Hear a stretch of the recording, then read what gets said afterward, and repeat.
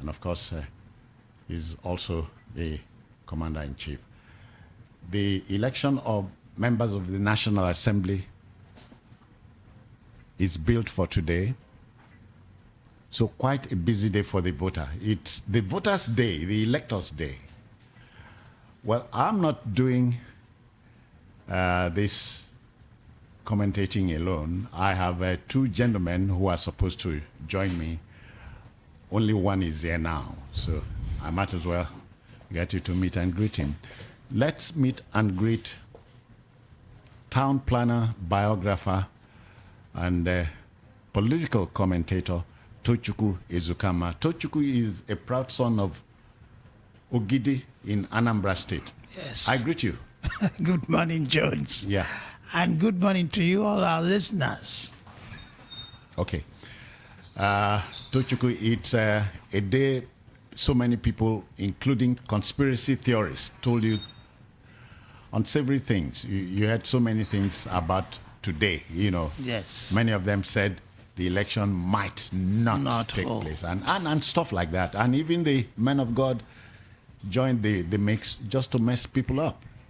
Yes, there were too many conspiracies that some people are stirring up violence, and with that violence, the election will be postponed, or some talked about having an interim government to get Nigeria right, get us thinking right, implement the previous reports on several conferences done over the years before there will be an election. But I'm one of the optimists. Like I keep saying, I am a determined optimist. Incurable. Incurable optimist. Irrepressible optimist. Yeah.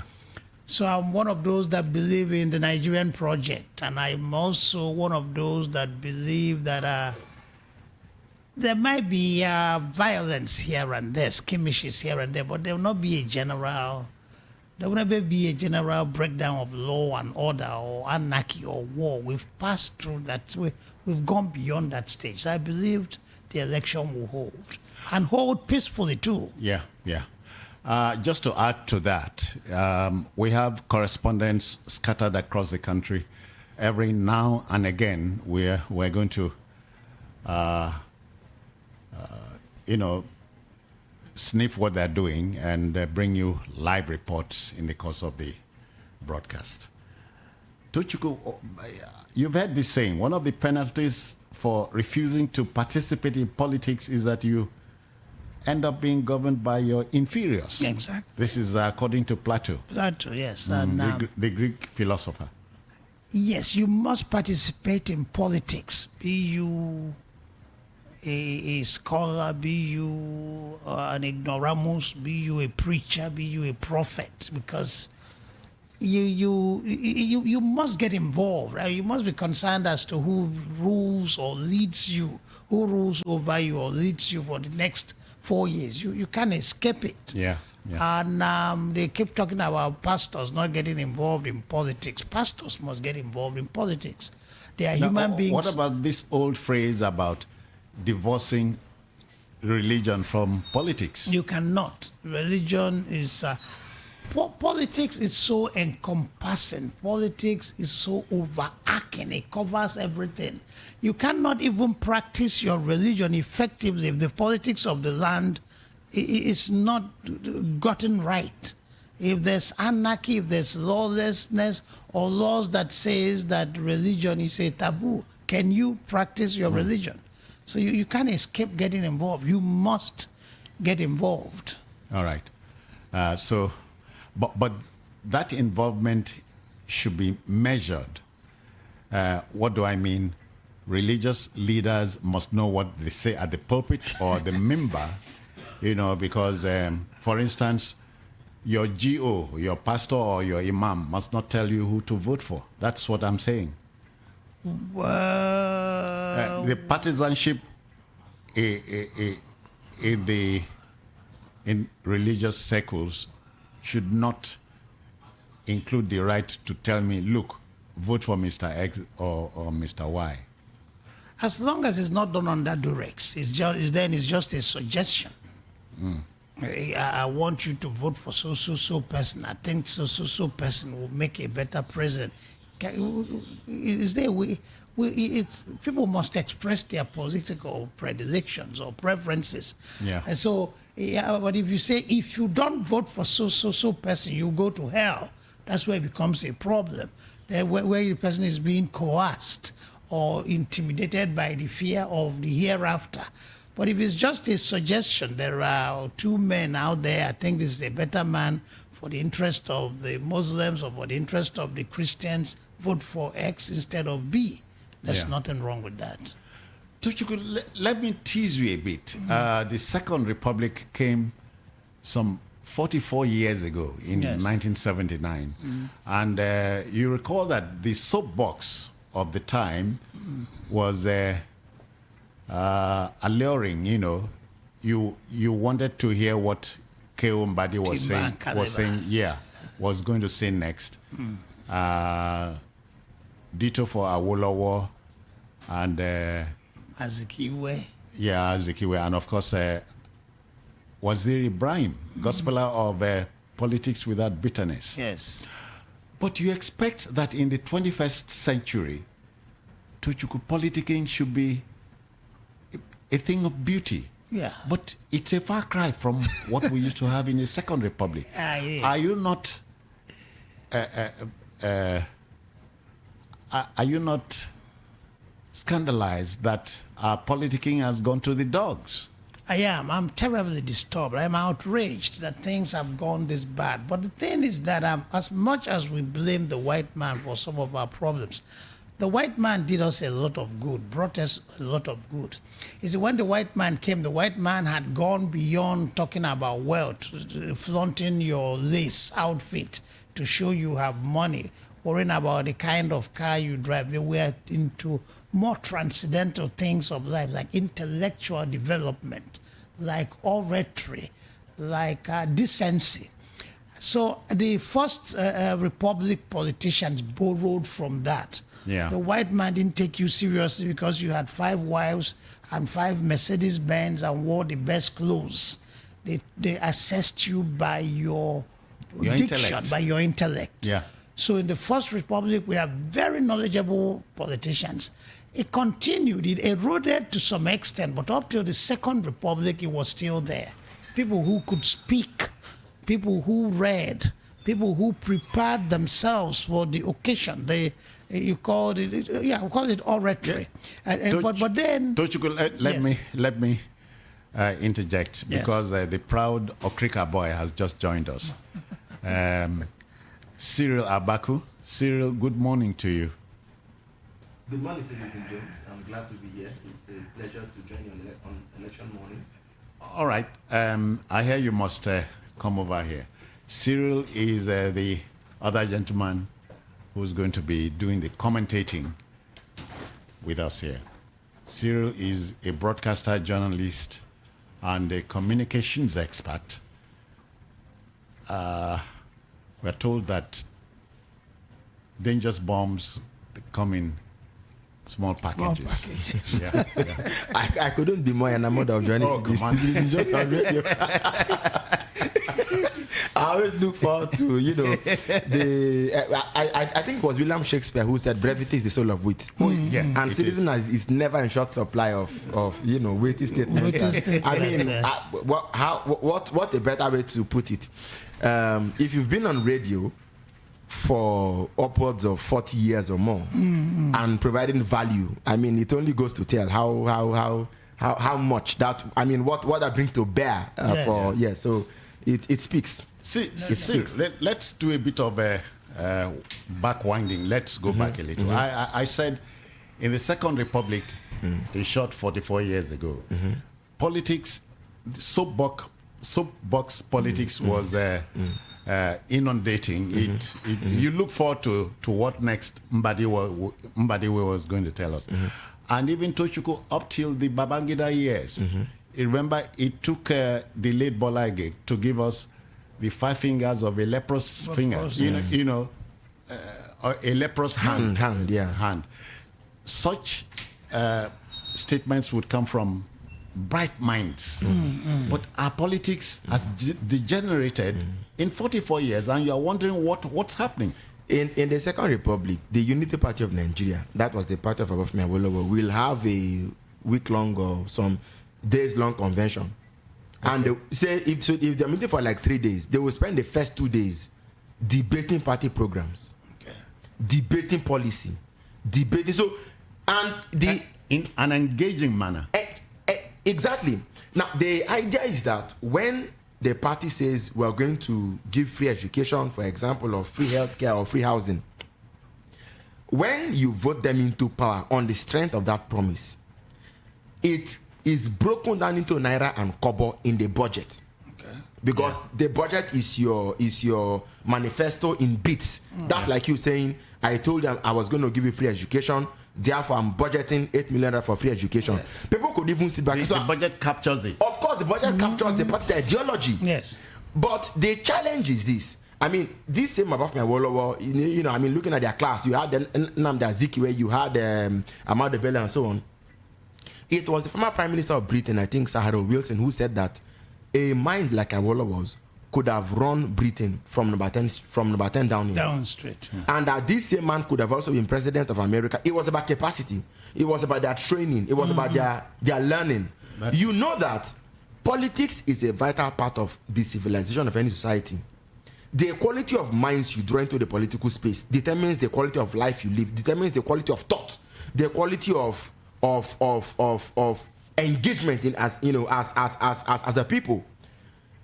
It was, in my thinking, it was from the Third Republic that we saw a massive monetization. So, for example, today the plutocrats had come out. Those people were actually kleptocrats who became plutocrats.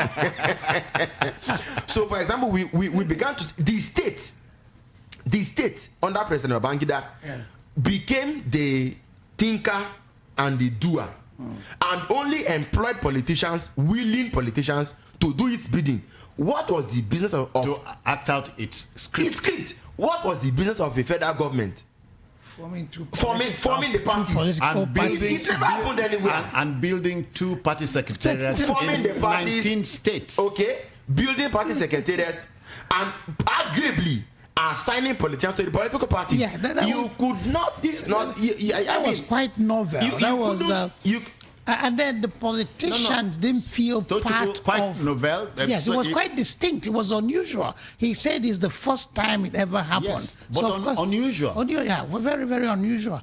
And the party, the politicians went to the parties like bureaucrats in the office because there was no emotional or sentimental attachment to the political parties, you know. But the thing is that you see this continuous erosion. The continuous degeneration from the standards the white man set. Go to our educational system, for example. My senior brother was in JS2, secondary school class 2 before the war.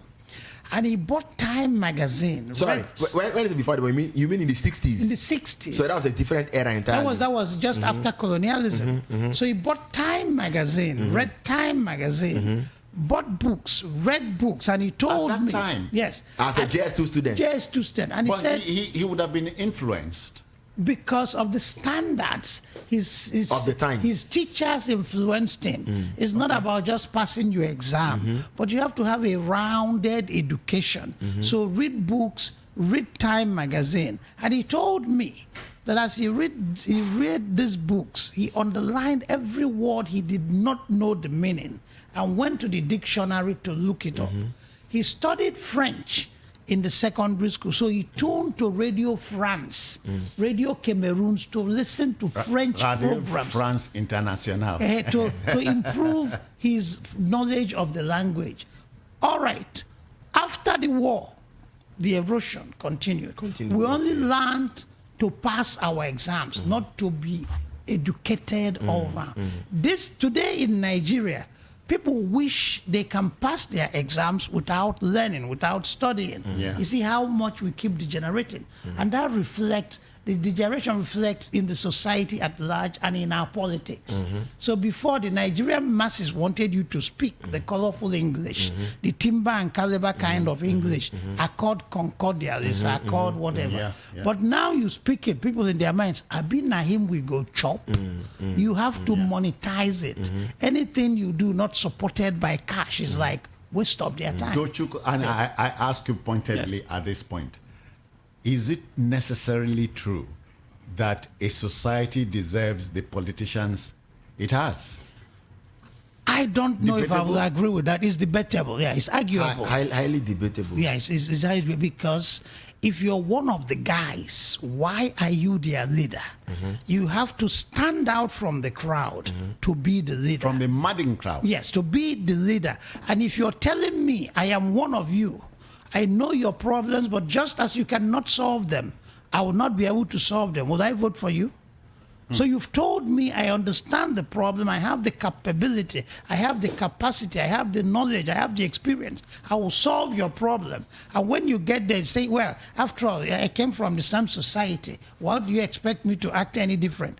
But you had promised to act different. You had promised, you have given me the impression you can solve the problem, you can lead. Tochukwu, I teased you with a question. Yes. Simply because it is said, and this is for both of us now, or all three of us, society prepares the crime, the criminal commits it.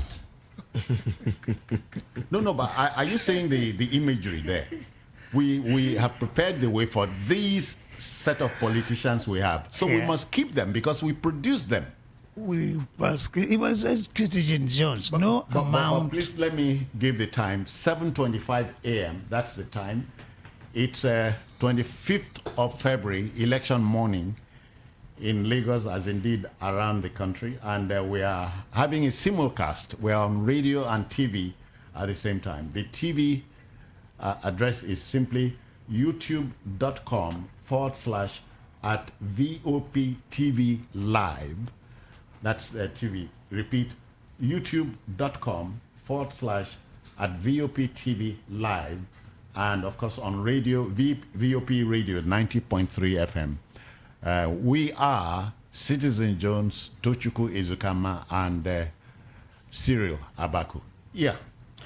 Yeah, the thing is that no amount of social justice, no amount of economic prosperity, no amount of theorizing on criminology or trying to enforce the law will put an end to criminality. Okay. Some human beings are inherently criminals, incurably criminals. They were born criminals. Yes. But there are some nudged into criminality by circumstances. Those are redeemable criminals. So otherwise, if you are hungry, you can be crazy. Well, during the depression in the U.S., crime increased. The amount of people stealing food to feed their families increased. So they were nudged into criminality by the circumstances, the environment. The depression was man-made, not God or Satan made. The devil had the hand in it. He had to. He had to. Just as he had a hand in the sufferings of Job.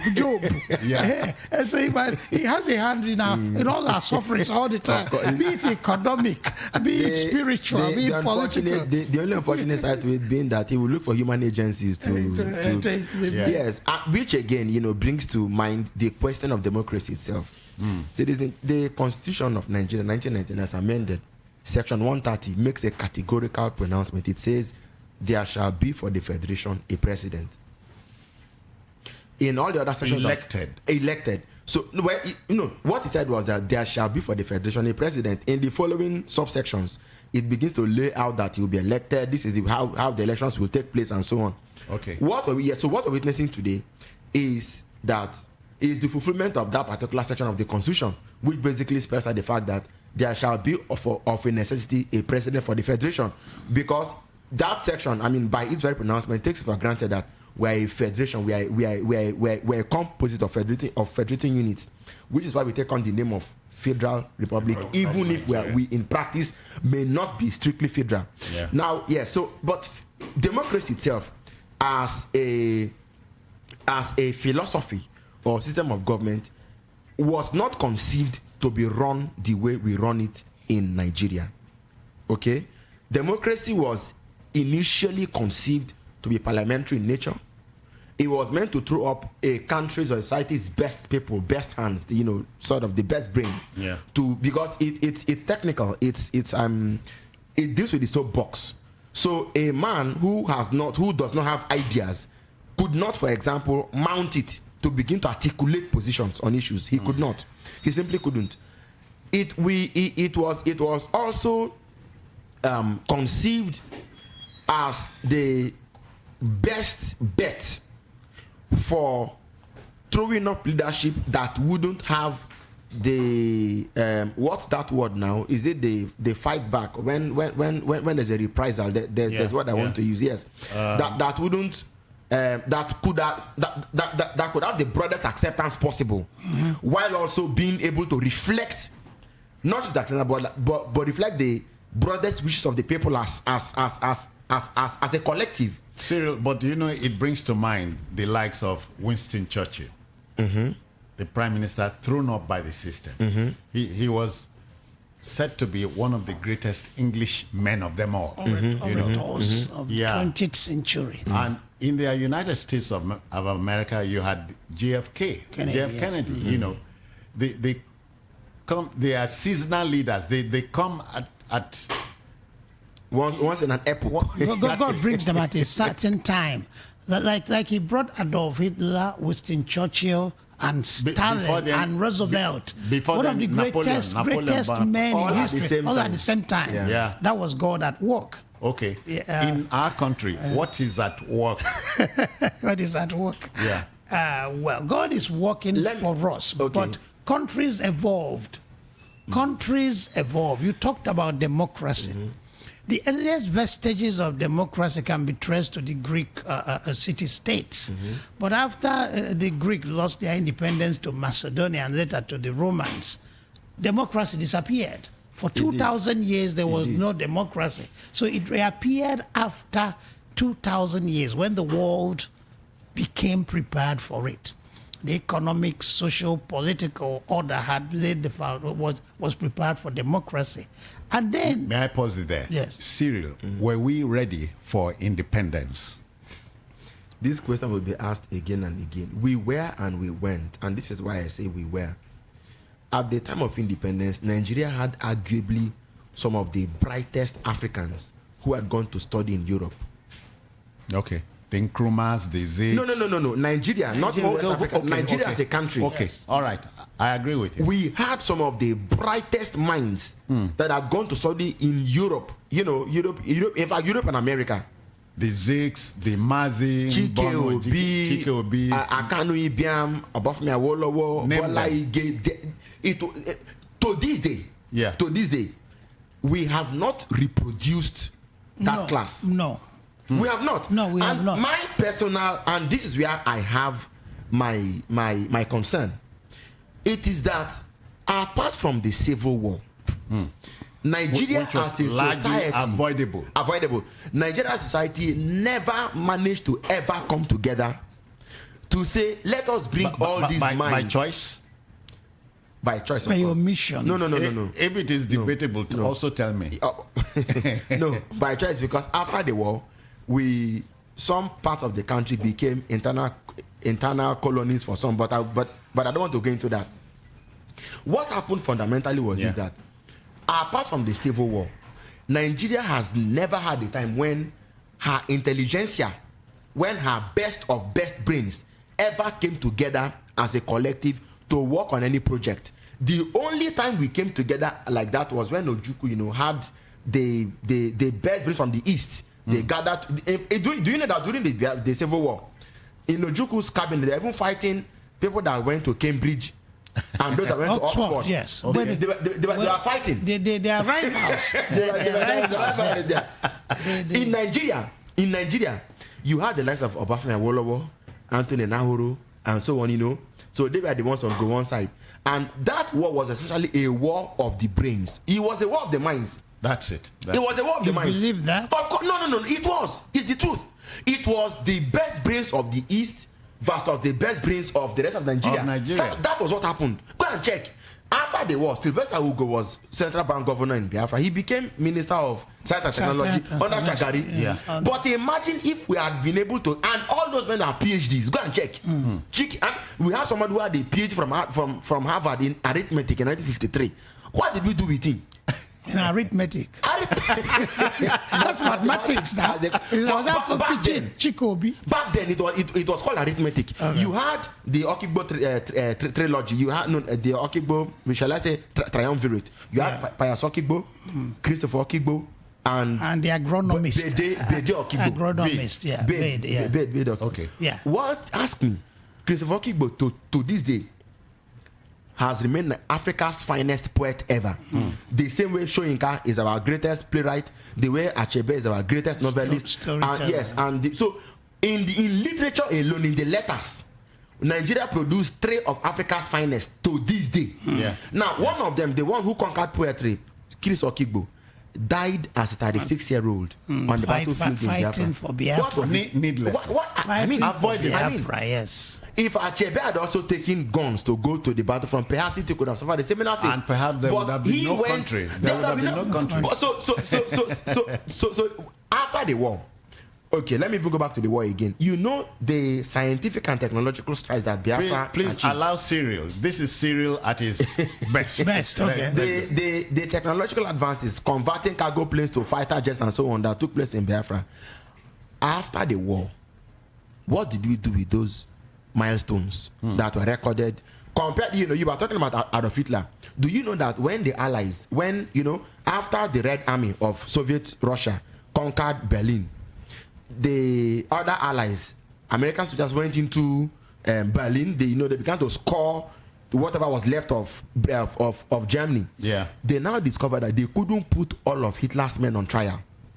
They could only put his army top brass, his military political. They now saw that the advances that Hitler's scientists had made were too much for them to just say they should kill. So what they did was that they excused those people from the Nuremberg trials and took 104 scientists, including the man that put America on the moon. What was his name? Werner von Braun. They took it was a secret operation called Operation Paperclip. They took 104 scientists to America, gave them houses, and told them the thing you couldn't do in Germany, now finish it here. Yeah. Nigeria didn't think of how to come together. They were talking about reintegration and so on. They didn't reintegrate anything. How did we now say, okay, comparing the scale of destruction that happened in the war and the sheer ingenuity of improvisation that took place, how do we now bring that into a Nigerian project? Obamudia suggested that Yakubu Gowon. And what did they do? Yakubu Gowon did not trust the attempt at allowing those scientists to continue. You don't know what it will lead to. He wasn't comfortable with the idea. No. So Gowon killed it.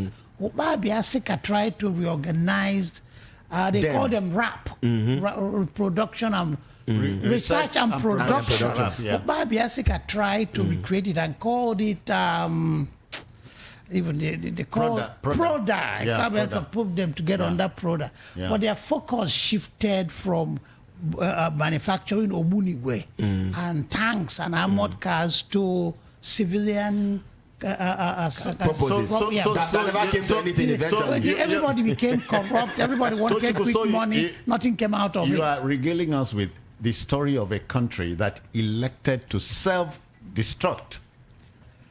That's too harsh a word. Not self-destruct, but refused to take advantage of all that was available to it. We could have done much more with what we had at hand after the war. But the one thing you have to understand is that the military was a problem in Nigerian politics. Soldiers are trained to kill or be killed. So subliminally, they live today as though they are dying tomorrow. It makes them very hedonic. It makes them very financially reckless. And then there was the oil money to finance this recklessness and hedonism. So money and rough life. That's what the soldiers, who are the money brother, but that's what the mix was our problem. Sometimes I get of those problems. It's where the problem is. I get very, very worried when we indulge in this blame game. The military left us years ago. No, Citizen No, Jones, no, please. no. Let me just the come in here. mindset. What even happened was that after the war, I mean, we've read history. After the war, the Aguyurons, the Inzogu coup, apparently corrective. The Gowon coup, ostensibly also corrective. Reprisal. I mean, it was a reprisal. But once the Gowon coup was even the Gowon coup really. But I mean, Gowon came to power, but it wasn't led by Gowon. It was Murtala Mohammed. Yes, after that second coup, all the other coups that came were commercial. They were not corrective. Because they began to, soldiers now began to think of leadership. Yes. They Power, began to money. substantively think of power, control, money. Otherwise, what stopped us from sitting down to say, apart from even stopping those results, those whatever that went on in the war, how do we prevent this the descent of the further descent of the Nigerian state into what we are today now? So what do we now do? How do we evolve a homegrown system, for example, of leadership, about our culture, about who we are as a people? How do we see ourselves? Up until today, the way we view, look at, for example, the candidates who are going to the polls today. You have a southwesterner, you have a southeasterner, you have a northerner. They are all prominent front runners. Haven't you gone back to where we were in the Second and First Republic, for example? Okay, where you are likely going to feel like people from one zone region are going to vote for their candidate if it came to that. So we appear to have merely moved within a circle. We haven't substantively or substantially turned a new page in a way that our fathers could say the Nigeria we had differs from the Nigeria you're having now. Our children still today, 2-year-olds, 1 year plus, will still shout when power is restored. They say light, they are shouting. But I also did that when I was a baby. Yeah. So all right, we have not. How will today's election, for example? Siri, let me remind the listener, it's 20 minutes to 8, and it's election morning on the Voice of the People Radio, 90.3 FM on your dial. And of course, it's a simulcast. We are on TV and radio at the same time. The TV being VOP TV live. And the address is youtube.com/@VOP TV live. Get us. And we are Citizen Jones, Tochukwu Izukama, and Cyril Abaku. In the course of the day, of the morning, we'll reach out to our correspondents scattered across the country just so we get filled in with what's happening on an election day. Yeah, Tochukwu, we are looking at Nigeria yesterday and today and tomorrow. And so we say the future of the republic is in the hands of the elector or the voter. So the voter must be allowed to exercise his right to choose a next president and commander-in-chief. Cyril, this is not to put pay to what you had. We'll go back there. But the next president has to do two major things together. Damage reduction, damage control. And that's a tall order. And again, it will take some time. I've had all sorts of permutations about if Atiku won, if P2B won, if Tinubu won, if Kwankwaso won, and if the 12 others won. Is it for 12 others or 16 others won? No. On the whole, 14 others. No. If the 14 others won. We'll look at them. For me, very, very yes. shortly, yeah. For me, I have a sinking feeling that because what Nigeria needs today is a whole new order. There's no better way to say it. There's no better way to describe it. We are in want of a whole new order. An order in which meritocracy will reign, an order in which sanity will be restored, an order in which we'll put paid to the question of citizenship and settlership, yes. indigenship, yes. and all that. Yes, and then, I think most importantly, an order in which a president will lead fundamentally, critically, essentially, primarily by his personal example. Yeah, Tochukwu, but are you not worried that close to 60 years, 63 years of being independent, we still cannot say this has been a Nigerian president? We talk about a president from the north, from the south, and annoyingly, Cyril, a Christian president, A Muslim Muslim president. We are in trouble. And nobody even considers a traditionalist president. Yes, you asked an earlier question. Yes. Was Nigeria prepared for independence? Yes. Let's take it from there. Nigeria was not prepared for independence. Well, Cyril said I yes think, and no. I think I'm inclined to agree with you. Okay, there was a bunch of highly educated People, individuals, yeah. yes. But education is a factor, but another factor is attitudinal. The thing is that the U.S. President Roosevelt had wanted an end to British colonialism after the war, because our nationalists ran around and thought they brought independence to Nigeria. No, they did not. It was factors beyond them, factors, global geopolitics, that determined that it was an end to British colonialism. Okay, so it just, all the countries of the world, colonized countries of the world, most of them became independent.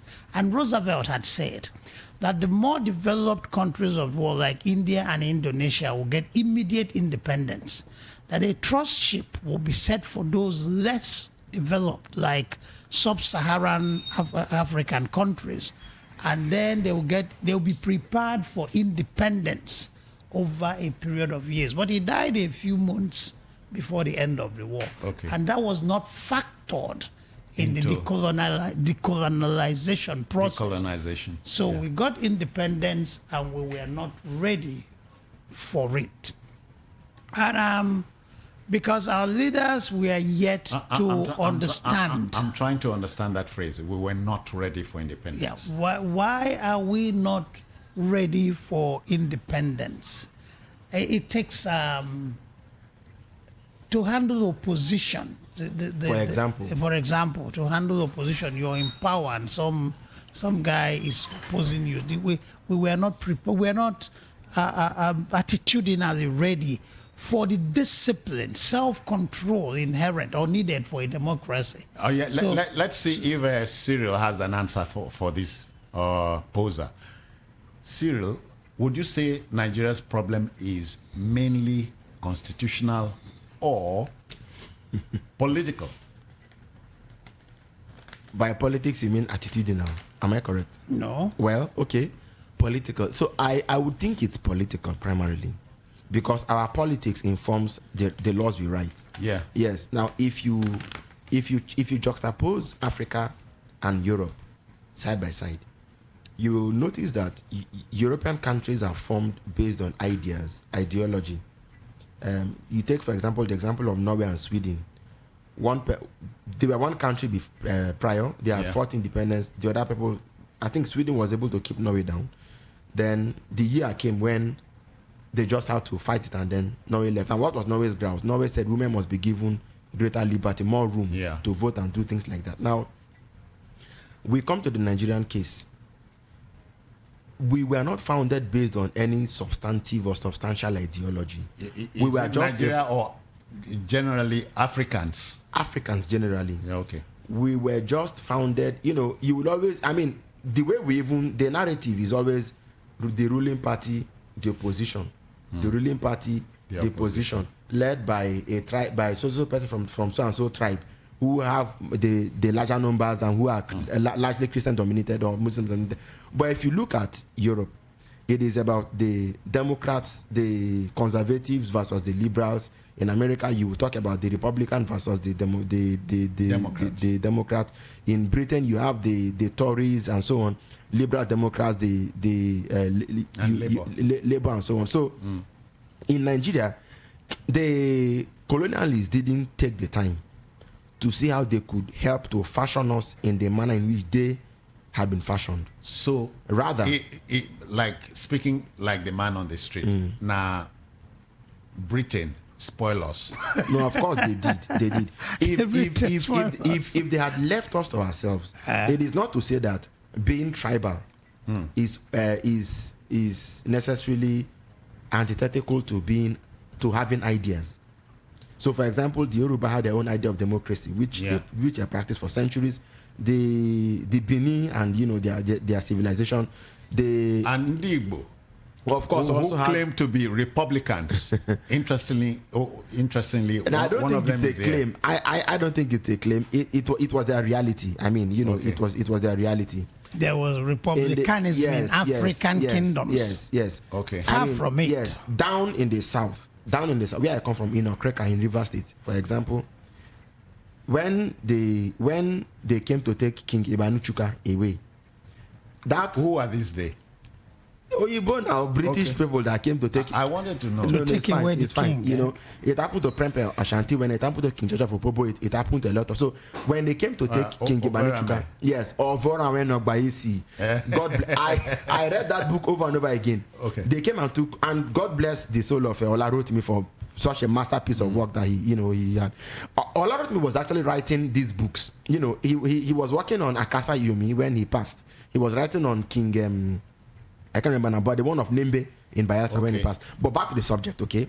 It was when they came to take Ibanuchuka away. And in my culture, for example, until we've buried the preceding monarch, you cannot, you couldn't install a new one. But do you have a monarch as we speak? Of course we do, but it's been after decades. No, it's fine. I'm coming at the point. Yeah. When we say Britain disrupted our civilization and our development, we're not just walking on thin ice. This is reality. When they took King Ibanuchuka away, what they did back then in 18 whatever was that they said, okay, let them appoint a paramount chief. To stand in pending when we determined that the king had passed. So for a long time we are having regents, and Jones, you can't imagine what regency has done, the damage that regency has done to the chieftaincy organization of my people. That's just me talking here. And if you went around Africa, Lord Lugard went to Kenya. He met the Agikuyu king, the king of the Kikuyus, and even took blood oath with him. People don't know these things. Okay. Lord Lugard was in Kenya. He was in Uganda. He first practiced indirect rule. Okay. And then he brought it to northern Nigeria. Yeah. Okay. Yeah. When Uganda, Kenya they are just neighbors. Uganda, Kenya, Tanzania, and so on. When he met indirect rule. Yes, now that the one they practiced in the north, in eastern that Nigeria. led to the riot in. But it was practiced across Nigeria. No, it flourished. It flourished in the north, but it had a major hassle, shall I call it that, crisis. Particularly in the southeast, in Igboland, where the women came out and said, "No, you can't do this here. We are going to take back in your face." Women. Sure. Much later, it had little to do with indirect. 1921. 29. November 29. When was indirect rule introduced in the south? Sorry, in the what you are saying. in the north. Let's go there. We need to call a chief historian to the studio. So I was making the point that. In Kenya, for example, Lord Lugard was in Kenya. He met the Agikuyu king. The king said, "Have you come for colonization or for partner?" He came for as a businessman. He just came to do business. He said, "Okay, let's take a blood." They took the blood oath. Lugard turned around, and they colonized Kenya. In fact, Kenya's independence came in 1963 when Jomo Kenyatta became president. Okay, so these are the do you need the agreement of the Kenyans to colonize them? The British was a more powerful country and could impose their will across the world. The colonization didn't come by guns initially. They would come and make an offer. Yeah. If you accepted it, you are game. If you didn't accept it, then they use force. That was what happened in Benin Kingdom. When you become our protectorate. Of course. And a protectorate. And look at the name they even call it. Yes, we become our protectorate. So the British had the might to impose their will on the countries across the world. No, this is the point I'm making, sir. Protectorate means you come under the protection of the British Crown. Yes. Who said that I needed the protection of the British Crown? But you accepted it. No. If you don't need if it, I why- didn't the people in Benin didn't accept it. Britain came the first time, they fought them back. You know, I think for once or twice. It was when they came with the full might Yeah. of, you know, Britain is very good on the seas. It was when they came with they bombarded Benin Kingdom for days or for weeks or even for months.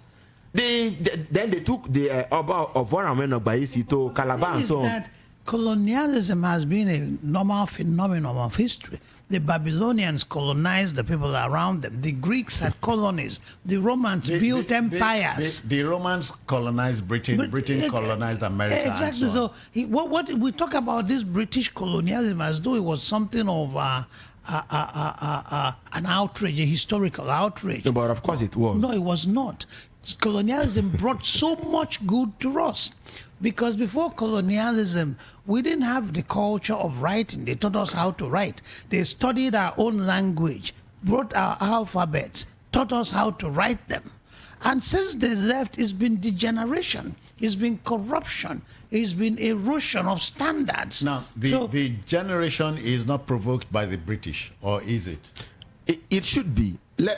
So for example, as Port Harcourt as a city, Yes. Port Harcourt as a city, which is that's Obomoton, okay. But now Who is he? Obomoton who was he? is what you call Port Harcourt. Is what we call Port Harcourt. Okay. Okay. Not Igwenga. You know, Igbos I call was, it Igwenga. but No, we, that's Opobo. Opobo on the Akwa Ibom side. There are and two just, Opobos. yes, and just to continue, yeah, no, of course, he's right. Just to continue my train of thought. Yeah. After King Manu Chuka had been whisked away on is the MMS whatever on a Majesty's ship, it was the paramount chief that we had now installed in lieu of a king, the regent, who now because I mean by then you are helpless. You have to just do. He was the one had who no now choice. You had no choice anymore. It was he. His name was Chief Daniel Logically. He was the one who now negotiated what we call the Hargrove Agreement that sold the portion of Port Harcourt that has the port to Britain. Okay? And then what Britain did was that they said, okay, they were going to name the port after Lord Harcourt, Yeah. who was the secretary for the colonies. So that was how the city called Port Harcourt came about. Okay. But The Igbo refer to Port Harcourt as Igwenga. Igbocha. No, Igbocha. Igwe yes. Okay. because What does Igbocha mean? It's a name. I don't know where it came from. Okay. Maybe it was our name for Port Harcourt before the white man called it Port Harcourt. All right. I think it's called Ugwocha or Igweocha. Igbocha? Igwocha. Igbocha. Okay. What? No. This is the point. They came there to do business. Okay? Yeah. Especially slave trade. But let me even leave that one. It's a matter for another day. When we sold Obomoton to the white man, what was Obomoton for? That Obomoton the Port Harcourt could have been a port in Okreka also, because they came there to also check. What they wanted was a passage for the coals they were mining in Enugu. Enugu. Oh, really? Of course, now. Yes. To the sea. now. So, this Nigerian trade route was not a trade route that should benefit us, ideally. Yeah. It was our transportation, our education, our health, everything that was being designed was designed with the mind of how it could feed Britain. For essentially Human beings so if are you even went to driven- Government College Umuahia, for example, that you are standing on is it Eton College? Eton College, yes. College. I mean, so all Government College Ibadan, Government College Uhele, and so Well, on. modeled after They are those simply public, recreations. public. So what they were public doing was that they were rebuilding Britain in Nigeria and tailoring it to suit their economic. So this is why by the time they left, because their model wasn't going to be our model, we began to struggle. It doesn't take away the fact that our people were not also quite helpful in terms of how they wanted. Because I mean, shall I say this on radio? but- The people who fought for independence, one person wanted to dominate the other person. Okay. To prove that they were superior. So we had all this kind of serious, issues. human behavior is determined by interests. Everything we do is determined by interest. I want to be a lawyer. You study. You have a goal. You're working towards it. But when the British act out of their interest. We talk as though it's demonic, that they are criminals, they are murderers. What is wrong with the British acting out of their interest? And in the process, we just benefited so much. Because before the British came, my brother, Igbo land, what was in Igbo land? But we learned so much. There was a lot in Igbo land. There was a whole lot in Igbo land. And I think I praised Igbo man because he was the only one who, when they put him on a ship to be enslaved, got into the high sea. He drowned. And drowned and said he didn't think that was recklessness. Martin Luther King Jr., if his great grandfather had drowned, would there have been a Martin Luther King Jr.? No. So that was extremism. That was fanaticism. They don't drown. Go be a slave. You don't know what will come out of it. Joseph was a slave. Joseph was a slave. And look at the good thing that came out of it. So all those fanaticism, I'm not part of it. Can I ask you a question? Yes. What we've been through in the past 8 years, because this is election morning conversation, Yes. in the past 8 years, is tantamount to some form of enslavement. In Nigeria. Exactly. I'll give you The whole Nigerians are enslaved. oh, come on. I'm asking a question. No. By who or what? I'm asking a By question. leadership, Oh, by leaders. government. Yeah. There's, So shall we say, should we, in my place, they say, don't let me say it in my language, they'll say, No, say I'm. okay, I not say you. They will say, Toro boss me, you know, so you are on the high sea, and yet foam will enter your eye when you're in the middle of water. Okay. You know, you are inside water. which kind of thing be that? So we had a president, for example, with all respect to the office, who's chief of army staff. Let me announce it's 8 o'clock, and this is still Nigeria decides February 25th, 2023. It's election morning in the country, wherever you might be listening to us from, and Voice of the People Radio is tracking the proceedings. In the course of the morning, we'll team up with our correspondents scattered across the land, just so we get the latest, the goings on and so on. Yes, you were saying. I was talking about Toro Buna. Yeah. Toro. Yeah, that's a river, you know. So you couldn't do that. We had, with due respect to the office, a president who, for example, had his chief of staff, his chief of army staff. Is that what we call? Yes. Chief of died in a plane crash, and they were holding the funeral in Abuja, in the federal capital, and he wouldn't attend it. Now, somebody said there was no part in our laws that there was no requirement in the constitution or anywhere in the laws that said he must be there. Right. He, in spite of everything he said about medical tourism and everything, he engaged in medical tourism. He broke the record. He never told us what our taxpayer money was being used to. Now, the fact remains this: you are talking about colonialism being a phenomenon in history, no doubt about it. Okay, when the time came, they packed their bags and they left. They were recipients of the same thing that they gave others. Yes, exactly. So, but the fact is that a time came when Roosevelt, for example, said that he couldn't fathom the morality of sustaining such a pattern of human behavior. There is if you want to be a leader by the books alone, at best you'll be a manager. You will never be a good leader. A leader understands the moral dimensions to what it does and what it doesn't do. So failure of that. Okay. Let me interject like this. Tochukwu, serious. I asked deliberately earlier on if our problem was constitutional or political.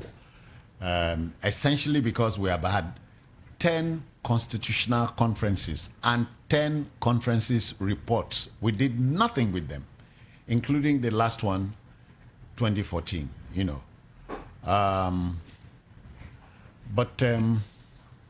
What was I going to say now? The Constitution, 1999 Constitution, as amended, a vexed document.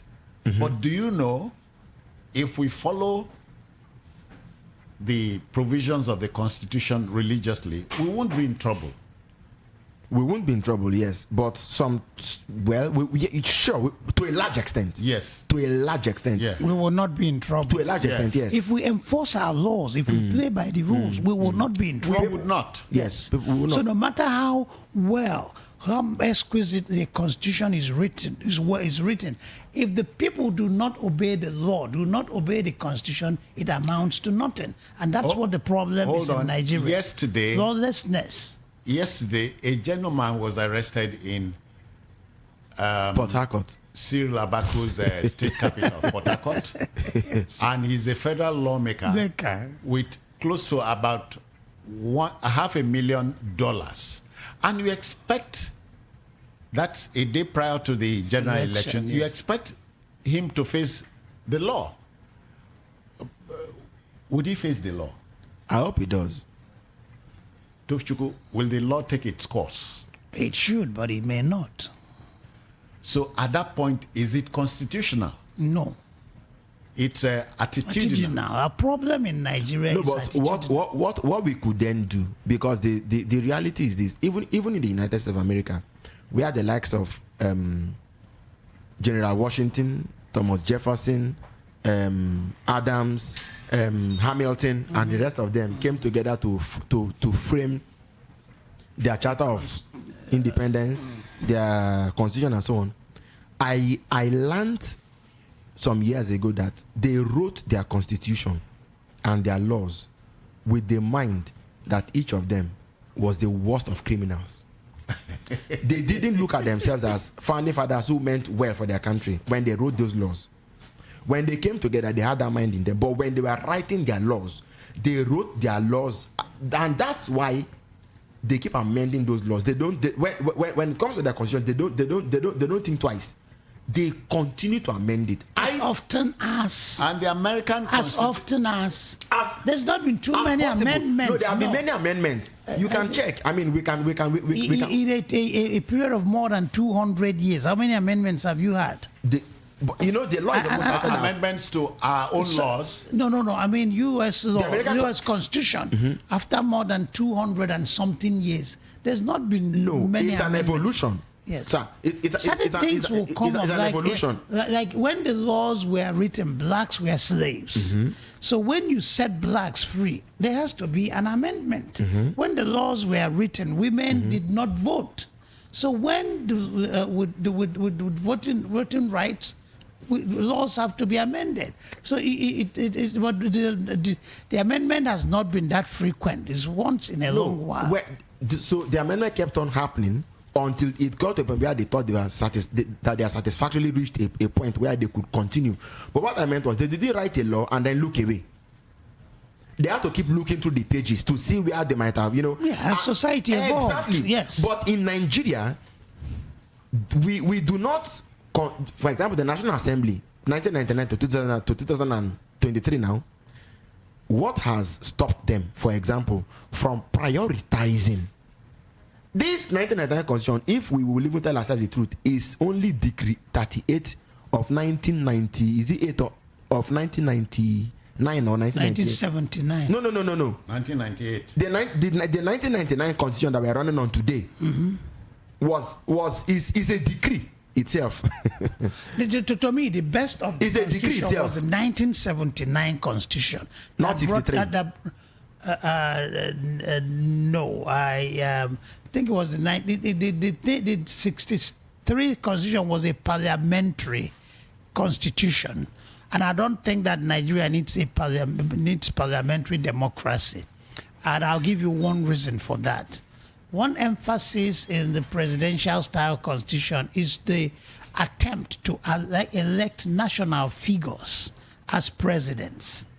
But in a parliamentary democracy, one bigot elected into parliament from one outpost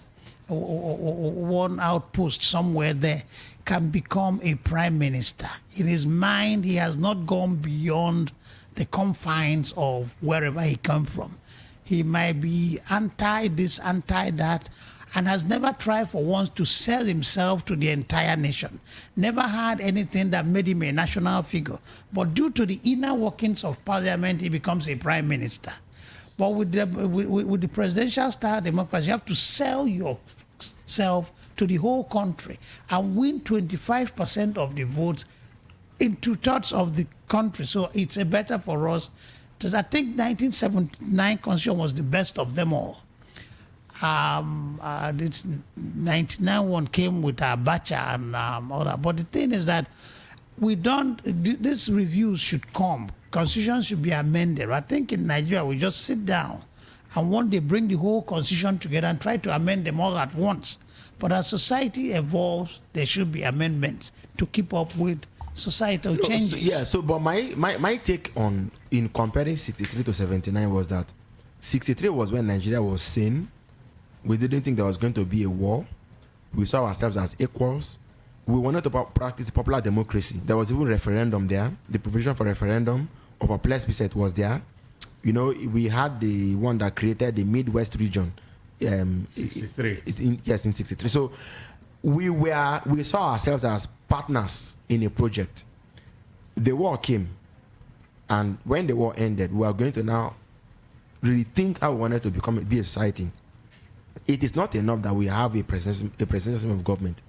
The issue is the powers that now shifted from their owners to self-styled or self-indulgent lords. That's where the problem is. But that was a military contraption. Soldiers are used to centralize command. Exactly. Pyramidal power structure. The argument they made was that the nation haven't gone through war. There was the need No, it wasn't the war. Once he started it with his unification edict, it was the first attempt to weaken the regions and centralize power at the center. Gowon added more to it with his creation of states, 12 states, and so on and so forth. So the thing is that the political elite lacks the political will to start this devolution of power to the... but it's impossible. It's not? It's impossible. It's possible, but it will not happen overnight. Restructure. It has to be a gradual process with regional police or state police. Gradually, you devolve power to regional governments.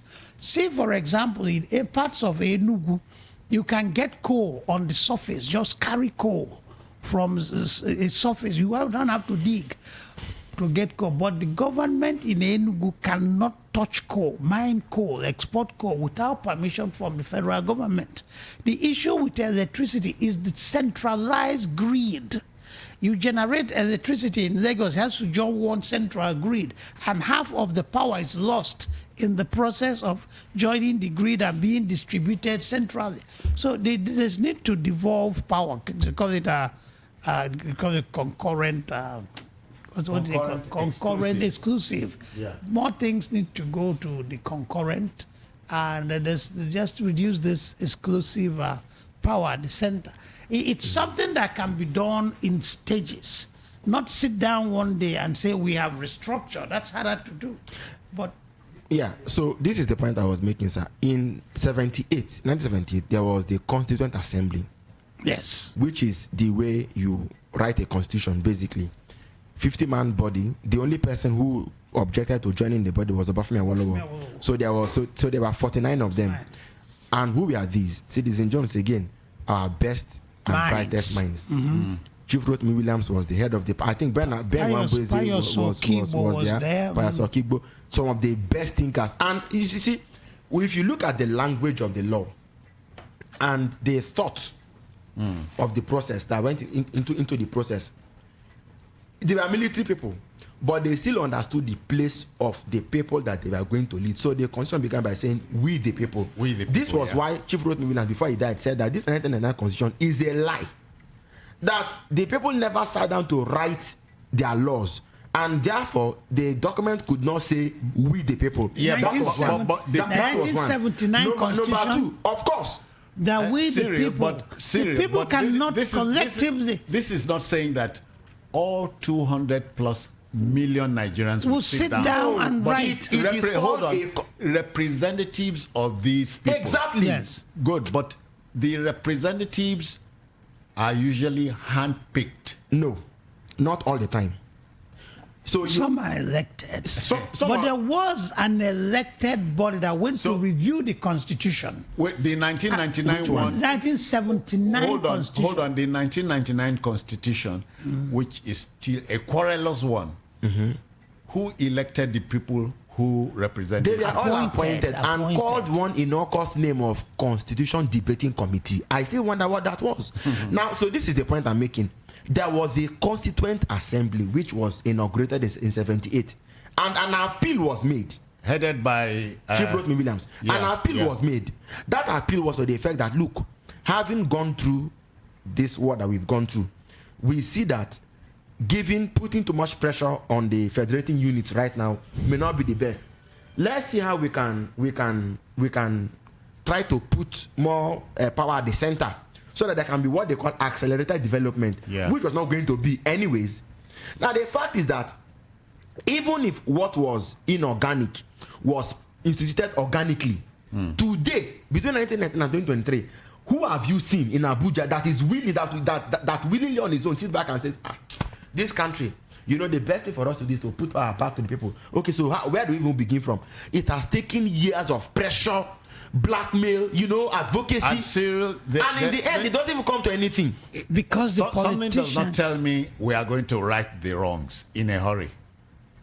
That is if we're even willing to do it. The politicians do not want to restructure. The politicians are They're not interested comfortable because we are with the way things are. Gentlemen, gentlemen, because we have the responsibility is where the money also one is. or 2 minutes from now, we'll go and break for a quarter hour and come back at 8:30 and continue with the Nigeria Decides broadcasts from the Voice of the People Radio, 90.3 FM on your dial. Don't forget, we are also doubling on TV, and get us on youtube.com/@VOPTV Live. Citizen Jones alongside Tochukwu Izukama and Cyril Abaku. Yeah. So we Yes. don't see any light at the end of the tunnel. Not just yet, because So what you are seeing is the light of an rushing train. well, because the fact is that where the burden of work is put is where resources will be driven, and that's why corruption is most likely to also thrive. Yeah. Now, tell me where in the So world? are we damned? Are we damned? No, we are not. But where in the world have you seen a situation in which a central government will be sending monies to states? All right, let's hang on to that question. We'll go on that break for now and return very shortly. Please stay with us. This is Voice of the People Radio, 90.3 FM.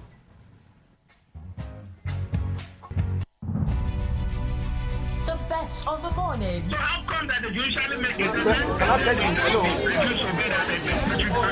issue of flooding that is damaging most states in the country. Currently, 9.9 million Nigerians are living in extreme poverty. Even the police people, they are punishing us that we are criminal. They even feel gun in my leg. Look at my leg. They didn't even allow us to talk. They are shouting, you people are criminal. You see people that go and burn police station. And they let the burn police station. You do the talking, we give you the facts. Some who know the issue are also deceiving Nigerians and playing local politics with global issues. 5 died in Delta. U.S. pledges $1 million support.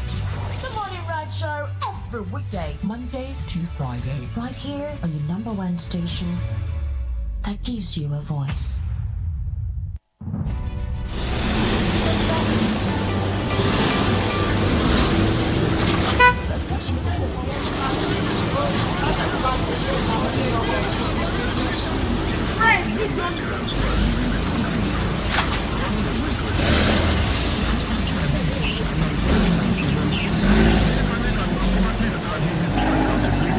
Seen that is lacking in governance in this country. Speak with no hindrance.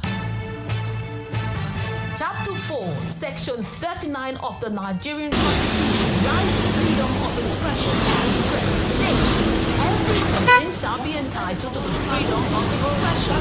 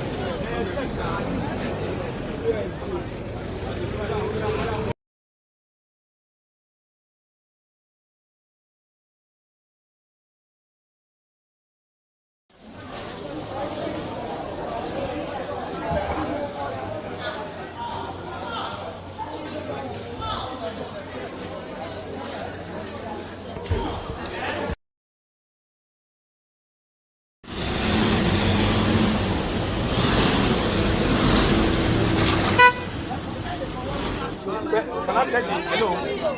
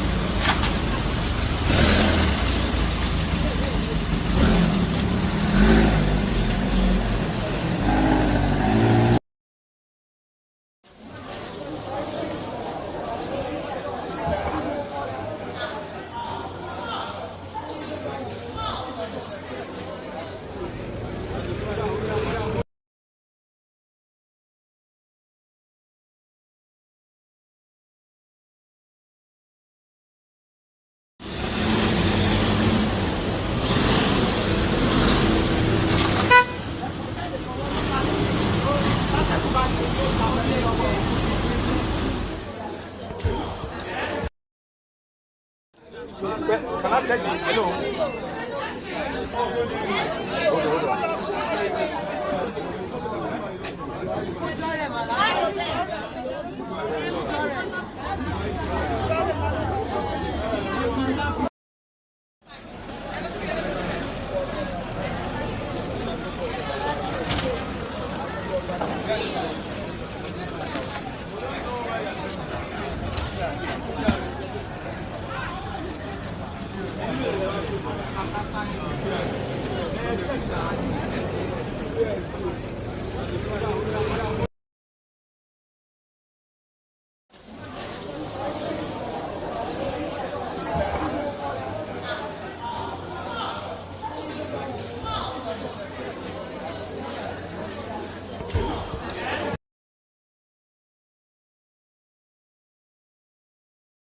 Can I say hello? Hold on.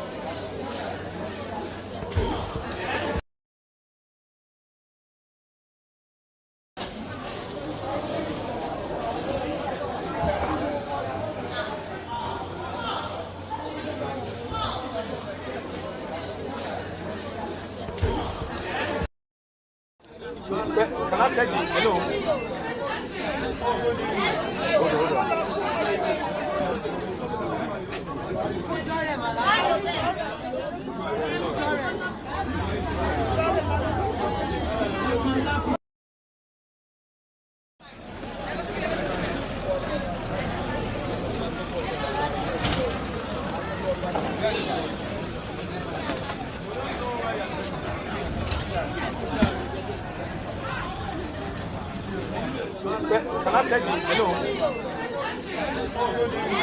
Hold on. Ẹ ká sọ ma kí ni ọ̀yìn ẹ̀ mà. Orúkọ mi ni Mrs. Ọ̀dọ̀lọ́lá.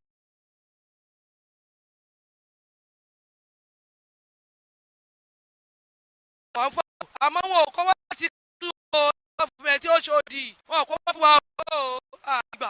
Ìyẹn túmọ̀ sí ilé vote lọ́jọ́ Sátidé nìyẹn.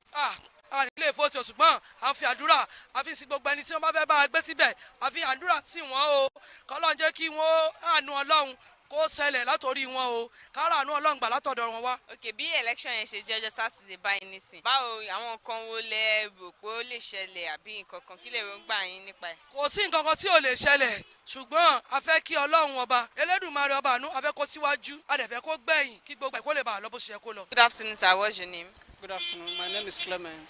Okay, do you have your PVC? Yeah, Okay, are you coming out to vote on Saturday? sure. What are your expectations towards the election? I'm expecting my fellow Nigerian, my fellow youth to go out and vote. And if they want to vote, they should vote wisely. Do you have your PVC? Of course. Are you coming out to vote on Saturday? Sure. Okay, so what are your expectations towards the election? Expect everything to be good, Sha. Like, let everything just work out well the way we think. Good afternoon. Waiting be your name. My name is Elias. Okay, sure you get your PVC. I get my PVC. Okay, sure you go come out on Saturday, come vote. Yes. Wetin you dey expect from this election we go hold on Saturday so? And they pray me no any wahala, make them do everything they okay. Make them put.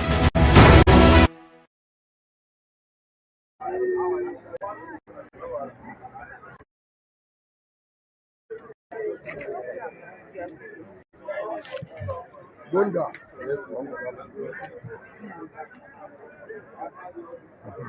105. So, I don't go forget. 105. We're not there next time.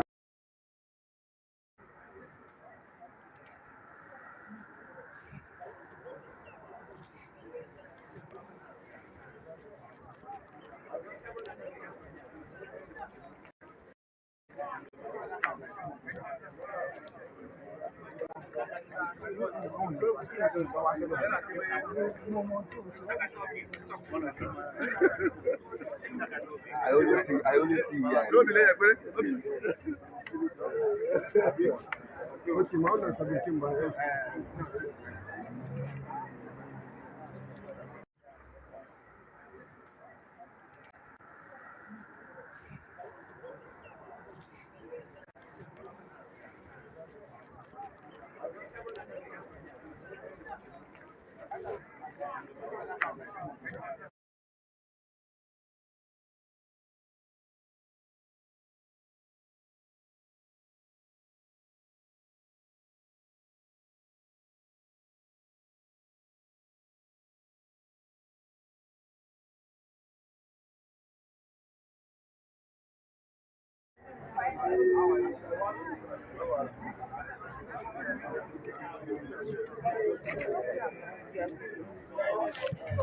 Gonda.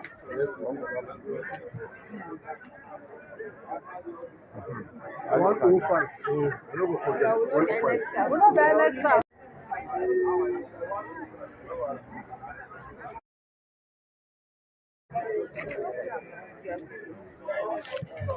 Gonda. 105.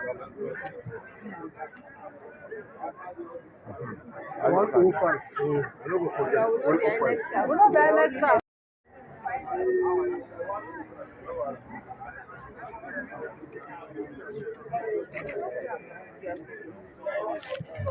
Gonda.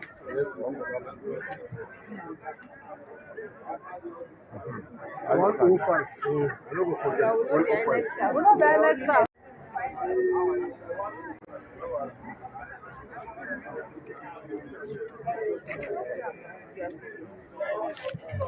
Gonda.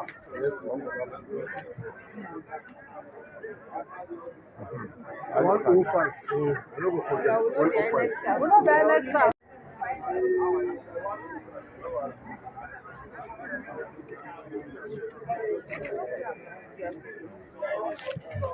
Bonga.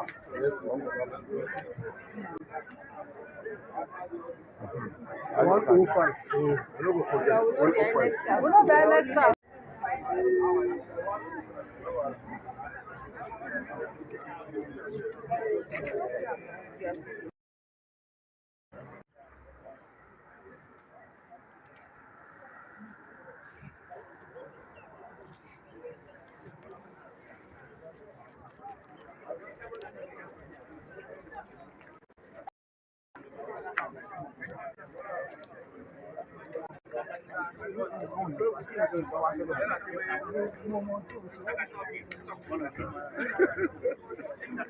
I only see here. Don't be late,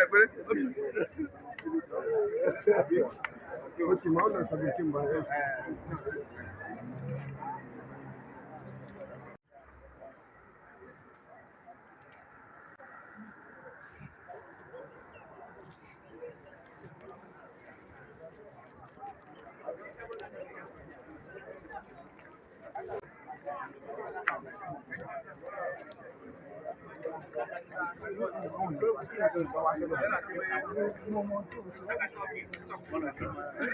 only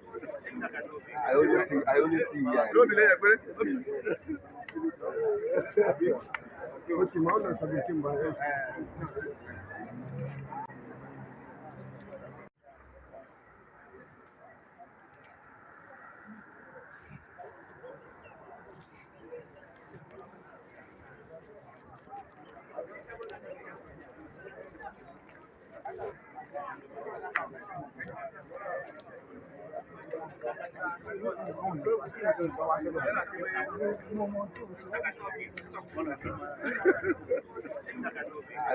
I only see here. Don't be late,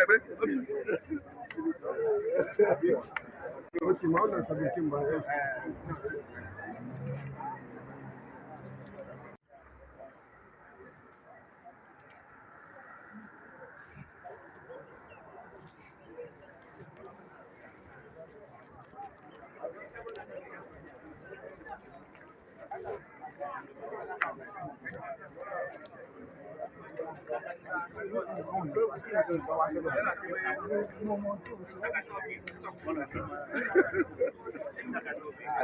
I only see here. Don't be late,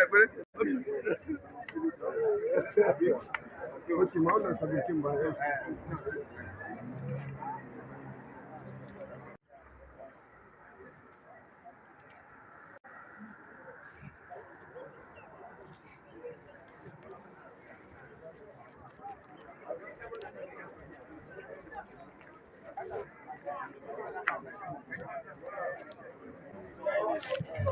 Bonga.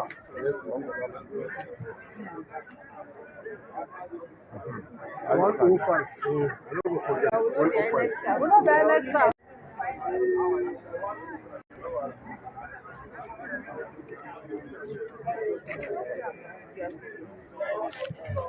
Bonga.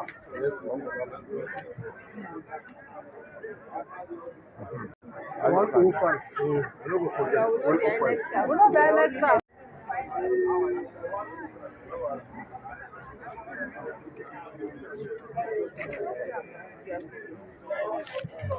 Bonga.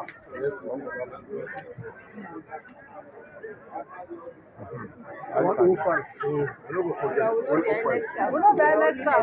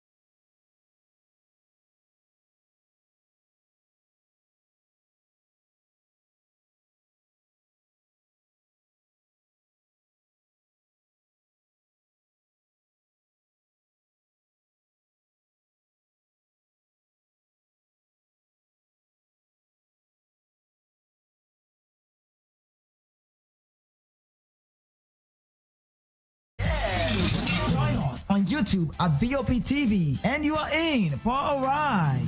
Watch interesting and seasoning shows like VOP This Morning. A morning show like you've never seen before. Get the latest information on the news. What decides fate of registered voters without PVCs? Sports. Rodri scoops it forward. Mahrez. Haaland! Can you believe it? Business. The Nigerian business environment has become increasingly frustrating for medium and small scale players owing to a negative inflationary trend. Lifestyle and entertainment. Honestly, like I say this all the time, it is not a thing of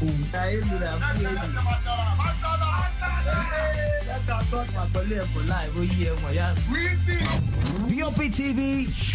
Show up, speak up. Nigeria decides 2023. Join VOP 90.3 FM on Saturday as the election event unfolds with seasoned analysts like Usain Jones, Yemi Shokwita, Ibros Ashama, and others from 7 a.m. to 8 p.m. Phone lines will be open for you to voice your observations while you cast your votes. Our reporters will also give you live reports from different polling units all over Nigeria. On Sunday, we will continue as results trickling. The race is on. Take up the mantle. Choose your leader. Voice of the People 90.3 FM. Now you have a voice. Before now, it was a taboo to talk about it. Depression is a common term that a lot of people may think they understand. Now, everyone wants to know about it. From anxiety, it becomes full-blown depression. We don't just become depressed. The word depression has been overrated. A lot of people go out depressed. No, they're just stressed. Want to know more about it too? Join us every Mondays and a repeat on Wednesdays on You and Your Mental Health. A seasoned therapist and mental advocate, Ayodeji Michael Oni Entish breaks it down like ABC on VOP TV. From just being depressed, you can now become acutely depressed, severely depressed, where you now have the psychosis, you have the schizophrenia, you have the bipolar disorder. At that point, it has become a full-blown depression. We are hitting you on YouTube at VOP TV. VOP TV, show up, speak up.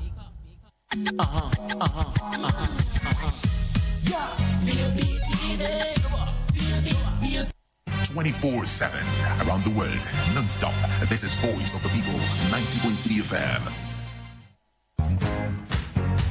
Hello, this is your good radio pal, Citizen Jones Usain, with the Voice of the People VOP Radio 90.3 on your dial. Join me, Citizen Jones, every Saturday 7 to 8 a.m. on newspaper headliners and 8 to 9 on Citizen Jones This Morning. I'll be sharing 2 solid hours of compact radio with you. Keep the date, Saturday 7 a.m. to 9.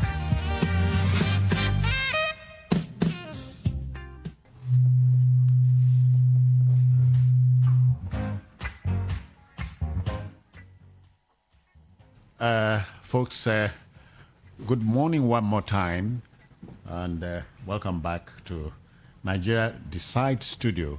19 minutes to 9 from here. Of course, we are, as I said earlier on, Citizen Jones, Cyril Abaku, and Tochukwu Ezukama. Yeah. Cyril, you had a sumptuous breakfast, so you are ready for the remainder of the day. Yeah, let's just say we're ready to, continue with the work we're doing, help the voter and listener have a good understanding of what's going on, and be a part of the process. This is part of our civic responsibility.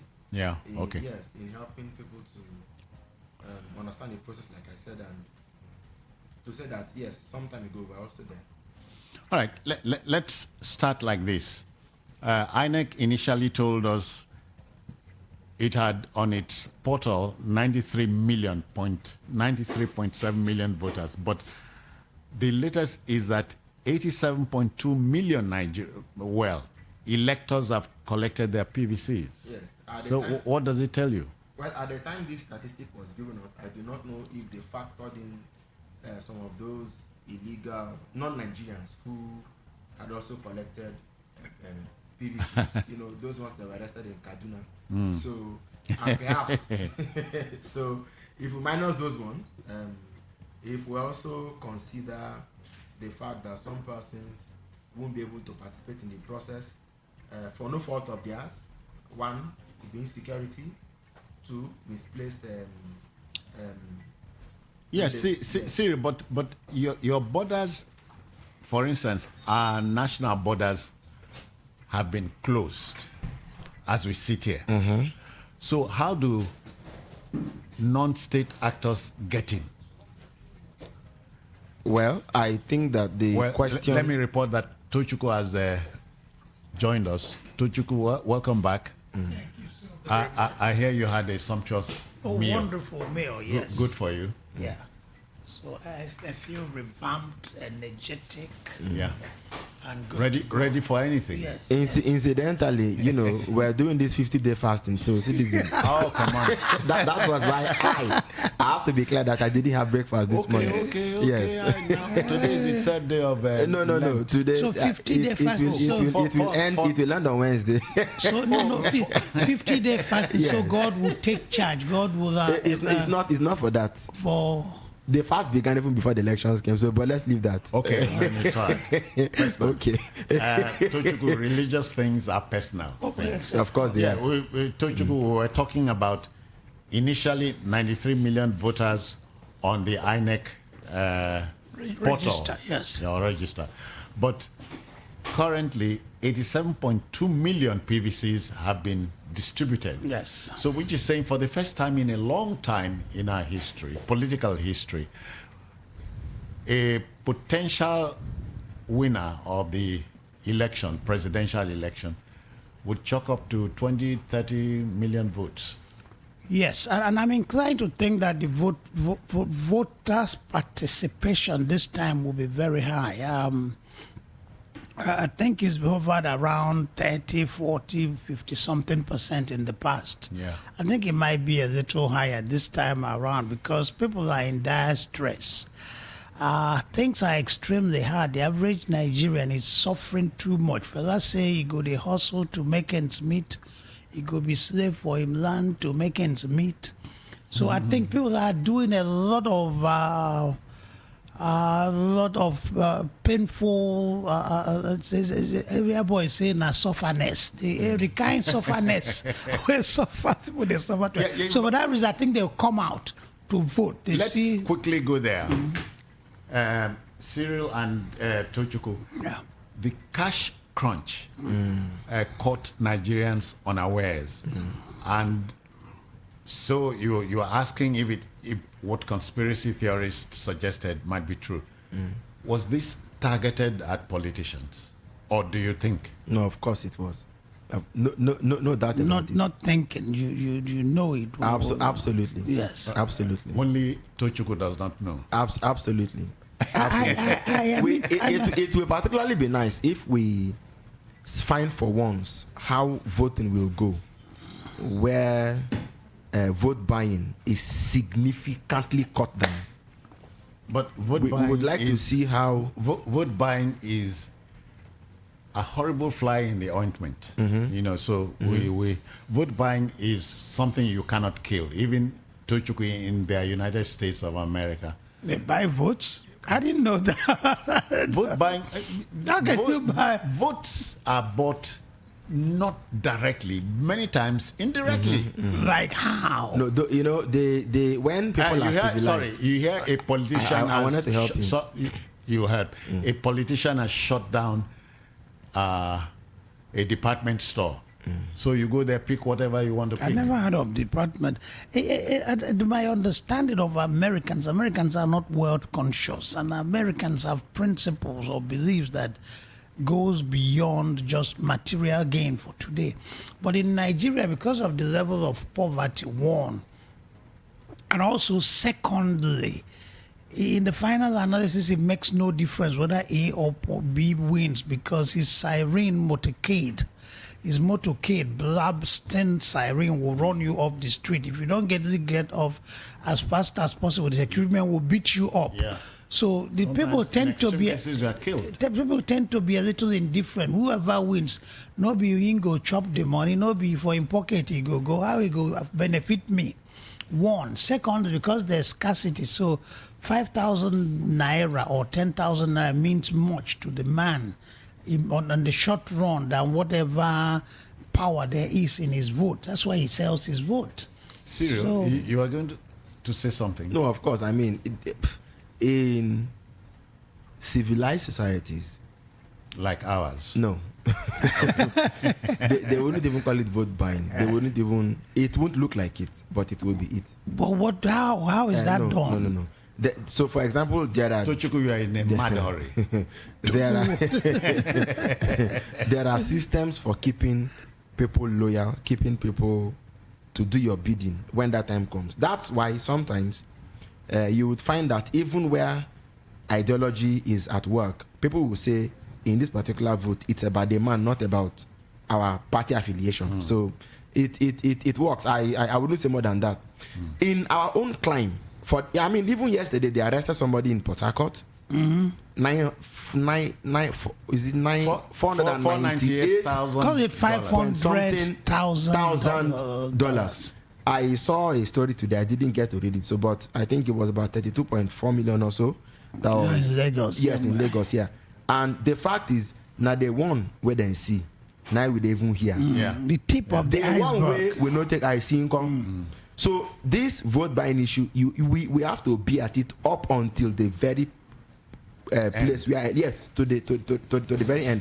Follow them to the polling units, because vote buyers are mad. Do you realize that even as at yesterday, making transfers and using your ATM card to make withdrawals or to make payments was difficult, was a hassle in many places.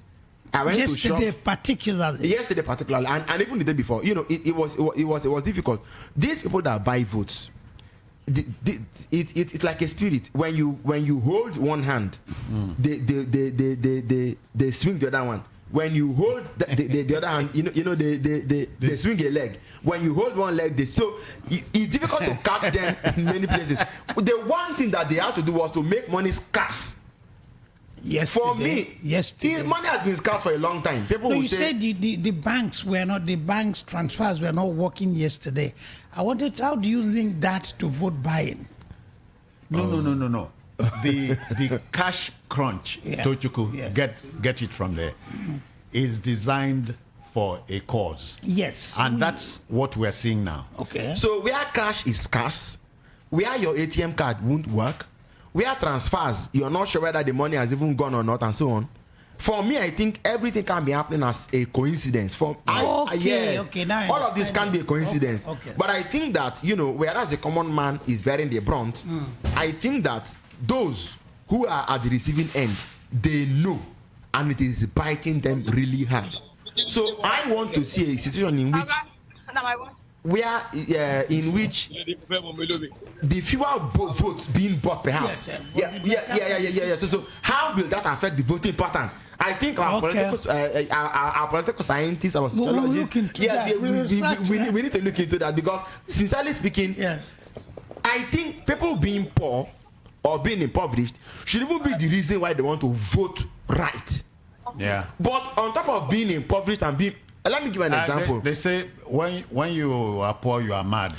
I'll give an example. A friend of mine went on Facebook late last year, created a group, a platform, and said this was for candidate XYZ.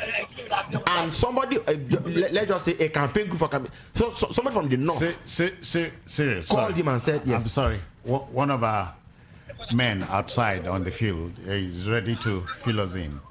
Chika Hero is reaching us. Chika, good morning to you. Good morning, sir. Can you hear me? Yes, I can. Where are you at? Please identify your location.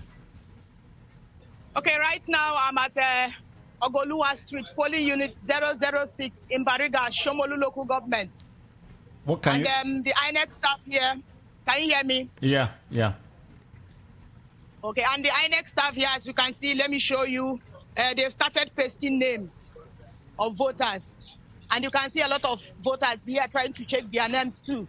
And we have one NSCDC official here too. But I only have one polling, one party agent here. APC party agent and PDP party agent. I don't have, for other political parties, I have not seen their agents here. Oh, okay, has voting itself commenced? No, it has not. It has not been long that they arrived, so they are just pasting names of voters. Well, I'm sure, Chika, I'm sure you know it's 7 minutes to 9. Hello? Can you hear me? I can't hear you. Yeah, 7 minutes to 9. That's the time. Yes, that's the time. So as soon as the comments, let us know. Okay, I will. But there is a nearby polling unit here too. Okay, in then. Avenue, polling unit 017 and polling unit 045. No INEC staff yet. Okay, then. That's again. What what part of town is that? It's not up to 10 minutes that I left the place. Okay, what part of town again? It's Ososa Avenue in Bariga, Shomolu local government. Many thanks. Thanks. When they start the real business, let us know. Thank you very much. Okay, I will. Remain safe. Thank you. Thank you. All right, folks. So that's it. Yes, so it's good to see that people are beginning, you know, so the INEC people are arriving. The other place where they've not arrived, I think the earlier they've ended, the better, because logistics issues often come up. But I think that this is not an unreachable part of town. It's quite, Bariga is more like central Lagos. Central, yes. So hopefully they go there. I mean, you know, where early arrivals has a way of getting people to know that this thing is really happening and they will come out. But when you're not there when you should be there, because it's Nigeria, they begin to say, Abi, they don't start. So it's good that you arrive there, you know, on time. People come out and see, they go and tell their neighbors, say they don't come, and then they go out and vote. So, but it's good. Let us, as much as possible, demonetize the electoral process. It doesn't do us any good. I was talking about a friend of mine who created a platform, an advocacy group on Facebook for one of the candidates. Okay? And as soon as he just said, this is whatever it was, he called it the name, somebody from the north, basically, just called him and said, how much you need to do? And he said, it's not for money. I've never reached when I want. I mean, you just saw the platform and you want to. But the fact is that the way we sometimes tend to, people from the north won't vote for somebody from so part won't vote for so part. It doesn't always work that way. No. The level of suffering. Yeah. Do you know how many communities in Sokoto, in Zamfara, in Niger, in Borno, in, you know, that won't be able to vote, not because they don't want to vote, but because people are being pushed into IDP camps. Yeah. Some of them fled their villages, they lost their PVCs, especially in the Middle East, a middle belt. Along the way. And because our society has hated or has rejected progress, I am asking, why can't I vote for the president of my country from any part of the country? Yeah. For president. Why can't I vote? One of the teething problems we're having, after near 63 years of independence, we can't have absentee voting. We can't have independent candidates. We can't stop shutting down the country for elections. Because of the level of mistrust, lawlessness, and but the thing I'm kind of glad and I'm kind of optimistic that we have started on this path, this democratic path. Let's stay on it. Let's keep improving on it. Let the process evolve. We are moving very slowly, but I believe we are making progress. Okay. And let's keep making progress. Even if it's quite snail pace, but we are moving. So let's keep up with it. Nigeria has gone. Things kept getting bad. Whoever is elected this time, let it be a man that will arrest the drift. or woman. Okay. Arrest the drift was a term that was used in the Buhari coup. It was the term that was used in the Babangida coup. Okay. And he has not been arrested. So for once, after this election, there will be an arrest of the drift. So if the drift is arrested, if the drift is arrested, then at least we can start making progress in the right direction, slowly changing, transforming the society. So before we even move to something like citizens, we need to be telling the voter, please vote your conscience. Yeah. If you're here, if you're out there listening to us, don't change your dial. Vote your conscience. Vote the man or the woman, because I think out of 18 of them, there's one woman. Vote the man or the woman that you know, that you believe has what it takes to change your country. We know we jackpot a lot in this country. You jackpot to a place where even you yourself, that in Nigeria you don't have a chance of becoming a councillor. Even yourself could become. Your son could become president of either America or Great Britain. Yeah. So let's recreate that place we are jackpotting to in Nigeria. How do you create it? Vote your conscience, please. Well, a certain presidential candidate said, if they give you money, take it. After all, the money is not theirs; it's your money that they have stolen. But after you take it, still vote your conscience. Yes, but is it possible? Because the moment you collect that money, there's this sense of inducement, self-inducement. You are induced. Money has a spirit. It's better you don't take. Actually, better you don't just take. Keep your hands clean. You don't owe anybody. Many Nigerians will take because of the level of poverty, the level of hardship. That's the reality. That's the reality. All right. Let's Tochukwu, let's make ready to meet our next reporter. Ojedeji Abiodun is the man. Good morning. I'm sorry. Good morning to you. Good morning, sir. Yeah, please. Yeah, I'm calling from Nikeja right away. Okay. Where presidential candidate of All Progressive Congress, Asiwaju Bola Ahmed Tinubu, where he's supposed to vote, he has been shifted to another place to vote, but we don't know where he's going to vote yet. He's supposed to vote at Dundee at the go in the first place. Okay. But till this moment, nothing has been done. The information given to us is that he's going to vote somewhere else. We don't know yet. Okay, so voting has not started in that part of town. There is at all. Okay. In the whole Ikeja, as I'm speaking to you, I can't say we've never seen any place where accreditation is being done, where INEC has been doing anything. Okay. What about security personnel? No, we have security personnel on ground. They were doing wonderfully well. They were well stationed. All right. But the voters are out. Yes, we have the voters in mass. Everybody were around, standing around, waiting for the INEC officers. Okay. But we didn't cite any INEC official as at this moment. No vehicle. What about nothing? What about party agents? Nobody. All right. So we can only expect that very, very soon something will start happening, right?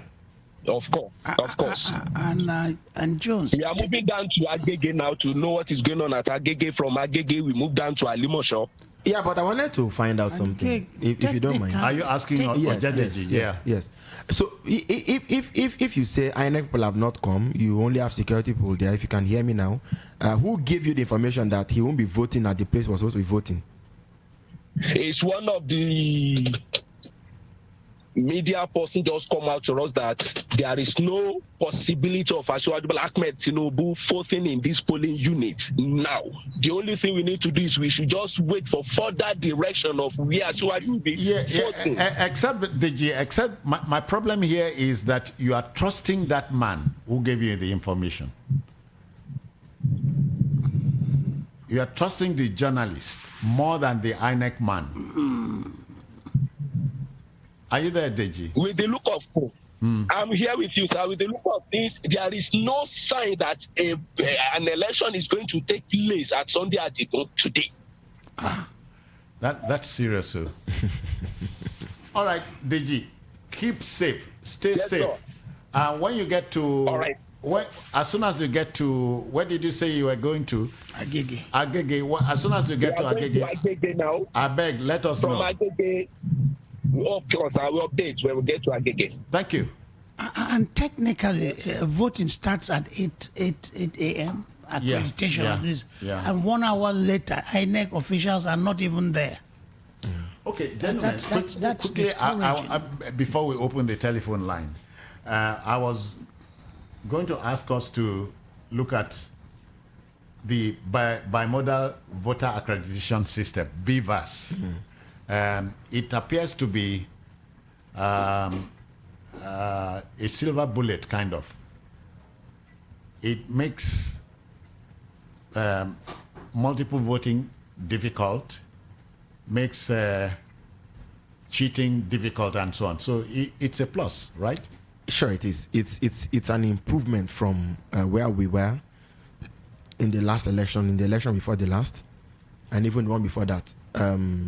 It is also important that BVAS is backed by law, unlike the card reader that was not backed by law, which was just provisional, if you like. But it's but it's good that that we now have technology in the electoral process, which should ideally cut out human foibles in the process, deliberate or not. We've seen it in use in Osun. We've seen it in use in a couple of places, and I think that it's something that should work if we mean for it to work, especially in transmitting election results. Some of the shenanigans that normally go on, you go to the polling unit and you want them to announce to put up a particular figures by, say, at gunpoint. You can't do that now. You can't do that now. The whole Electoral Act 2022 as well as BVAS is not where we want to be. I for one, I don't think that it has taken us to paradise yet. But I think it's a great improvement. Yeah. So which means I even hope that in 27 we will be doing something that is an improvement on BVAS. But for now, that's what we have, and I think it's a good start. But then after the Osun State, there was this talk about overvoting. The BVAS recorded this number of voters, but then they had more vote. In that instance, the overvoting was not captured by BVAS. BVAS captured the people who actually voted. And so the people still overvoted. So but you remember Cyril talked about you grabbing a politician by the wrist, hand, and he uses the leg and so on. The toes and the fingers. Yeah. Okay, they will keep devising ways to circumvent the system. But aren't you surprised that Nigerian politicians have become Machiavellian? Venal. It is morally bankrupt. Yeah, Tochukwu, we are reaching out to another of our field reporters. I'm going to establish what part of town he or she is at. It's not encouraging that at the Bariga there was no vote. The voting has not started. At Ikeja, INEC officials have not even arrived. Okay, that's discouraging. Okay, let's find out if our next reporter, Esther Nwachukwu, can improve on the two reports we had. Esther, good morning to you. All right, this is Esther Nwachukwu reporting for Voice of the People Television. I'm currently in Surulere Local Government, Constituency 1, Ward 024. INEC officers came here in time, as we can see them at the polling units. Accreditation has already commenced, and I also have some of the political party canvassers here as well. Although we've not had a lot of people coming in, but I can see that there's a bit of enthusiasm in the air as people come out to cast their vote. For now, accreditation process is on. How are you? My name is Sonny Ibrahim KG, a canvasser PDP agent. Okay. Yeah. So what did you experience when you came in? Did the materials arrive on time? What exactly is the mood like? Yeah, the materials arrived on time and everything was going on peacefully. So you can see our people coming out, casting their votes. Immediately at the station, they're counting their votes immediately. So that's all I can say for now. What about the aspect of security? Yeah, the security was intact. I can see the police officer were there and the military man standing by the side in case of any emergency aspects. Okay, for now, are you the only political canvasser here? Are there other political parties to represent their parties here? Yeah, there are many canvassers here and there are many political agents here as well. PDP agents are here, Labour are here, and APC too are here. So that's what I can say for now. So for now, everything seems calm in this particular axis. We're still visiting other polling units as well, but we just need to give ourselves a cover of what is actually going on in some of the communities right here in Surulere. As you can see already how the environment is for now. Everywhere is basically scanty. We'll actually get you footage of some youth who decided to use the opportunity to play football on the road. For now, we can see the roadblocks there, OP Mesa. They're trying to ensure that security is apt and everyone participates in the upcoming elections. Yeah, Esther, please, let's be specific. What part of Surulere are you at? All right, we've lost the connection to Esther. As soon as we re-establish contact, we'll let you know. Gentlemen, quickly, let's look at fake news, for instance. Fake news, I think that... At a time like this. I mean, for the first time. So the first thing to look at is this. The character of the candidates and the character of the process is what I think has made these 2023 elections the fiercest or the strongest in terms of the use of fake news, outright fake news. In the past, you had terms like mudslinging and so on, but this is pure falsehood. So, for example, and again, all the main spokesmen of the main candidates sort of indulged in it, arguably perhaps because for the first time we saw some of the biggest titans in the political scene in the country going head to head. Okay. It never did happen before. Former Vice President Atiku Abubakar of the PDP main opposition party. You have Ballot who since 1999, yes, since 1999 has found a way to remain not just relevant but very relevant in politics in Nigeria. Dominant. Yes, dominant actually. So when these juggernauts go to battle, you couldn't rule out anything. But you have heard the phrase: elephants don't struggle to be big. No, they don't. They are born big. Yes, of course. So I think that was what led to the doubling down. In the spread of fake news, everybody wanted to simply outdo the other. Yes. And then I think you found. Just to wrap up the thought. Okay. There was a letter that emerged on social media, purportedly signed by INEC, that they were investigating Tinubu for XYZ things. Yeah. And INEC, for one, I saw the letter, and I believed. You almost fell for it. I think I actually did fall for it. Wow. Until no, it was the letter. So then suddenly INEC said it wasn't. We had nothing to do with it. Certainly somebody was firing a salvo, and then the other one, they said, what was the other one now? On almost all the candidates, all kinds of things were thrown. Yeah.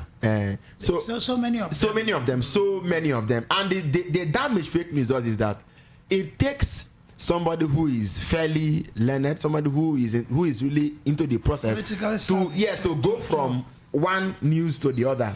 So to go from news one to and to know that what he had earlier was fake news. But for those who have believed it, they believed and they moved on. Yeah. They would even say they are trying to cover what they wanted to do. But do you know, fake news is an invention for a particular reason. Yeah, of course, fake news is tendentious. You are doing it for a reason. Yeah. But to reinforce what he said, is like the juggernauts involved in this election. And then the juggernauts were always known. Atiku has always been running, and Tinubu has been a dominant figure in Nigerian politics. essentially dominated the politics of the Southwest. But then you have another figure who is like an outsider. Yeah. Peter Obi is like an outsider. So getting into the mix. So it's like it's a unique kind of don't forget Rabi Okonkwaso. Yeah, he of course is there. So it kind of makes this election a little different because we are used to dealing with we know of the Obasanjo's, the Atikus, but now you have an underdog. Who's like, all right. Please, let's reach out to another of our reporters. Yemi Adeoye is in town. Yemi, good morning to you. Yes, good morning, sir. I'm reporting live from Emmanuel Nursery and Primary School, Jota. An election process has started already. You can see people on the queue here queuing up to vote, and everything is peaceful here. Okay. Party agents? Here. So, party agents? Yes, they are all present here. Okay. Security? Yemi, are you there? Security people? Yes, I'm with you. Go ahead. Yes, security people are there too. Yes, there are 5 present. International election observers are also here. I have here European Union election observer. You can see her right in front of me here. Okay. Possible to speak with any of them? Has it started? Yeah, in the Ojota area. Voting has started, according to him, okay. yeah. Hello, Yemi, are you there? Hello, Yemi? Yes, I'm with you. Yeah, you said you can spot yes, I'm here. an election observer, you know. Are we in business, please? From the European Union election observer. Okay. May I speak with him? Go ahead. Hello, sir. Good morning. Okay. Morning. Good morning to you. My name is James. I work for the Media Hub. Okay. Good. So, my colleague is on the line. I'm here. Yeah. Good morning. What's your name, sir? What's your name, please? Your name? Okay. Go ahead. You can hear you clearly. All right. Good morning, sir. How are you? Hello? Go ahead. You can hear you.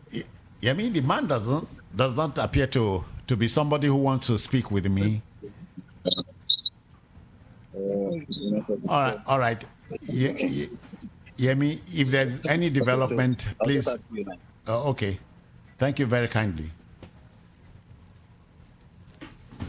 Okay then. Please, let's open the line. If you feel up to telling us something new from your part of town, why not? Let's have you now. The telephone number is 0700 903 903 903. Let's get you talking. It's election morning in Nigeria, but we are Voice of the People Radio 90.3 FM on your dial, and we expect you to call in. The telephone line is open now. Yeah. Gentlemen, let's quickly look at some of the candidates. You know, we have talked about the frontline four: APC, PDP, NNPP, and of course Labour. We have Zenith Labour Party. Have you heard of the name Daniel Nwayawu before? Yes. Dan Nwayawu. Dan Nwayawu. It's an old name, actually. Yes. Okay. It's an old name. His running mate is Abubakar Ramallah. Another name that strikes a bell, that rings a bell. Okay. Hello, good morning to you. Hello, good morning. Yeah. Give us your name, sir, where and your location. Yes, I'm calling right now. I'm in Greenfield Estates. I got Palace Way. Yeah, that's at Isolo. Greenfield Estate. Okay. Yes, that's Isolo. Osho Isolo local government. This is Greenfield Estate. People have gathered. All right. People have gathered to exercise their civic responsibility and right, but there's nobody here yet. There are no INEC officials. There's no pasting of names. People don't even know their fates. They don't know where to vote. There's been rumors of transfers happening, but they don't even know where to go. So they're all gathered in one spot. Sorry, you just said rumors of what? Rumors of what? Can you hear me? I'm wondering if you can hear me. You just said rumors of what? People have been transferred from this polling unit to other polling units, but they don't know they are new polling units. But who gave you the information? Who gave you the information that people have been? Hello, sir. Who gave you the information that people have been transferred? Yes, we just got that info that this Greenfield has been contested. This 082 polling unit don't have a mechanism that has been contested. So people have been moved out to other polling units, but they don't know. They are using some online check-ins to know, but there are a lot of people still on a mechanism. There are no names pasted here. There's no electoral officer. There are no materials, and this is like 9:25 a.m. Yeah. So, but where is the information coming from? I think there's just people, maybe paranoia of not knowing what's happening, or their faith this morning. Okay. Okay, but so it's from the INEC guys, but they're not here yet. But you know, it is not fashionable with us to guess. You know, we don't guess anything. I know, but it's creating some sort of apprehension amongst the people. So if we have them here early enough, I don't think we'd have such tension and apprehension. Oh dear. Oh dear. Thank you for your observation. If there's anything new, let us know. Thank you very kindly. Okay. I'll report. Thank you very much. Okay then. Gentlemen, that's what we're contending with. And I think it's becoming a bit one case too many. I mean, in 2023, what's the excuse? Especially in central areas of town, Ikeja. If you are talking about Badagan and Kokomai, I mean, this is Ikeja, Bariga. You know, I personally don't see the reason for this sort of it's inexcusable. It's inexcusable. And in any case, I mean, we've been doing this for years. A number of scenarios could be projected or predicted. What you could, yes, unbroken from 1999. Of course, yeah. I mean, so if for any reason you began to foresee in your situation, you began to foresee possible issues that could come up. The voters have their phone numbers on your server. Yeah. What's also from sending out SMSs? Okay, you, this is where you're going now. I've never seen anywhere where voters took INEC to court. It is always people, the candidates, and so that's why I think sometimes we take the end user for granted. Otherwise, I don't see any reason why I should face the risk of time. We have 93 million people registered. Yeah. If you have up to 87.2 people who have collected that, more people vote by making sure that they are able to vote. Because at the end of the day, how many were we in 1993? We were just 88 million. Only about 40 million Nigerians voted. 40 million Nigerians voted, 40 million against 88 million. That's quite a far cry from 200 million of how more people should be voting. In the end, you will find that some votes, okay, so people go back home and say, I beg, I know they vote again. Then some will go and say, this vote is invalid. Or this vote is voided. Yeah. And if that became the case, it means we shouldn't be talking about total number of votes cast 50 million. Tochuku, all the time. Are we ready? Are we ready to salvage this situation? 63 years. And we can't get one thing straight. Because that the INEC officials are not there. The names are not yet pasted. It rends the heart. Okay. INEC is the whipping boy here. But what about Nigerians? Nigerians are out there. They want to vote. But the INEC officials, according to information coming from the field, the INEC officials in Bariga No, they were present in Bariga, but there's been quite a few places where they are not present. And like Cyril rightly pointed out, it's not in some remote place. It's not in some outpost. You're talking about centralized parts of town, you know. They should be there, and they should have the names. If there's some changes, they should let the people know. So, and this is at 9 o'clock, whereas voting was to, accreditation was to start at 8 a.m. Yeah. So they should have been there by 7, This is ready for the people. 23 past 9. And INEC should have taken into account the widespread appetite for the exercise. Yes, number one. yes. Number two, taking into account the burden of proof that has been imposed on it. Looking at it, that this election is pivotal because political science will tell you that this is a time when there is going to be a new elite formation, because an old order is entirely going to give way, and so the jostle and the bustle for who becomes what is conspicuously higher than it would have been in other elections. And so I mean, so much is at stake. An election in which religious bodies, a lot of people took so much interest, and let's not forget that this election is supposed to be a hangover from NSAS. Sorry, we have a caller here. Good morning to you. Hello, good morning. I can't get to hear you because I'm hearing me over your radio. Yeah, keep your radio out of it, please, if you want me to take you. Please, the moment you get through, don't attempt to listen. Don't attempt to hear you on radio. It's not Hello? matter. Please put off your radio or I won't take you. Hello, good morning. I can't hear you. All right, 0700 903 903 903. The line is free. Let's get talking to you. What can you tell us on election morning? Again, okay. Yeah. Again, an election in which the president has, in breach of the constitution, deployed soldiers. Sorry, just a minute. Hello, good morning to you. Yeah, your radio is in, It's off now. Yeah, please put it off. Yeah, your name, where you calling from? Yeah, I am Mazi Emmanuel. I'm calling from Ejibo, Lagos. Yeah, Mazi, what can you tell us? Yes, please, I have a question.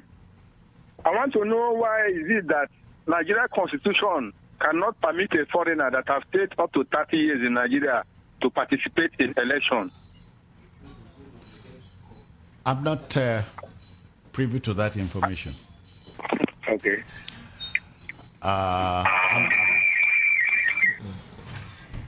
Leave your radio alone. All right, please, when you do get through, don't allow your radio interfere with whatever is happening. We have another of our correspondents out there. Chika is... Chika, good morning to you. Okay, he's off. The connection to him is lost. Please, Chika, call back again if you can. Okay. Hello, good morning to you.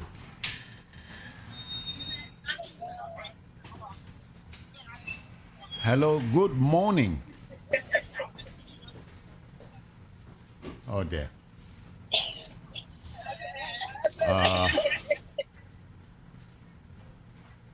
Hello, good morning to you. Are you there? Good morning. Hello. Yeah, please leave your radio. Please leave your radio alone. Don't put it on. I won't take you, please.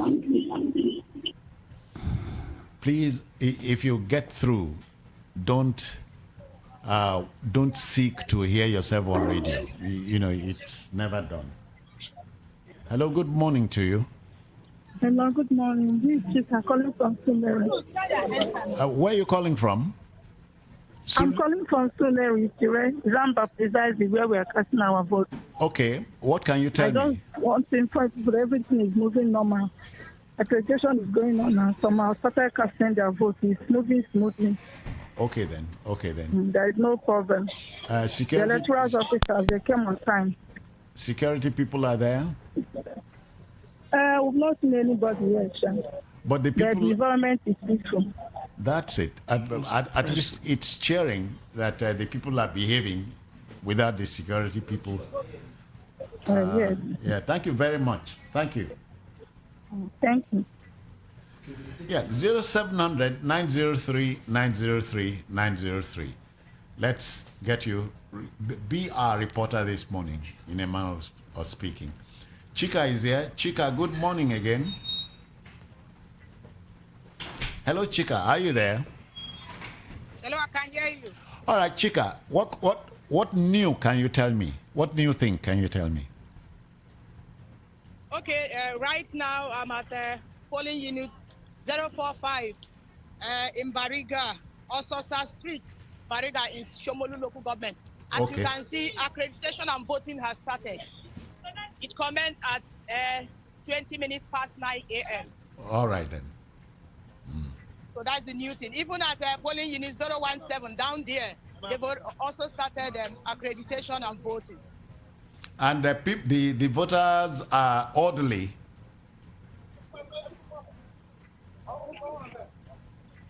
Chika? Hello, can you hear me? Yeah, and the voters are behaving.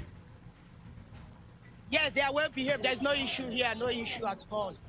Okay then, when you get to a new location, please let us know, Chika. Okay, there's no problem. That's Chika Iro, our reporter out there on the field. Yeah, gentlemen. The tenor of the news changed, or tenor of the information changed. Now it's encouraging, you know. So let me take this caller. Good morning to you. Good morning, Citizen Jones. I greet you, sir. Good morning, sir. Yes, sir. Yes, I'm Mr. Amadi. I'm Mr.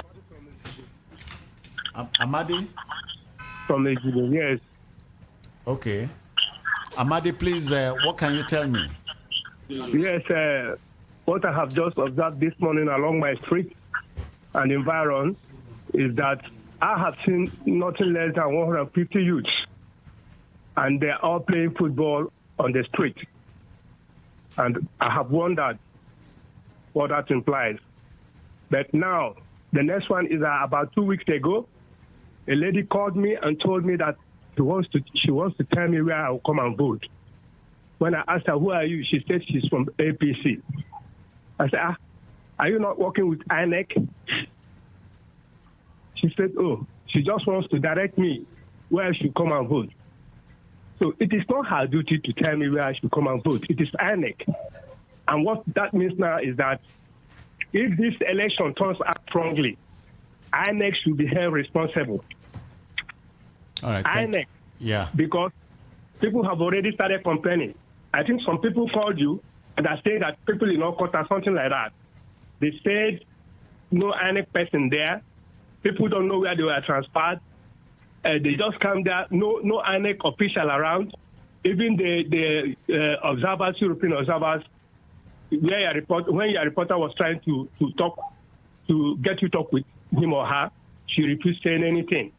So if this election turns out wrongly, INEC should be held responsible. Thank you. Thank you very much.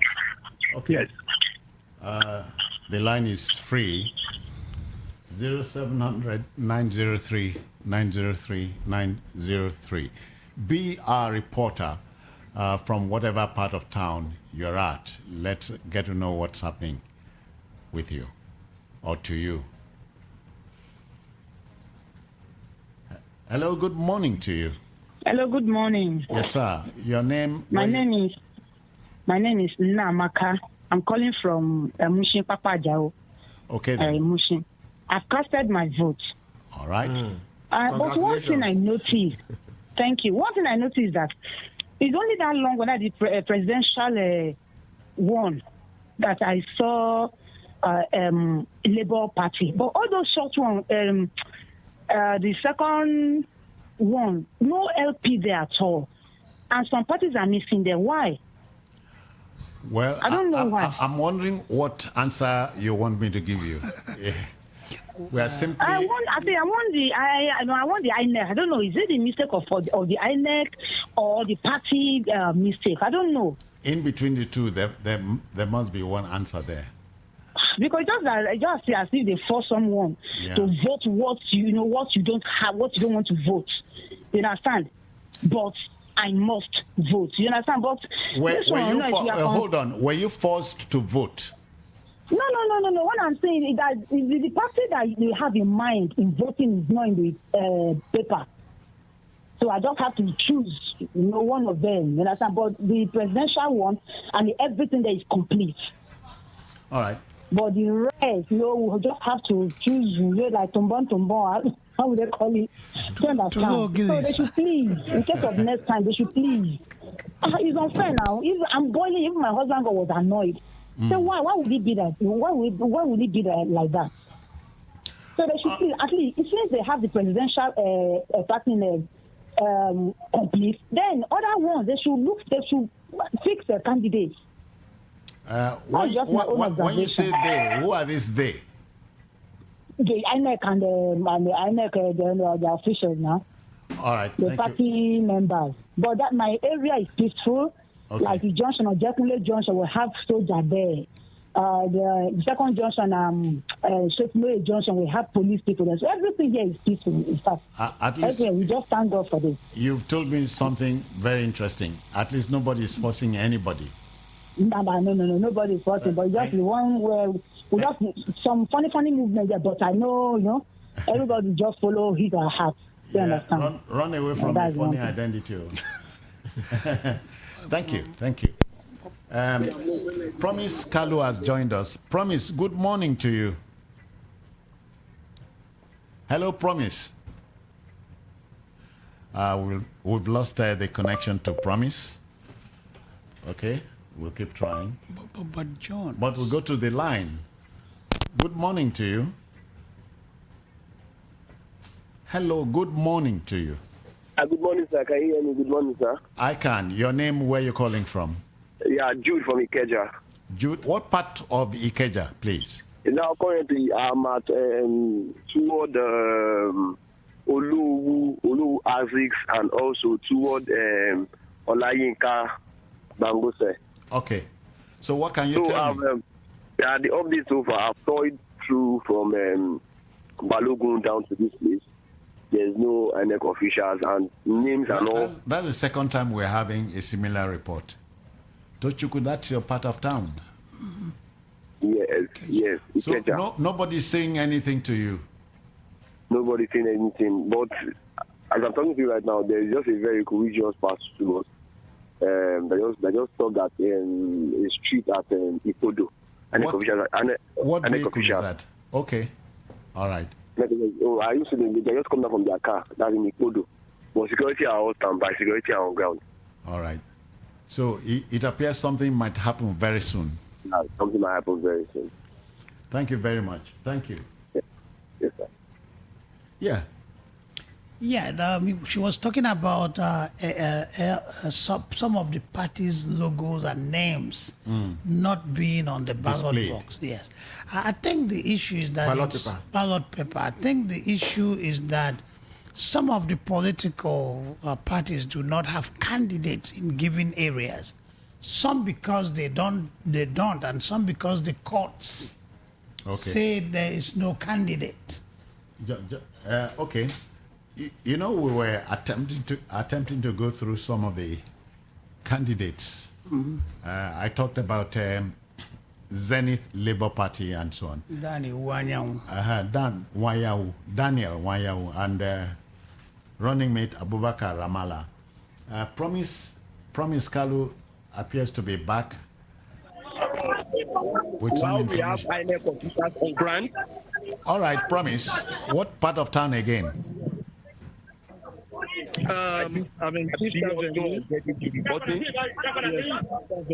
Okay.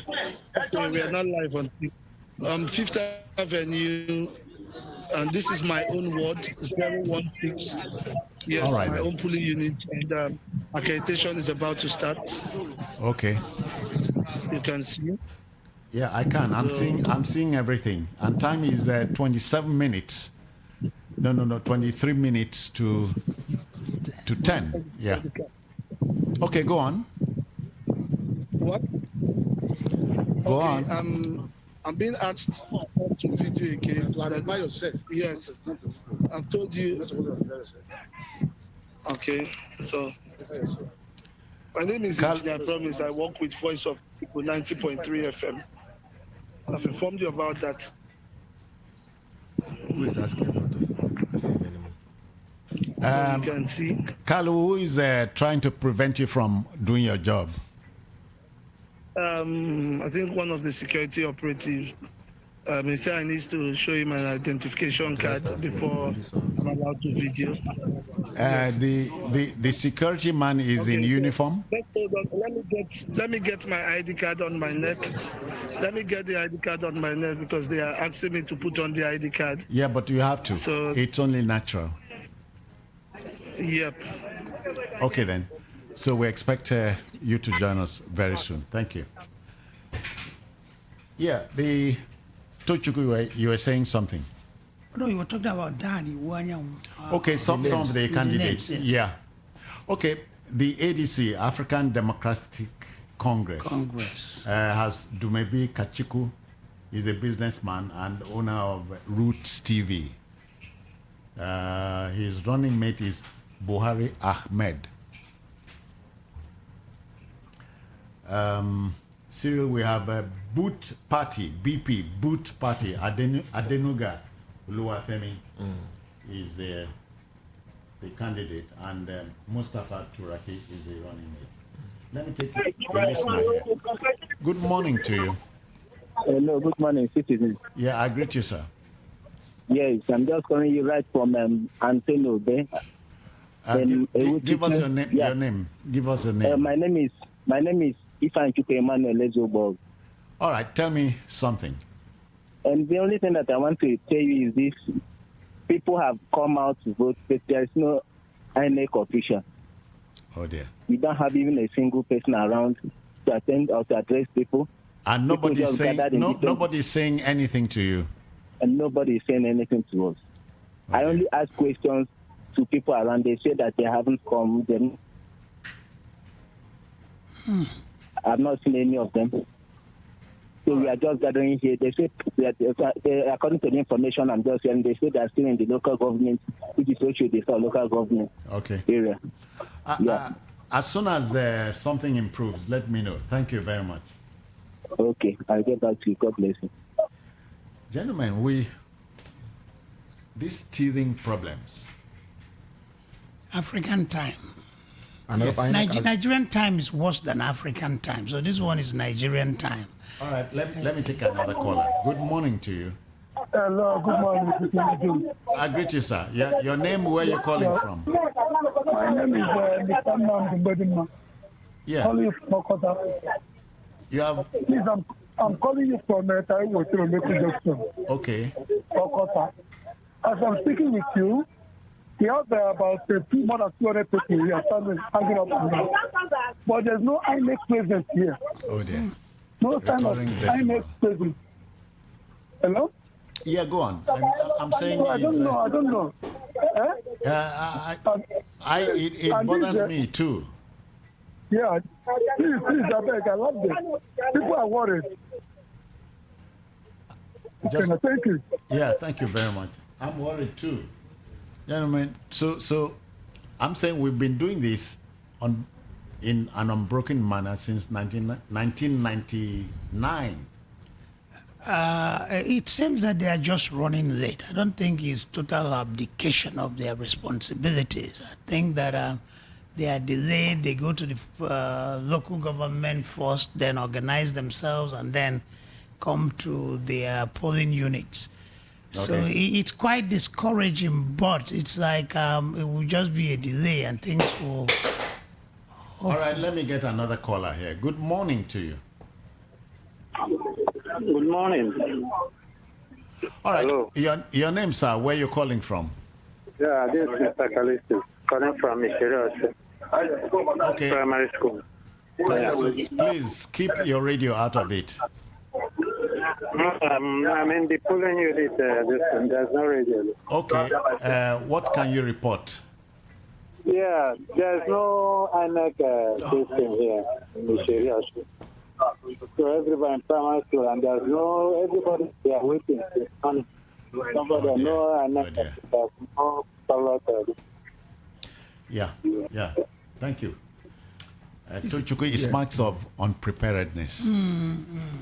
And yeah, it's that's what it is, unpreparedness. And a clear lack of efficiency.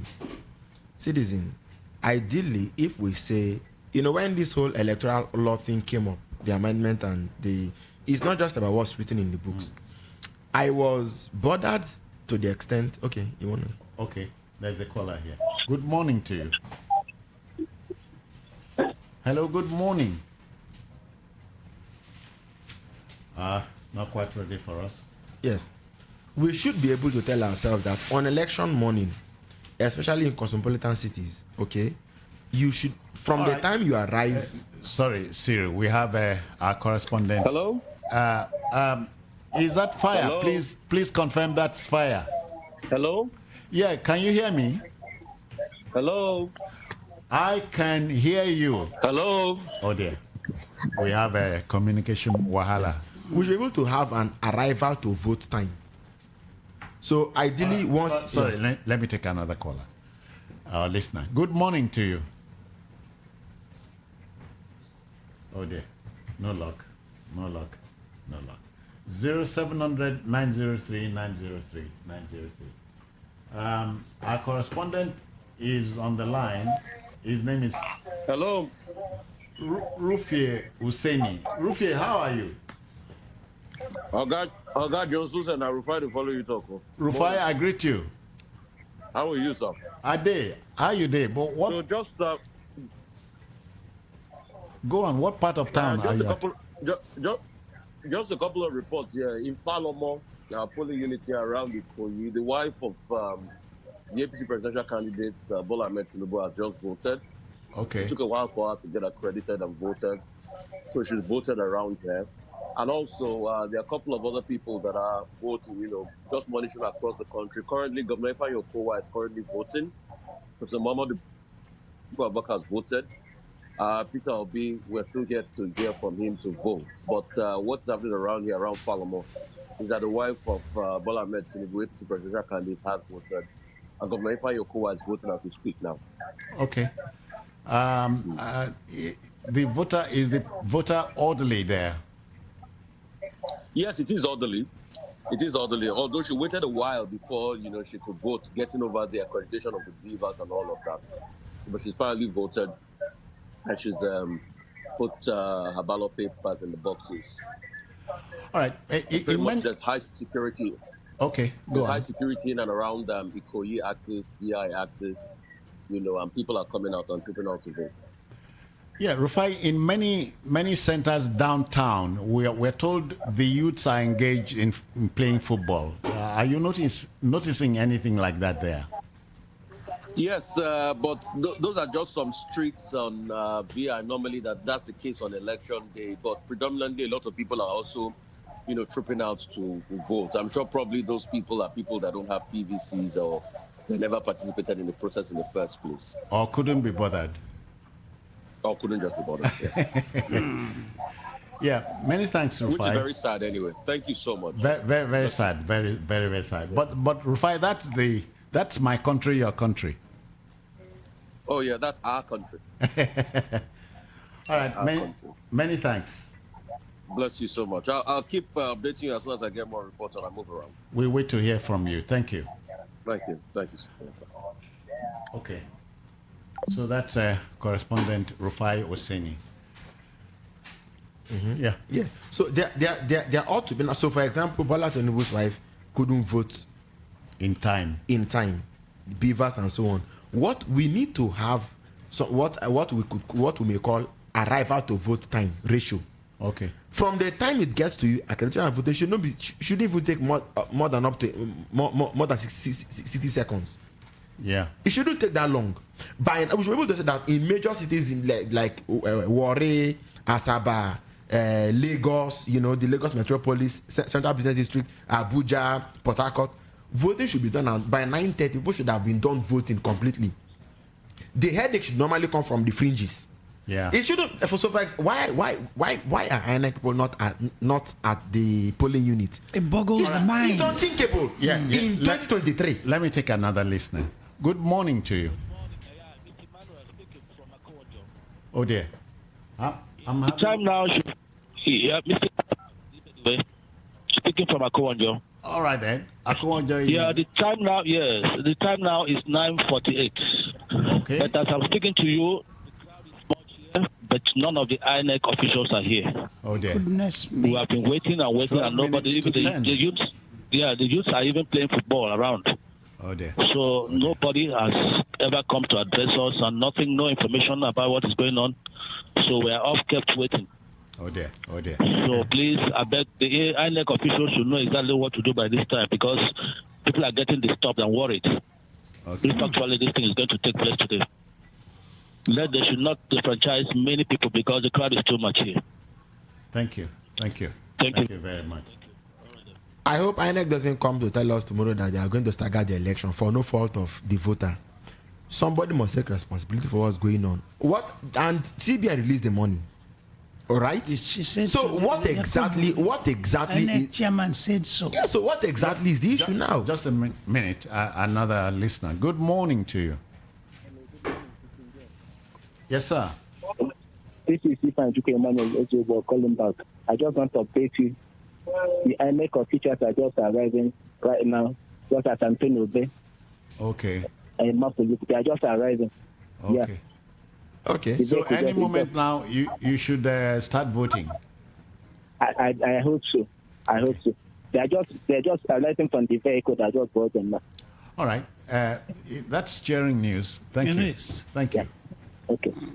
Yeah, Tochuku, but it can get better. It can get better, but like you said, it's sharing news. If it's just about being 1 hour late, 2 hours late, but then everything will fall in shape. People will still vote. Their vote will still be counted. And then, gentlemen, when you hear things like, now only God go save us. No, this is not laughing matter. Only God go save us. It's funny. Why would God save us? God has given us all we God need has saved to us. use. Yeah, He has saved us. I have another listener here. Good morning to you. Hello, listener. Oh dear. Okay, so we must help ourselves. Of course we have to. So for example, the lady called and said she had voted. Does it mean that having voted, she has already voted for the presidential and all the other elections all at once? So they are not having to vote twice to say this is presidential, later in the afternoon the other one. So I have another listener. Okay. Hello. Okay. Please, the line is open. Yeah. So what? 0700 903 903 903. And once again, take your time from us. It is 9 minutes to 10. We are going on break at 10. So stay with us. Hello, good morning to you. Good morning. Yes, sir. Your name, where you're calling from? From Governor Road, Alafia Street. The INEC officials are not here. We did not even see any one of them. And many of us are gathering here. We're even trying to organize ourselves to get numbers so that the thing can be smooth. Nobody, none of them is here. We did not even know one of them. This is Alafia down street. Governor Road, Ikotun. Okay. Ikotun. Right. Many thanks. So part of what technology... Sometimes these stories are depressing, but they say life goes on. Let's go back to what I said a while back. God cannot come and organize these things for us. No. God has given us the brains, but He has not intended that we should not use the brains. Yes. Since 1999. And one thing I keep saying is that the first laws or instructions God gave to man were not spiritual. I didn't say, go to the earth, pray, worship me and expect me to do everything to you. Say, go to the earth, multiply, replenish, subdue the earth, dominate it. So he has given us the resources to take care of ourselves, to control this country, dominate this country. Here in this we part are of the world, abdicating. we We are suppressing man. we have abdicated our responsibilities and want to heap it on God, which I think is sinful. But God, now God will help us. God will help us. He has helped us enough. Another. Yeah. Good morning to you. Good morning, sir. Good morning, house. Yeah. Okay, my name is Ijoma Kizito. Kizito, I greet you. Yeah, very well. So I'm reporting from Oshodi Solo Wards, Ajawa State. All right. Yeah, the polling unit is 035. So accreditation actually started here in Ajawa by 9 a.m. on the dot. So I made inquiry from the INEC officials here. The material arrival was 8:30 a.m. So number of people accredited already at the moment is 7 people. Party agents, I have one with me who don't mind speaking with us live. Hello? Yep. Can you hear me? Yeah. Can you hear me? Yeah. So did you hear me very well? Did you get my report well? Oh, yeah. That she's waiting to speak. Yeah, party agent is here. Okay. Yeah, hello, good morning. How are you, ma'am? I'm fine, thank you. Okay. How do you react to the stories we are having from around the city? No. Here in Osolo, where Ajawa State, we are, everything is, I understand okay. you. Everything's I understand, okay. but I'm wondering how the thing hits you. Well, we are looking on to God because I wouldn't know what else to say. We're believing God, everything will go calmly and peacefully. That's our prayer, and we know we pray God will do us. Amen. I'm praying with you. Thank you. Amen. Okay, Kizito. All right, thank you so much. As soon as we get more reports, we'll report back to the studio live. Why not? I agree with her because she has played her role. She left her house, came to the polling unit, got accredited. So she has played her role. Now she can leave the rest to God. So my problem is with those who sit around, do nothing, and then leave it to God. Oh, yeah. Well, that's my country. 23 unbroken years of voting, and we can't improve. Mind-boggling. Mind-boggling. Tear-jerking makes you want to cry. My thinking would be this. In the years to come, we need to reduce INEC's own involvement in the process.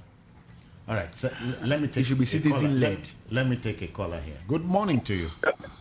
Hello, good morning. Yes, sir. Your name? My name is Chris. I'm calling from Magboro, Ogun State. Okay, report Magboro to us. We've been on ground since 8 o'clock. Not one INEC official is on ground here. Oh, dear. We've been here since 8 o'clock, and a lot of people here, we are well organized, peaceful. We are waiting for them to arrive. Oh, dear. I wonder why they have not arrived up till this moment that I'm speaking to you.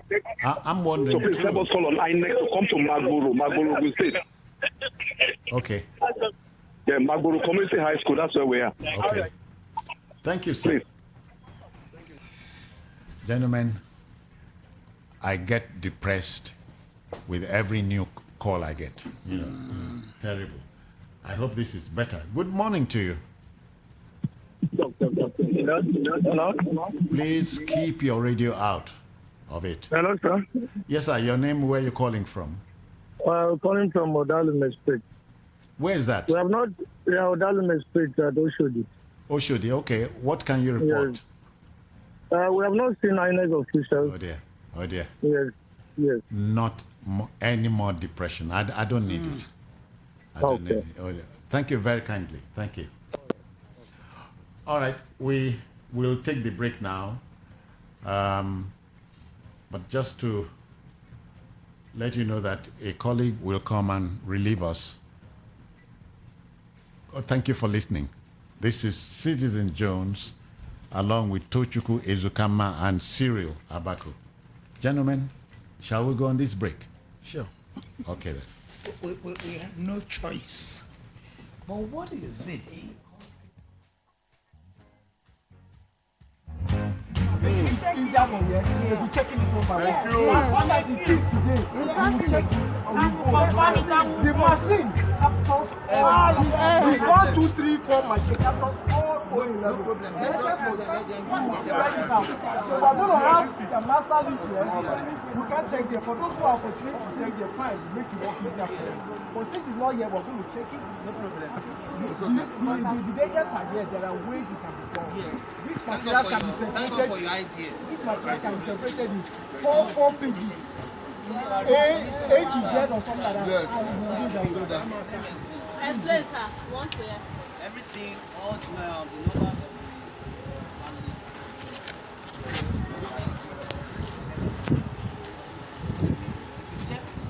yes. It's 750 there. What I have. And that's the list they gave you. So the remaining now, you check the second polling unit. I don't know the number. Yes. I only have my own O11A, O11B, O11C. So we don't need to do that. We need to check our this thing. We still have it there. There's nothing there, so if it is not there, there is not then the O11A, O11B, you help us to report. That is it. Can it be done outside the process? No, let them set up. Let them set up. Don't worry, you will do it. Relax. Just calm down. This is what they gave you. You understand? Nobody's. This is Jovio Knutson reporting for VOP FM 90.3 FM Lagos. I am covering from the polling unit 011 Henshaw first stack, and the issue of voters registration being sorted out here by INEC staff and some polling party agents like Labour Party and some concerned voters. How many years? They mentioned PCBT. Yes. They are registering their displeasure about some anomalies noted here. Some people can't seem to find their pictures and in the voters list. So, but some of the officials are saying until the accreditation proper starts, they will not be able to sort out, and where necessary, any anomaly will be reported to the right relevant authorities.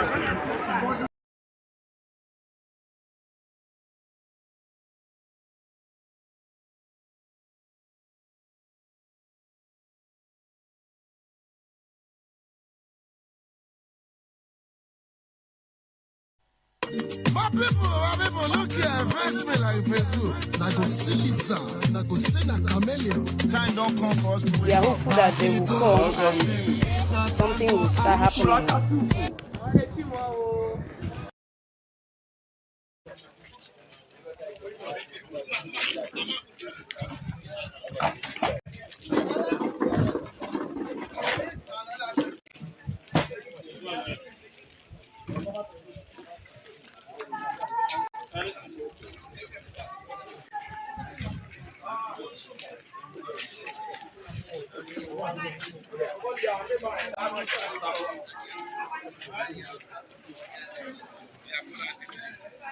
This is Ogolua.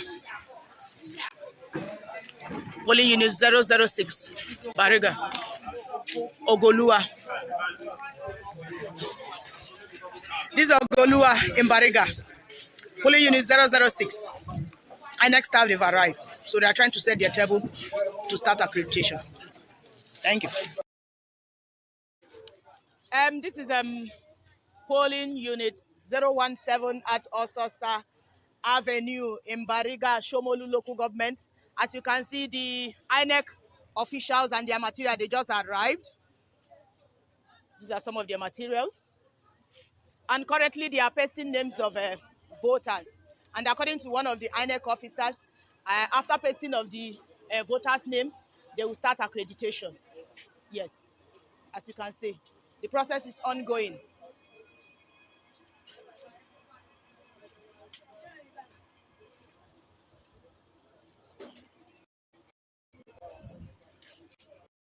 Sosa Avenue, Bariga, Shomolu local government. So let me take you to polling unit 045. also in Ososa Avenue.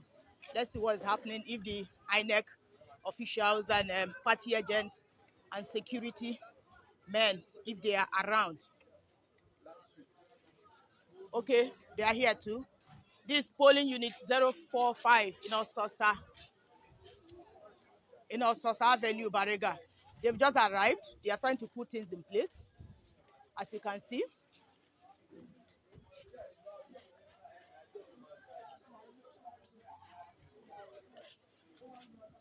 They've also started pasting names of voters.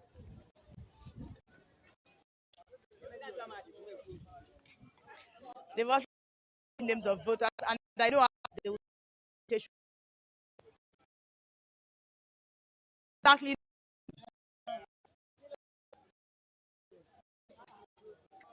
People are writing their names.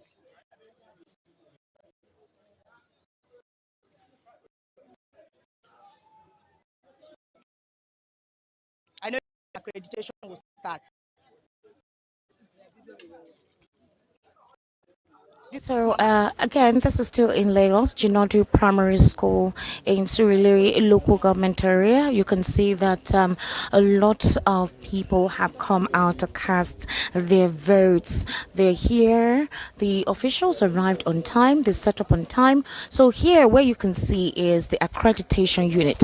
So first of all, the voters come in here to go through the accreditation process. You can see the BVAS machine in there. That's basically how it is used to check the voter's profile. Quite an interesting one this is. So you can see the INEC official going through the accreditation process. That is the BVAS that will be used to check and identify the profile of the voter. You can see that's actually happening right on there. So that is basically how it is done. This is the accreditation unit currently ongoing. So after the accreditation has been done, the profile of the voter has been properly identified, then they would be done with this angle and then move to this angle. So this is where they will now go and cast their vote proper. Exactly. So this is how it is done, basically. For now, the environment is serene. Like I said, voting has commenced proper. This is basically where they'll put in their ballot paper after thumbprinting. They put in their ballot paper here. If there is any confusion, there is a presiding officer who would assist any of the voters to do their voting properly, so there is no confusion. They also share ideas on how they can properly cast their votes so that there are no issues and they're not disenfranchised. However, there was an anomaly here. So a particular presidential candidate's, would I say party, that's the Labour Party, for the senatorial seat was not represented on the polling, on the voting paper. So where you go to thumbprints, the Labour Party is not there for the senatorial, but it's there for the National Assembly and presidential. That's basically the report we're getting here. That is basically the report we're getting here. So for the senatorial, the Labour Party is not represented on the voting paper. However, the House of Representatives and the presidential is duly noted in there. One of the voters actually talked about that. Let's take a little interview with him.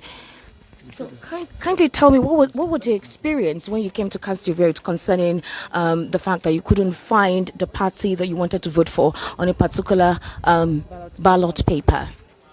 Well, the INEC officials were very cooperative. They acknowledged it, and one of them has put a call across to her superior, and I think they will find a solution to it later. Either that this particular ward should be cancelled with regards to senatorial election, because you have disenfranchised some of us who have our candidates earmarked for this particular ward. So, but peaceful, they are cooperative. So is there a tendency that possibly there'll be another re-election for this particular senatorial seat for this party? Yeah, that's what we are going to seek for. We must ensure that it happens, because we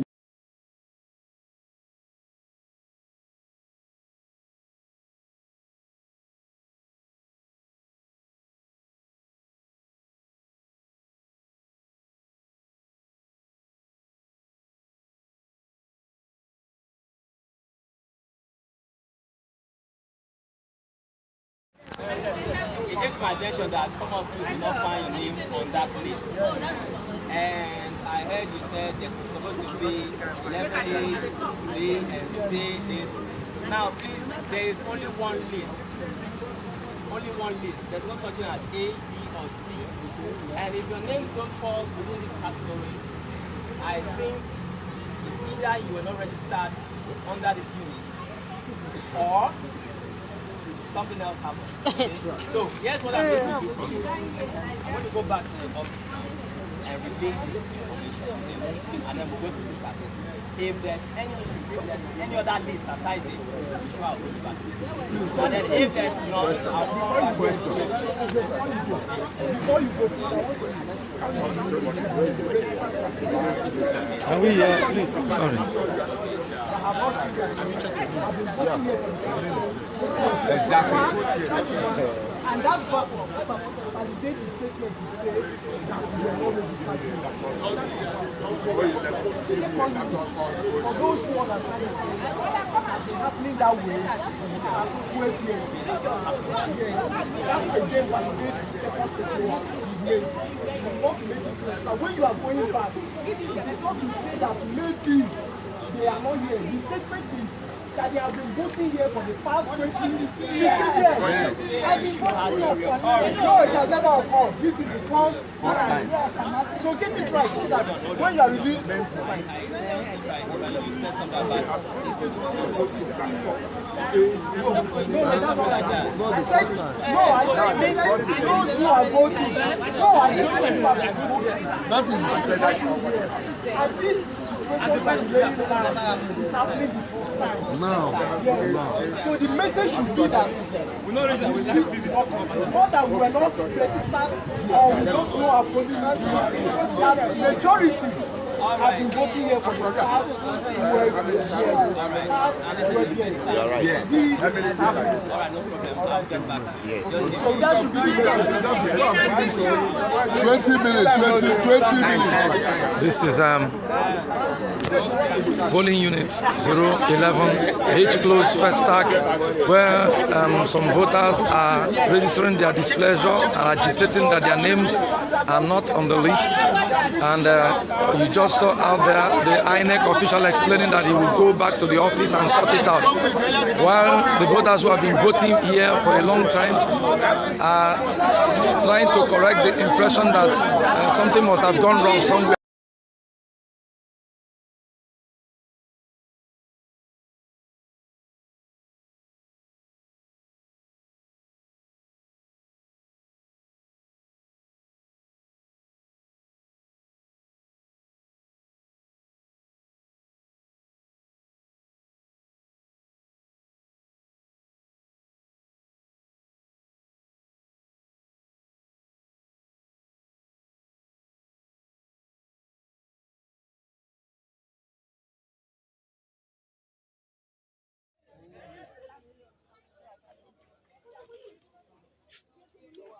This is polling unit 001 at 4446 Jagumolu. Jagumolu is in Bariga, Shomolu local government. As you can see, accreditation and voting is ongoing. As you can see.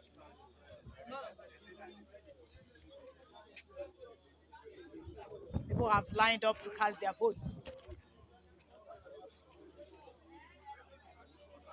Yeah, from what I observed from one of the INEC officials, she said there is no issue with the BVAS, that the BVAS is working very well, perfectly well. I also have a policeman here, a policewoman rather, and few party agents. Yes, I can see some. Yeah, I can see Labour Party. Labour Party is here. I can see PDP. Officer, good morning. Good morning. This is APC. Please, what can you say about how things are going here, especially BVAS, INEC? Did INEC official, did they arrive on time? Everything is okay. Okay. Are you okay with how things are going here? Okay, you're from PDP. Are you okay with? Yeah, comfortable. Okay. Labour Party? Yes, yes. You're okay with how things are going here? Okay, thank you. So according to the party agents, they are happy with the development of things here. They say there is no issue. As you can see, the police are patrolling in case of any violence. You can see them. You can see them. So right here in Jagumolu, polling unit 001, Bariga Shomolu local government, everything is going on well. There is no issue. Chikairo reporting for Voice of the People 90.3 FM. Process in there. That's basically how it is used to check the voter's profile. Quite an interesting one this is. So you can see the INEC official going through the accreditation process. That is the BVAS that will be used to check and identify the profile of the voter. You can see that's actually happening right on there. So that is basically how it is done. This is the accreditation unit currently ongoing. So after the accreditation has been done, the profile of the voter has been properly identified, then they would be done with this angle and then move to this angle. So this is where they will now go and cast their vote proper. Exactly. So this is how it is done, basically. For now, the environment is serene. Like I said, voting has commenced proper. This is basically where they'll put in their ballot paper after thumbprinting. They put in their ballot paper here. If there is any confusion, there is a presiding officer who would assist any of the voters to do their voting properly, so there is no confusion. They also share ideas on how they can properly cast their votes so that there are no issues and they're not disenfranchised. However, there was an anomaly here. So a particular presidential candidate's, would I say party, that's the Labour Party, for the senatorial seat was not represented on the polling, on the voting paper. So when you go to thumbprints,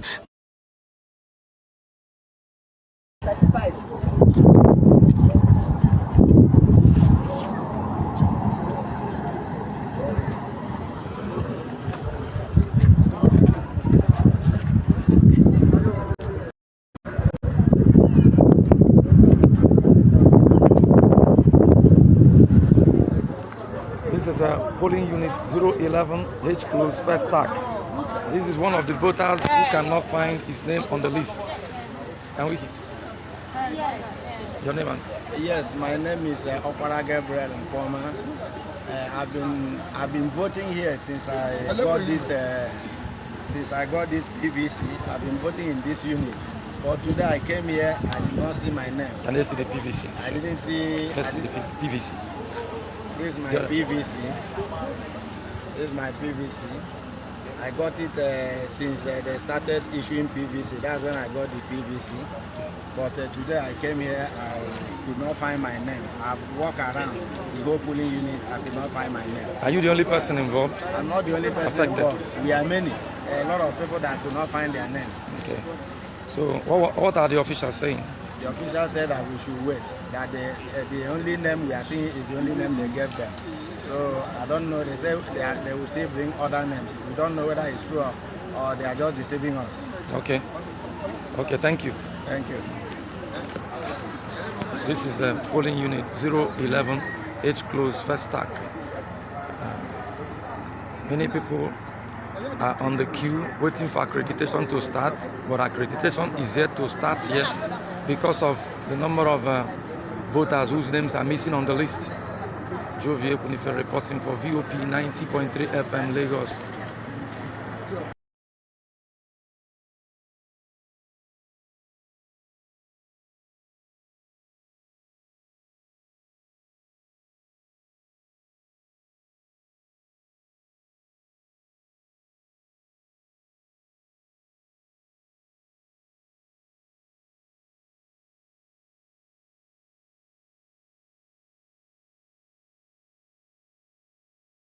She said there is no issue with the BVAS, that the BVAS is working very well, perfectly well. I also have a policeman here, a policewoman rather, and few party agents. Yes, I can see some. Yeah, I can see Labour Party. Labour Party is here. I can see PDP. Officer, good morning. Good morning. This APC. Please, what can you say about how things are going here, especially BVAS, INEC? Did INEC official, did they arrive on time? Everything is okay. Okay. Are you okay with how things are going here? Okay, you're from PDP. Are you okay with? Yeah, comfortable. Okay. Labour Party? Yes. You're okay with how things are going here? Okay, thank you. So, according to the party agents, the development of things here, they say there is no issue. As you can see, the police are patrolling in case of any violence. You can see them. You can see them. So right here in Jagumolu, polling unit 001, Bariga Shomolu local government, everything is going on well. There is no issue. Chikairo reporting for Voice of the People 90.3 FM. My name is Kayla, reporting for Voice of the People 90.3 FM. Currently, I'm at Tijani Josika Street, polling unit 046 in Bariga. Bariga is in Shomolu local government. According to the complaints I got from this INEC official, they say the BVAS is giving them issues.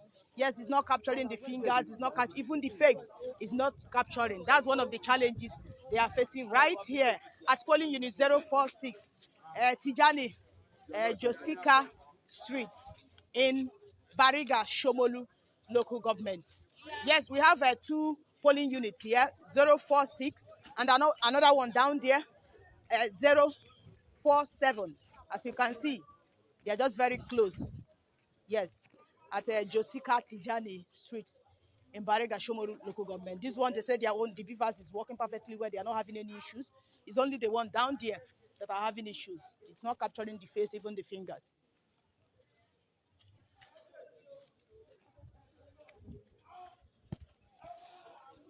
Yes, these are the ones that are having a BVAS issue, capturing issue, both the finger and the face. Polling unit 046 and polling unit 047. Accreditation and voting has started. It has commenced. Yes, I also have some polling, some party agents here with me. Okay, good morning. Your name? Which party are you the agent? Labour Party. Okay, are you satisfied with how things are going here? But I got a complaint for one of the INEC officials that the BVAS here at polling unit 046 is having issues. He's not capturing both the finger and the face. We are not informed. People are not informed. We are not informed. Okay, I think you are not informed because that was what they just told me. That is why we wanted to be closer. They said we should shift backwards, so we don't know what is happening there. We should stay back. That you should stay back. Yes. Are you a party agent too? Yes. Where is your tag? We have a problem from the INEC office. They mix up the name. So, and they want to correct it. They send the real name to them now. We are expecting the tag now. You are expecting the tag. But are you satisfied with how things are going, especially on these two polling units? Are you aware that the BVAS on polling unit 046 is having issues, especially on face capturing and finger capturing? The INEC official said so. Are you aware? We are not aware. Okay. Because all those policemen, they told us that we should give them this time. So that's why we don't really know what is really happening. Okay, you can hear it from the party agent from.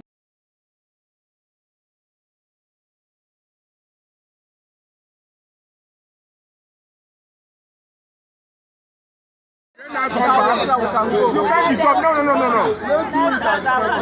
No. You see these people? Hey, vote. You want them to vote and come back to vote again? How do you do that now?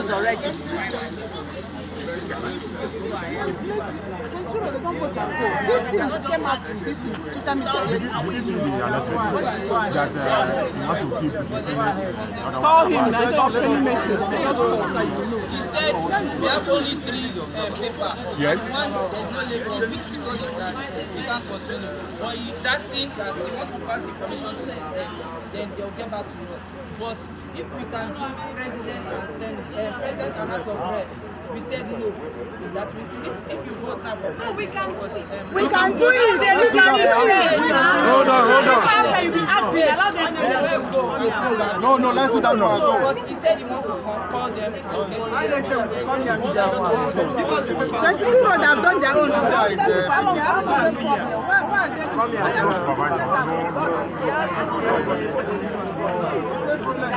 Why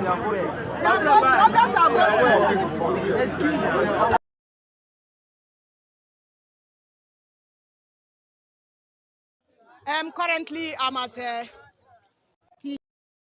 Sika Street, polling unit 046 in Bariga. Bariga is in Shomolu local government. According to the complaints I got from... So again, this is still in Lagos, Jinodu Primary School in Surulere local government area. You can see that a lot of people have come out to cast their votes. They're here. The officials arrived on time. They set up on time. So here, where you can see is the accreditation unit. So first of all, the voters come in here to go through the accreditation process. You can see the BVAS machine in there. That's basically how it is used to check the voter's profile. Quite an interesting one this is. So you can see the INEC official going through the accreditation process. That is the BVAS that will be used to check and identify the profile of the voter.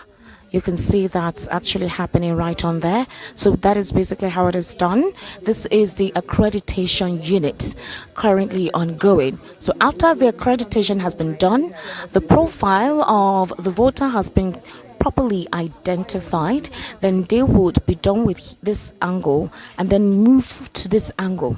So this is where they will now go and cast their vote proper. Exactly. So this is how it is done, basically. For now, the environment is serene. Like I said, voting has commenced proper. This is basically where they'll put in their ballot paper after thumbprinting. They put in their ballot paper here. If there is any confusion, there is a presiding officer who would assist any of the voters to do their voting properly, so there is no confusion. They also share ideas on how they can properly cast their votes so that there are no issues and they're not disenfranchised. However, there was an anomaly here. So a particular presidential candidate's, would I say party, that's the Labour Party, for the senatorial seat was not represented on the polling, on the voting paper. So when you go to thumbprints, the Labour Party is not there for the senatorial, but it's there for the National Assembly and presidential. That's basically the report we're getting here. That is basically the report we're getting here. So for the senatorial, the Labour Party is not represented on the voting paper. However, the House of Representatives and the presidential is duly noted in there. One of the voters actually talked about that. Let's take a little interview with him. So kindly tell me, what was your experience when you came to cast your vote concerning the fact that you couldn't find the party that you wanted to vote for on a particular ballot paper? Well, the INEC officials were very cooperative. They acknowledged it, and one of them had put a call across to her superior, and I think they will find a solution to it later. Either that this particular ward should be cancelled with regards to senatorial election, because you have disenfranchised some of us who have our candidates earmarked for this particular ward. So, but peaceful, they are cooperative. So is there a tendency that possibly there'll be another re-election for this particular senatorial seat for this party? Yeah, that's what we are going to seek for. We must ensure that it happens, because we...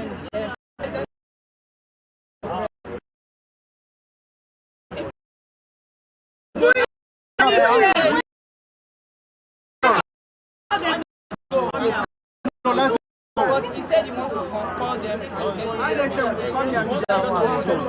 22 road have done their own.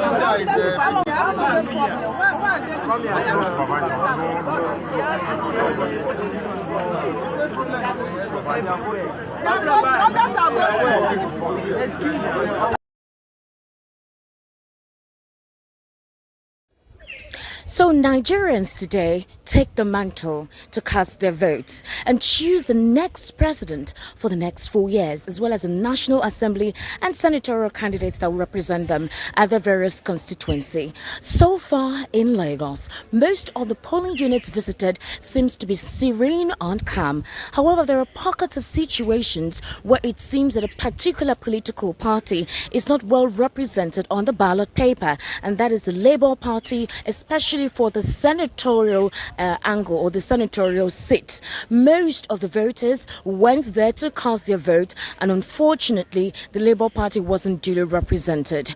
Currently, right now, we are on the island. As you can see, everywhere is calm and serene. Security officials are in place to ensure that elections go properly. There is no fracas, there is no upheaval. Everyone is responding accordingly. For now, though, at some of the polling units, we're seeing trickle of persons, going through the accreditation and voting exercise. It is quite hopeful that as the day progresses, we'll see more persons at the polling units to go through the accreditation and eventually cast their vote. Nigeria is deciding today. This particular day will definitely give us a benchmark of how the next 4 years will be. However, there is a difference in the voting scenario. The difference is the introduction of BVAS, meaning that there's going to be no stealing of PVCs. If you steal anybody's PVC, it's definitely going to be irrelevant, because the BVAS, that is the bimodal voter accreditation system, will definitely do your profiling before you cast your vote. This is Voice of the People 90.3 FM. We are on the streets covering every angle right here in Lagos to give you up-to-date scenarios as the election process continues. Stay tuned.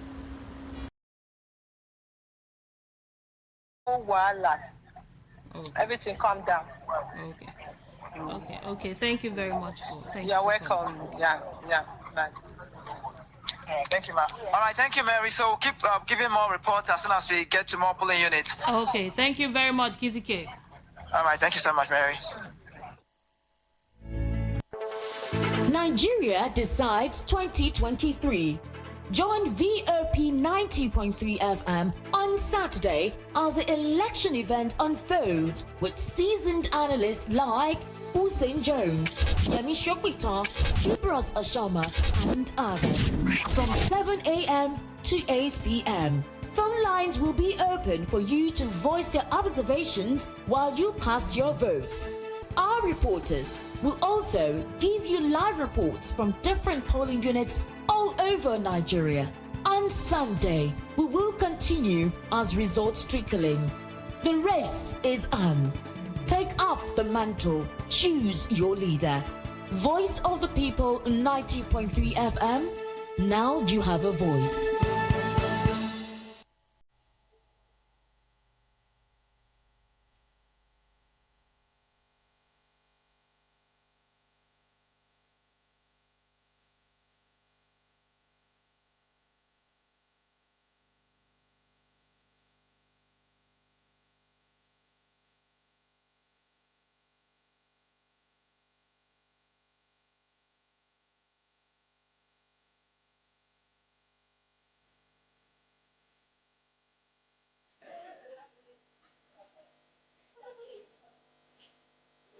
This is polling unit 001 at 4446 Jagumolu. Jagumolu is in Bariga, Shomolu local government. As you can see, accreditation and voting is ongoing. As you can see.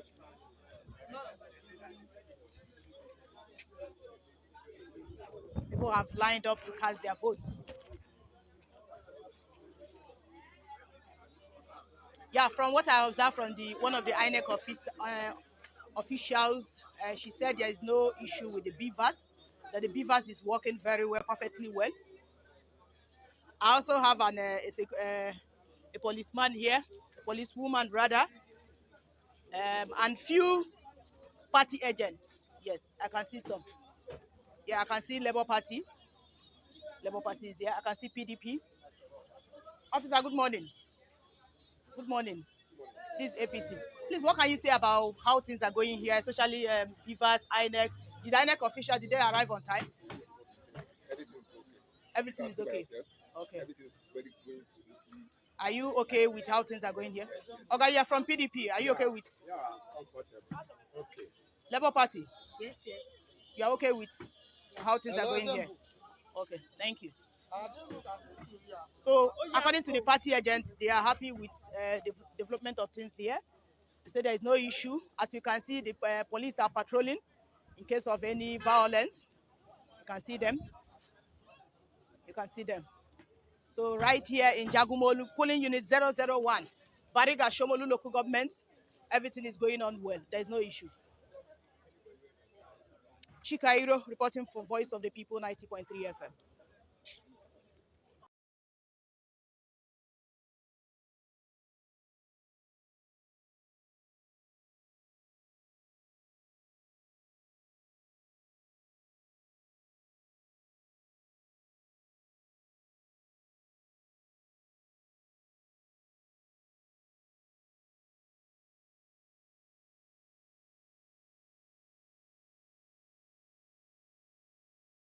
So, good morning. My name is Olukayode Gomaju. I live around Akiode, somewhere in Ojodu Ward. And I've gone around this morning to find my polling unit because most of the centers didn't get the lists posted up until late last night, and some don't even have their list up yet till now. But what has been discovered, the places where the lists are, people that usually vote at certain polling units can't find their name in that polling unit, and they've gone around searching around. Some found their name in other polling units. Some are still yet to be able to find their name in those polling units. Like me, I registered at polling unit 16, and I remember checking from INEC's website. I realized that I was not registered in my polling unit. I was not listed in my polling unit. I was listed in another polling unit. Going to that polling unit to check, I couldn't find my name at that polling unit as well. So I think one thing that is clear now is that most people in the area can't find their polling units, or people that have been registered in a certain polling unit before can't find their names in their polling unit. So I don't know exactly what's going on right now. And yes, what's it called? You can see behind me there's a tent. No, this is 9:31. INEC is not set up yet, and you don't know when we'll start.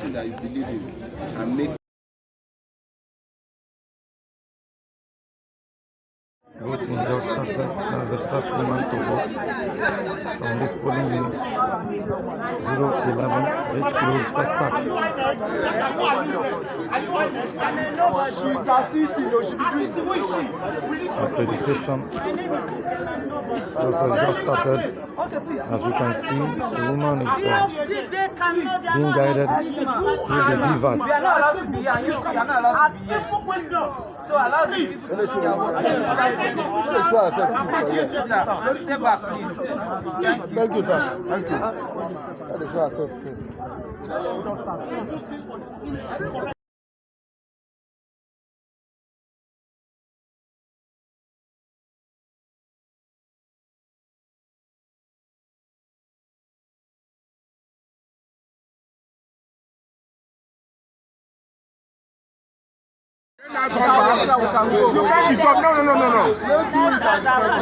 No. You see these people? Hey, vote. You want them to vote and come back to vote again? How do you do that now? This thing came out to tell me Call him and drop any message. He said said we have only 3 paper. Yes. One, there's no label, which because that we can't continue. But he's asking that we want to pass information to them, then they'll get back to us. But if we can do president and senate, president and house of rep, we said no. That if you vote now for president, we can do it. We can do it. Hold on. After you be happy, allow them to No, let's do that one. But he said he wants to call them and There's people that have done their own.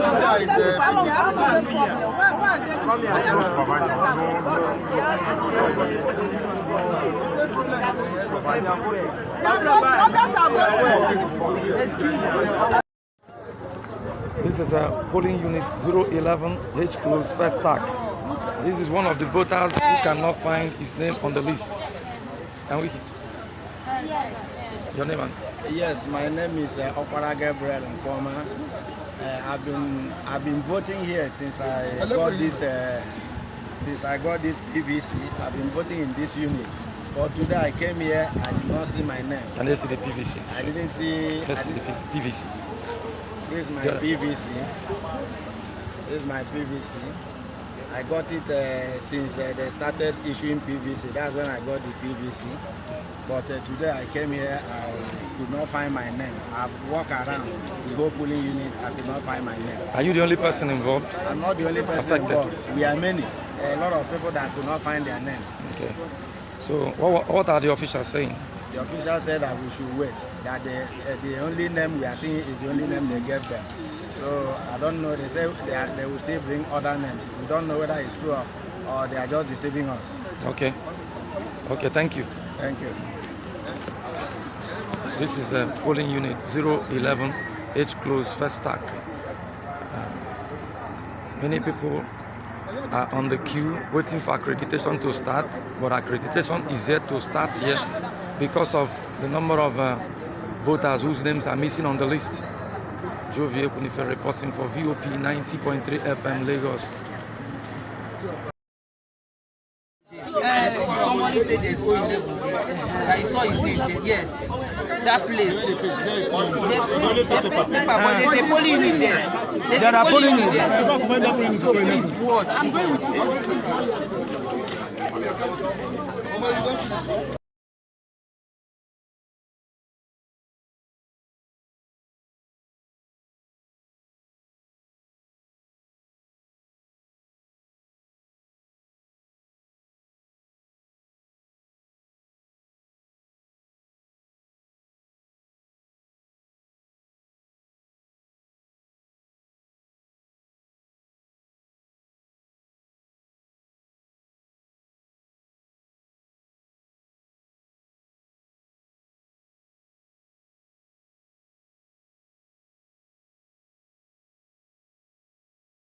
Standing now, where are you exactly? The spot? I'm standing at a Masalati in Mazamaza. Okay. And in all of that area, there is no INEC official in sight? Yes, in all the area of Mazamaza here, there is no INEC official that has arrived. Okay. Okay, thank you. Yes. Thank you very much. The time is to 11, about 20 minutes before 11 o'clock. And you're saying that no INEC official is at Mazamaza right now? Even the securities, they are sure security will be around. No army, no police, nobody is there. People are just walking around, looking, waiting to the INEC to arrive. Nobody, now only a security around here. Thank you very much for calling. Please, we would like you to call back if they start coming. If you see any INEC official or security people, please call us back so we'll get an update of what's happening there. Thank you so much for calling. Thank you. This is the Voice of the People 90.3 FM, and we are taking calls right now from you who want your eyewitness report, where you are, what is happening at the polling unit, if the voting is going on smoothly, if you've been accredited, what is going on where you are. There's security agents there. Is the work going smoothly? We want to know. The number to call in is 0700 903 903 903. That's the number. And our correspondent everywhere will also be sending in reports. We'll be playing you the reports of their observations. Hello, good morning. Hello, good morning to you. Yeah, good morning. What's your name and your location? My name is Lazarus. Okay, Mr. Lazarus, welcome. From Ejigbo. From Ejigbo. Okay, are you at the polling unit? Yes, I'm at polling station 004 at the Coca bus stop. We have not even seen any agent. We have not even seen any INEC official up to this hour. And you have many people there waiting to see INEC officials. You can be hearing the crowd here now. Everybody's here now. And nobody's attending to us. No INEC, no any other, nothing. Okay. What about security agents? Are they there? We only have one security agent by a woman police. Okay. And but nobody's so no information. They've not told you people wait. INEC officials are coming. Nobody has informed you. Nobody addressed anybody. Everybody is just stranded. Okay, just be patient. We will hope that when you get any more information, please call us to update us of what is happening. I will call back. Any information. But it's almost 11 o'clock now. There's no sign of anything. And people are many here. Please just tell them to be patient because we have to vote, and we hope that INEC official will come. All right. Okay, thank you for calling. Yeah.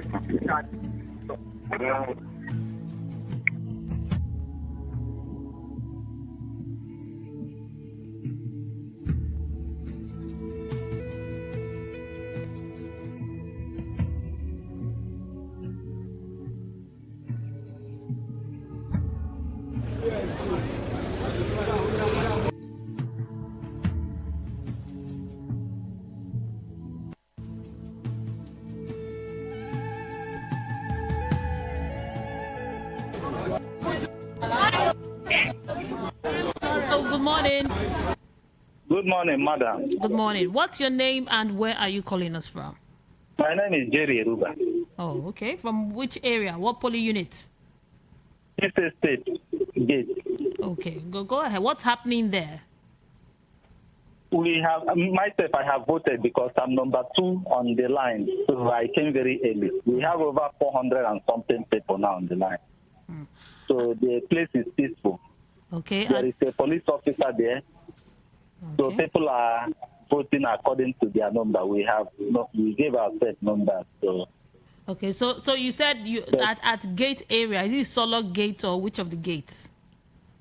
Peace Estate Gate 1. Okay, Peace Estate Gate 1. In what area? It's in Barua Ekpajayobo. Barua Ekpajayobo. Good. Ekpajayobo. The place is peaceful. But I observed one thing. Okay.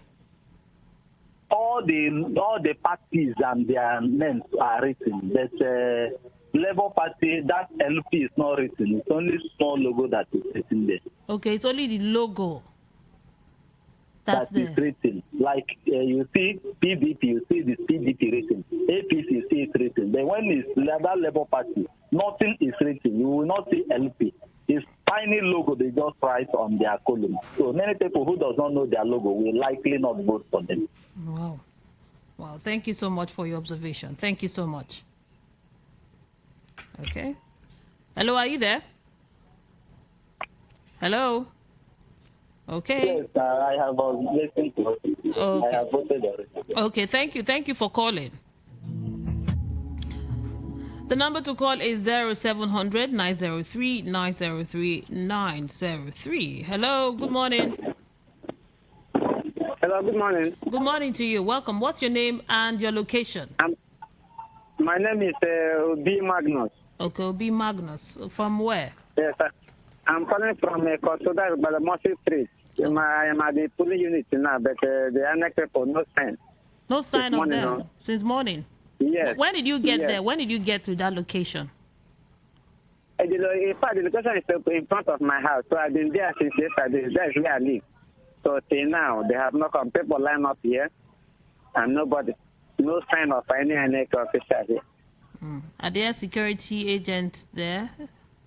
Nothing shows that something is happening here today. Only that the voters are line up here now, and the sun waiting for them. This by the Mossy Street in the Koto car wash bus stop.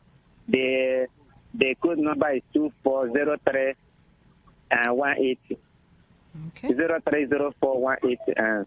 Okay, thank you for calling. Please, we would like an update from you. Once they come, please call us. Let's have an update of what's happening in your area. No problem. Okay, thank you. I appreciate you. Yeah.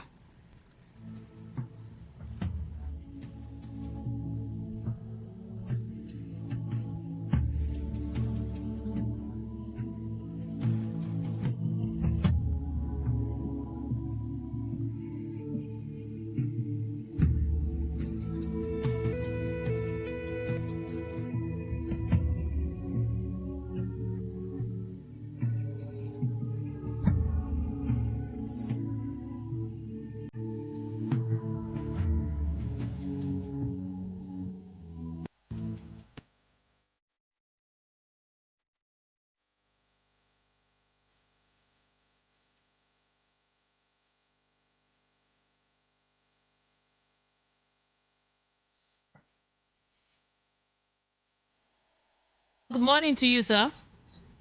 Yeah, good morning. Okay, welcome to the program. Where are you? What's your name? And where are you calling from? My name is Obed Awowede. Okay. I'm at the polling unit just in front of the mosque on Muslim Avenue of Unity Road, Ikeja. And I've voted a pretty peaceful process here. On the queue, you won't find more than 100 people. But very well organized so far. They came a little late. They came about 9:48 or so. But then it has gone on quite well. No disturbance, nothing at all. Very peaceful. In fact, we're even almost concluding now. People are the queue, so I'm trying in the next 30 minutes or so. The queue will be done. Are there security agents there? Yes, there's a policewoman here. Great. And it's someone called in and said that if you look at the voters' papers, that the Labour Party sign was not written there. I don't know if it's the same thing at your polling unit. That what you see is the symbol, but nothing like LP. Same thing.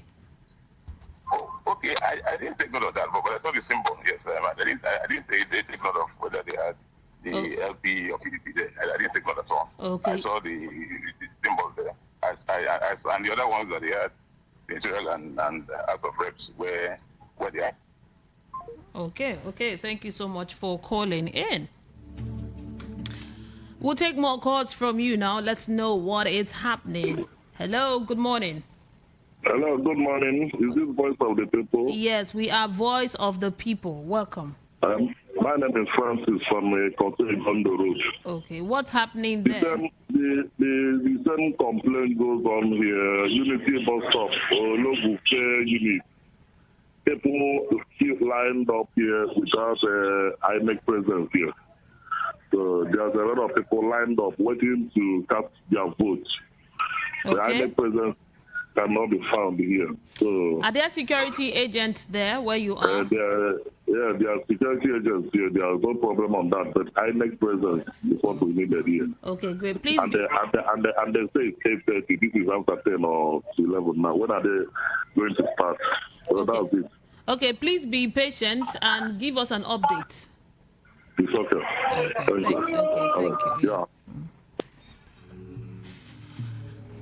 This is Voice of the People, 90.3 FM. We'll take a short break now, and at 11 o'clock, we'll come back on to take your calls and continue the conversation on the election. Keep it here.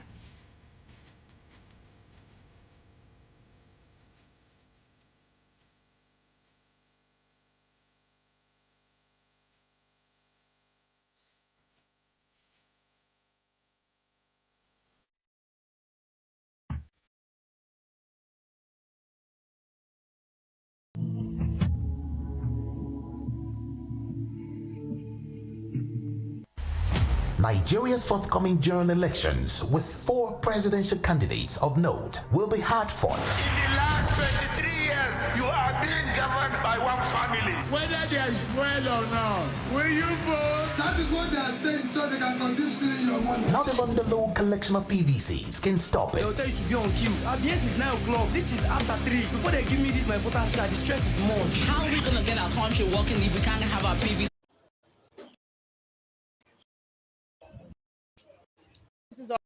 Avenue, in Bariga. So let me take to polling unit 045. Also in Os Avenue. Let's see what's happening if the INEC officials and party agents and men, if they are around. Okay, they are here too. This polling unit 45 in Ososa Avenue, Bariga. They've just arrived. They are trying to put things in place, as you can see.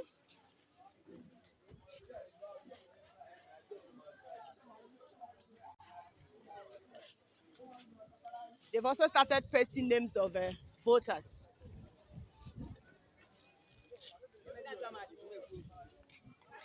They've also started pasting names of voters, and I know after this, they will start the accreditation fully. This is exactly 9 a.m. Yes. People are trying to check their names.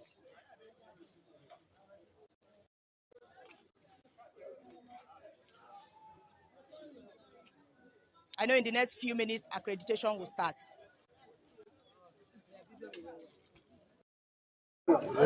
Good morning. Good morning. This is Vivian reporting live from Greenfield Estate. This is the junction of Emeka and Dom Crescent, polling unit 082. People have gathered.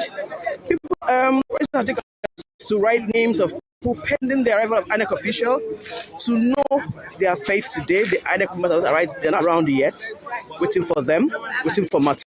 You can see people have gathered. They have done the duty themselves, writing their names, waiting for the electoral officers to arrive here. There are no materials here yet. This is 9 a.m. in the morning. There's nobody available for them here to start their civic responsibility and rights this morning. I'm still waiting on them. There are a lot of there are rumors that some people have been transferred from this polling unit without prior notice, so they wouldn't even know where they are going to vote this morning. We're waiting for the INEC officials to paste the names so that people can know their voting areas or units. This is Greenfield Estates, the second polling unit in Greenfield Estate 082. This is Vivian reporting live.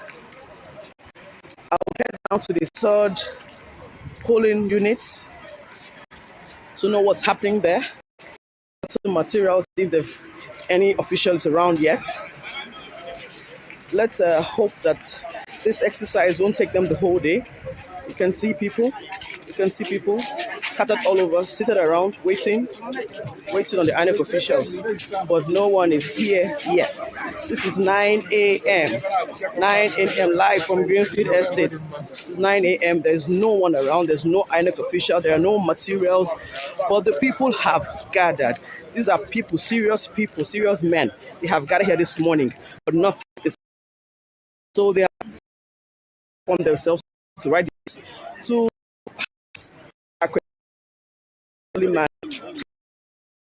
to arrive. Thank you. Good morning. Reporting live from Greenfield. Thank you.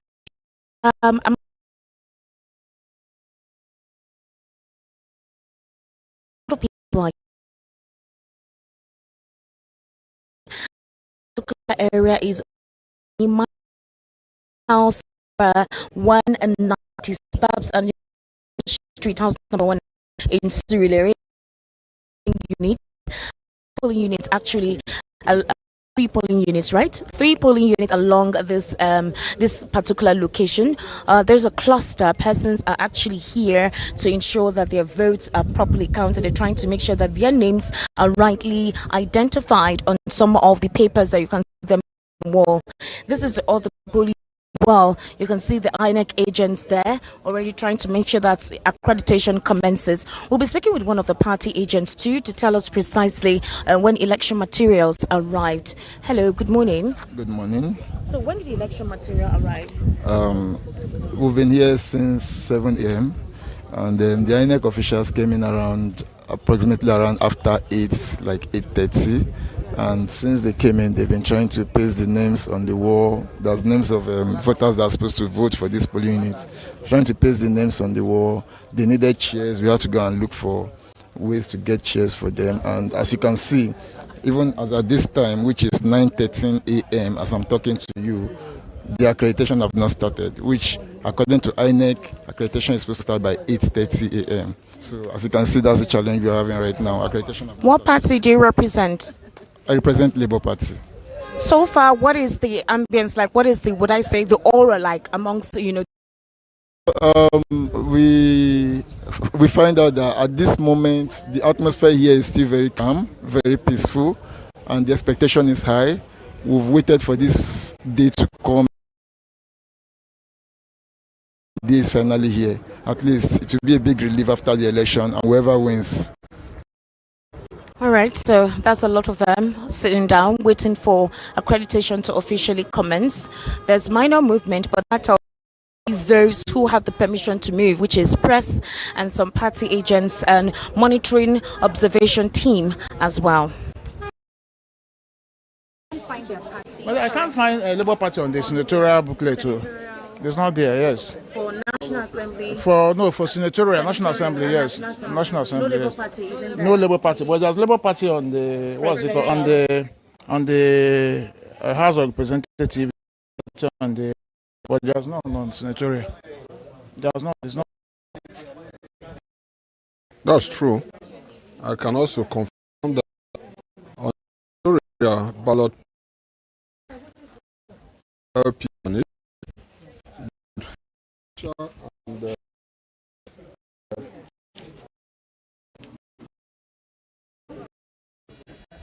This is for this is yes.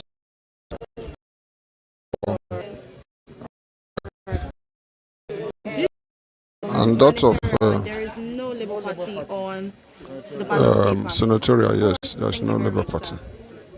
So we're still at Ginodu Primary School.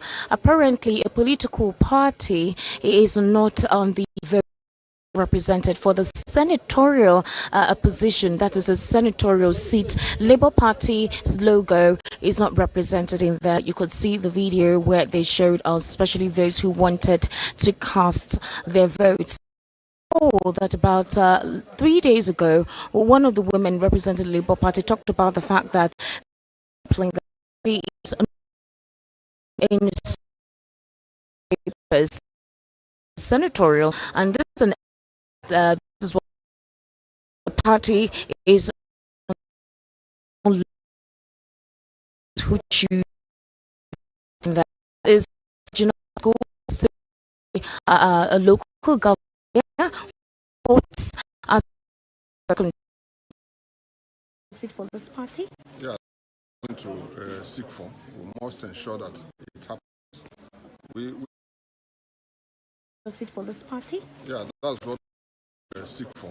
We must ensure that it happens because we couldn't vote ballot paper because I can't find my candidate's logo on it.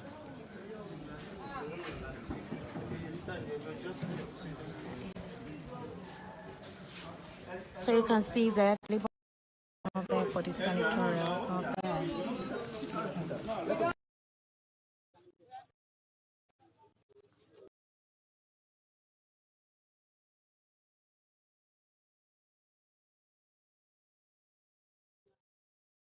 Good morning to you from our studio. It's a minute past 11 o'clock. A mark right here in our studio, live at the 4th floor of the Golden Tulip Hotel along Airport Road, Lagos State, Nigeria. Good morning. My name is Precious Inyi. Welcome to Nigeria Decide Studio with your girl Precious. And of course, it's an amazing day. And I'm sure you've been, you've been abreast with quite, a lot that has been happening in the election.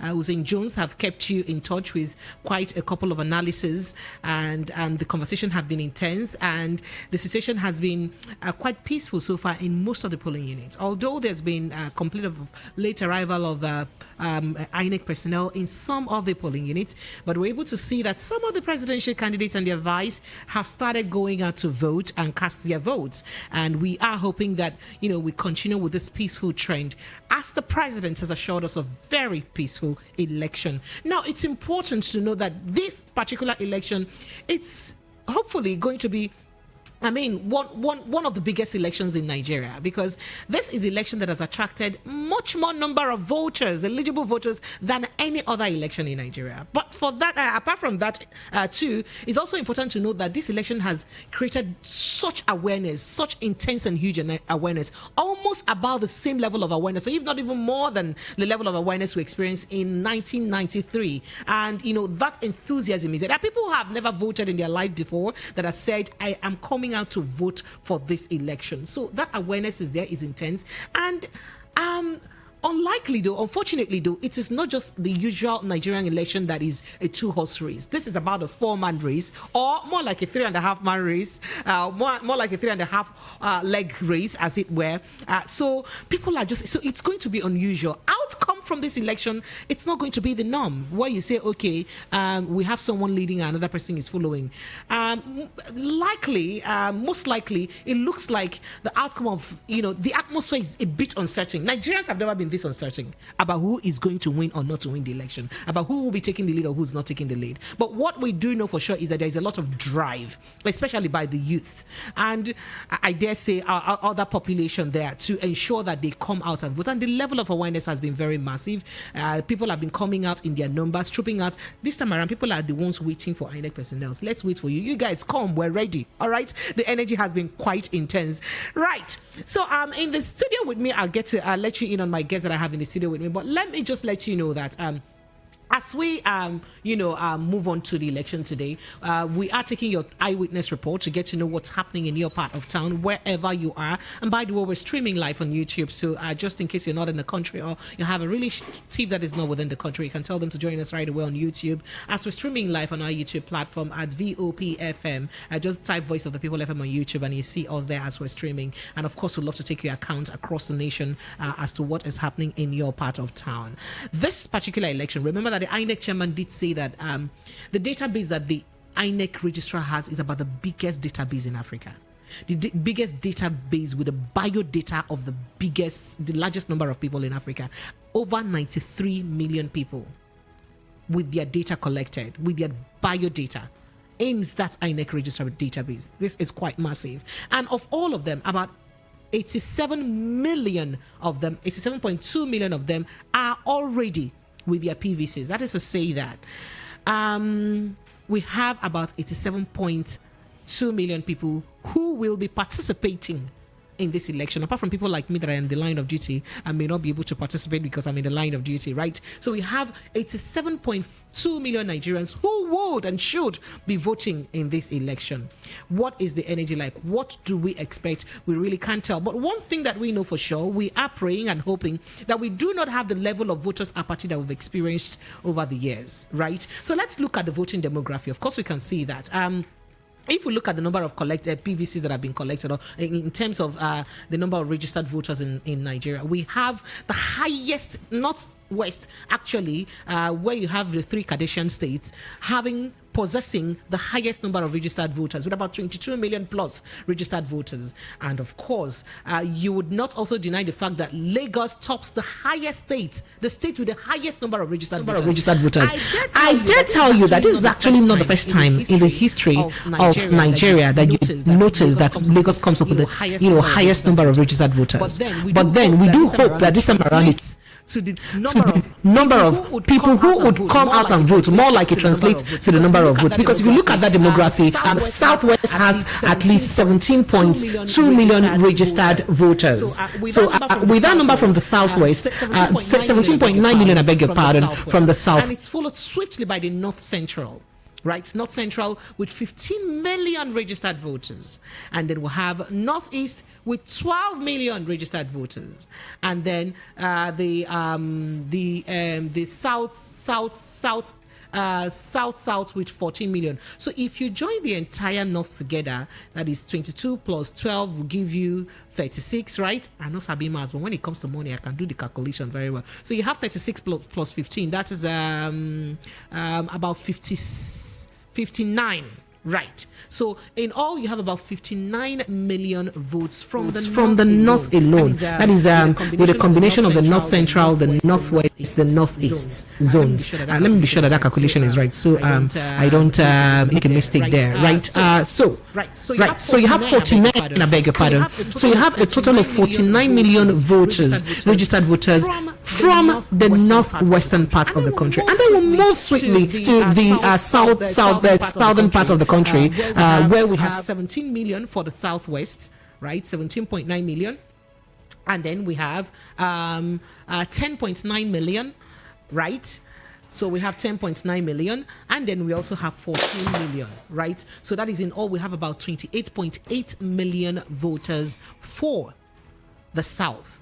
So by the time you juxtapose both the north and the south, north is leading by far, because a whopping 49 million voters registered in the north is quite a huge figure. We do look forward to, much more awareness coming up from other parts of, the country in terms of vote.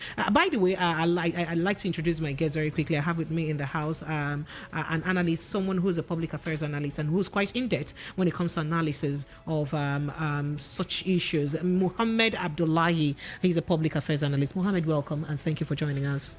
Thank you very much. Apologies. I hope you have gone to vote. Have you?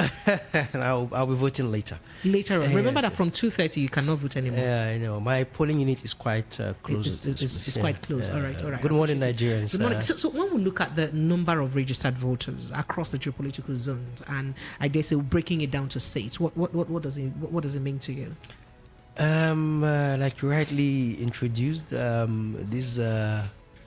this time around, the elections is going to be very intense because we have about 93 million Nigerians registered to vote. And out of these 93 million, we've had INEC says 87.23 million PVCs have been collected. This is unprecedented, in our history. It's really unprecedented.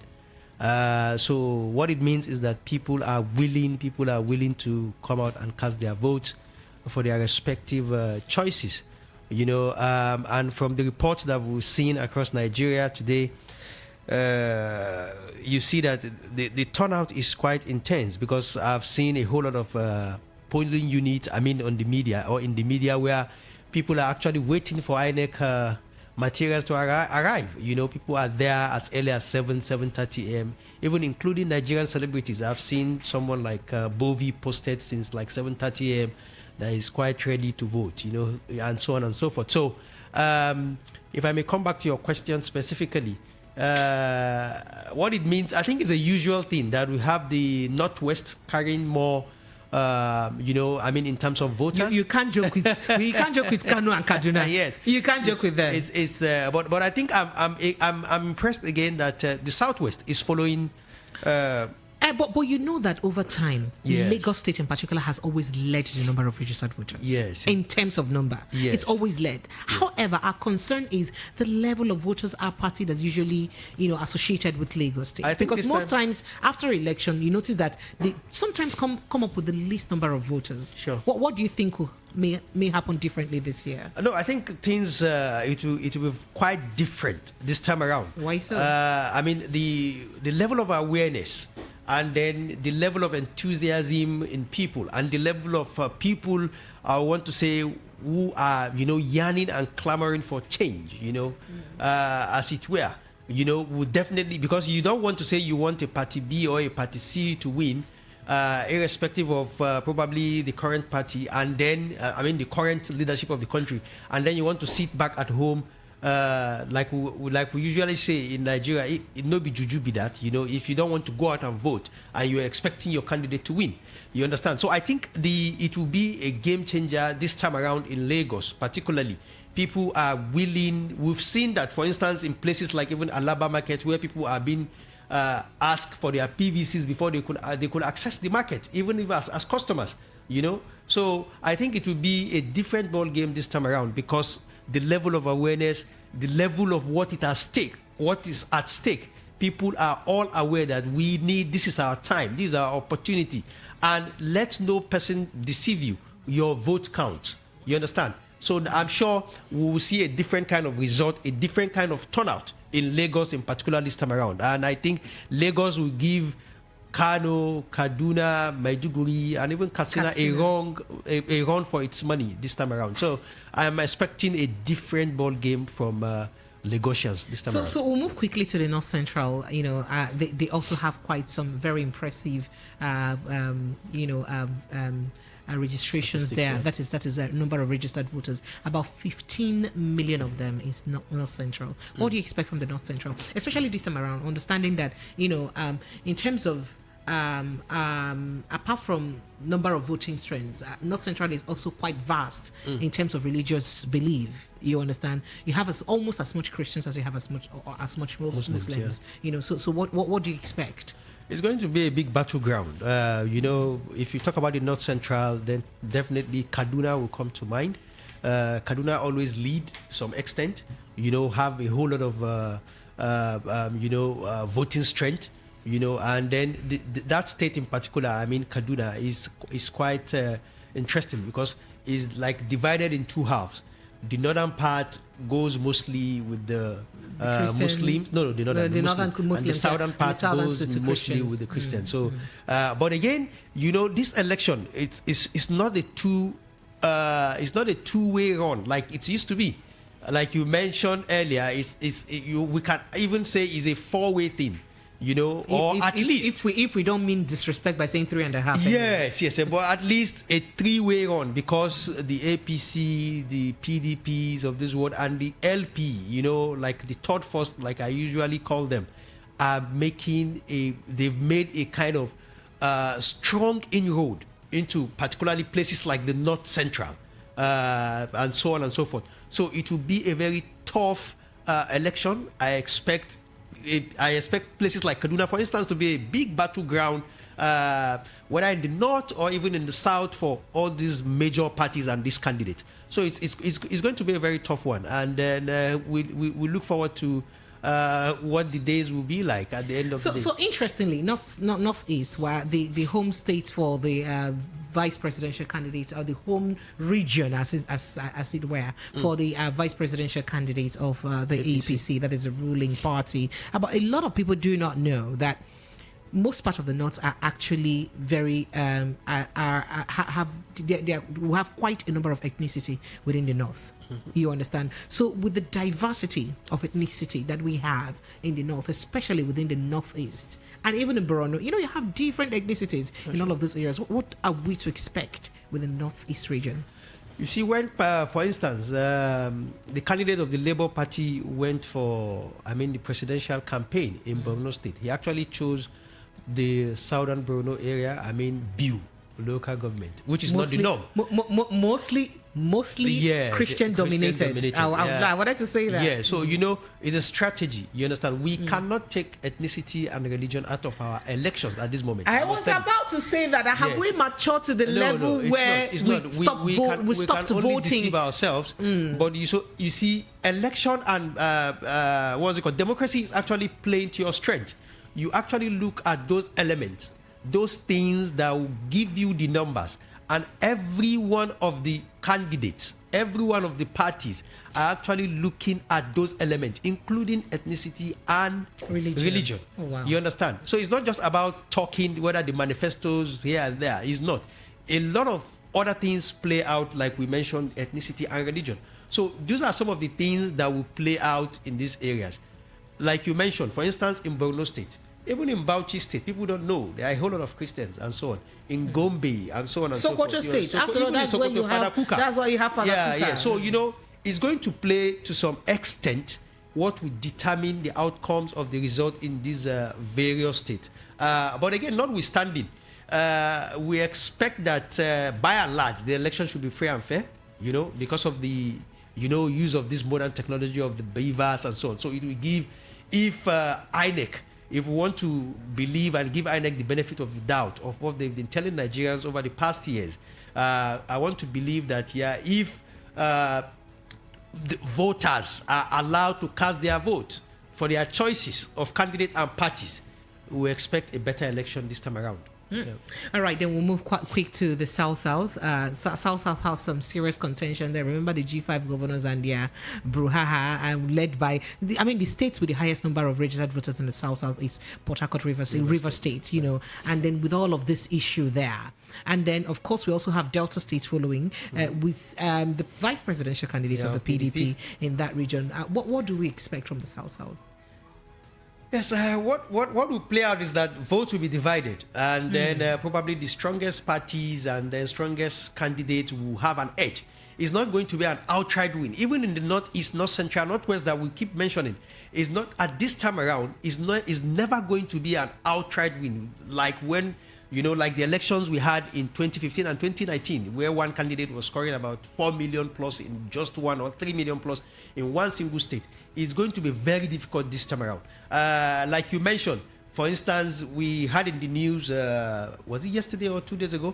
I think it was yesterday, that a serving House of Rep member of the PDP was arrested with some large cash, meant even with a list meant for the distribution, perhaps for vote buying and so on and so forth. It happened in Lagos State too. In Lagos State, over 32 million. Yes, but EFCC didn't mention the name of the person. I was surprised. We were hoping they would have done that the same way they did in River State. I was shocked. They only mentioned the money without no party, did you confirm, no name of person, confiscate this money? Yeah. So so like you mentioned, in Rivers, in places like Rivers and Delta State, what will happen is that, yes, each of the strongholds of the candidate, they will want to secure it and then probably get a little bite from other areas. So what is important is that probably you win, and then all other candidates can get the required 25%. That is what is important again. So even if you don't win in those states, I want to believe that a party like LP should be able to get probably the required 25% in Rivers or even Delta, and so on and so forth. So it's going to be a tough election all rounder. And then, like we keep saying, it's no longer a two-horse race. The fact that we have multiple choices will make it more interesting. All right, so so we move quickly to the Southeast. People were a bit excited with the arrest of Simon Ekpa 2 days ago, hoping that would help quell the agitation in that area a little bit, considering the fact that he had ordered a sit-at-home order, and especially in the way and manner that he tries to execute the sit-at-home orders, that instills a lot of fear in people, which of course would result to a lot of voters' apathy. But right now he's back on Twitter doing his thing. So what do you see playing out in the Southeast, especially considering that you have about the least number of registered voters so far? Yes, I don't want to give too much credence to a non-state actor, I must confess. But like you rightly mentioned, Simon Ekpa holds a strong kind of influence on the people of Southeast in particular. Places like Imo, we've seen a whole lot of shenanigans in Anambra and so on and so forth. But again, I want to give the benefit of the doubt to the Nigerian security agencies. I'm sure I've read and seen in the media that Nigerian security agencies have come out to say, no, people can come out to vote. The Southeast is very safe for you to come out to vote. I'm not there, but I want to believe that this is the situation on ground at the moment, because even in Lagos here that we've had little trouble. I see coming to the studio this morning, I've seen I see in less than 4 kilometers from my house to the studio this morning, I've seen a whole lot of checkpoints, military men, military personnel, trying to ensure that if you don't have any business being on the road, you are not supposed to be on the road. So I think the level of security should even be higher in places like Southeast, where we have people planning to foment trouble here and there. So I want to give the security agencies the benefit of the doubt that they will be able to handle the situation, and then they won't give the non-state actor the opportunity to foment trouble. Yeah. Talking about non-state actors, information reaching us just now has it that polling units at Sonya Road, Agoda Surulere, that thugs have been forcing people to vote for the leading political party, and people okay, let me read it the way it is, that thugs forcing people to vote for the leading political party refusing, they were scattered with broken bottles and cutlasses. Policemen called soldiers who came in on time, and they've arrested some of those who came in to cause the issue, and that's more like a very swift action by the military operators there. So that's just to tell you that if you do anyhow, you will see anyhow. All right, this is Nigeria Decide Studio 94.3 Voice of the People FM. My name is Precious, and I have my guest in the studio here. So let's take the full video of and chats of with the national coordinator of Women's Situation Room in Nigeria, and let's get to see what she's got to say. We'll be right back.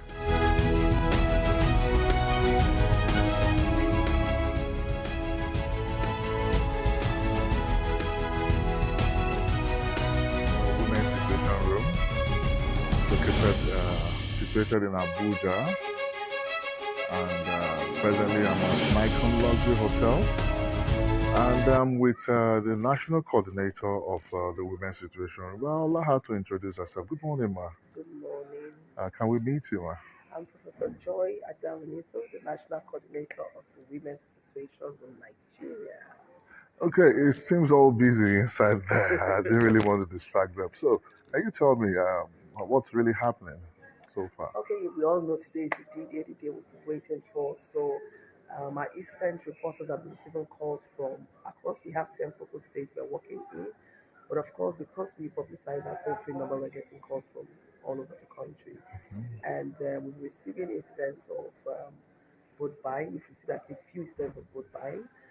At this stage, Yes. Really? We've also received a number of calls on non-appearance of INEC officials and late accreditation process. So just we're still in the process of trying to collect all that has come out so far. Yeah.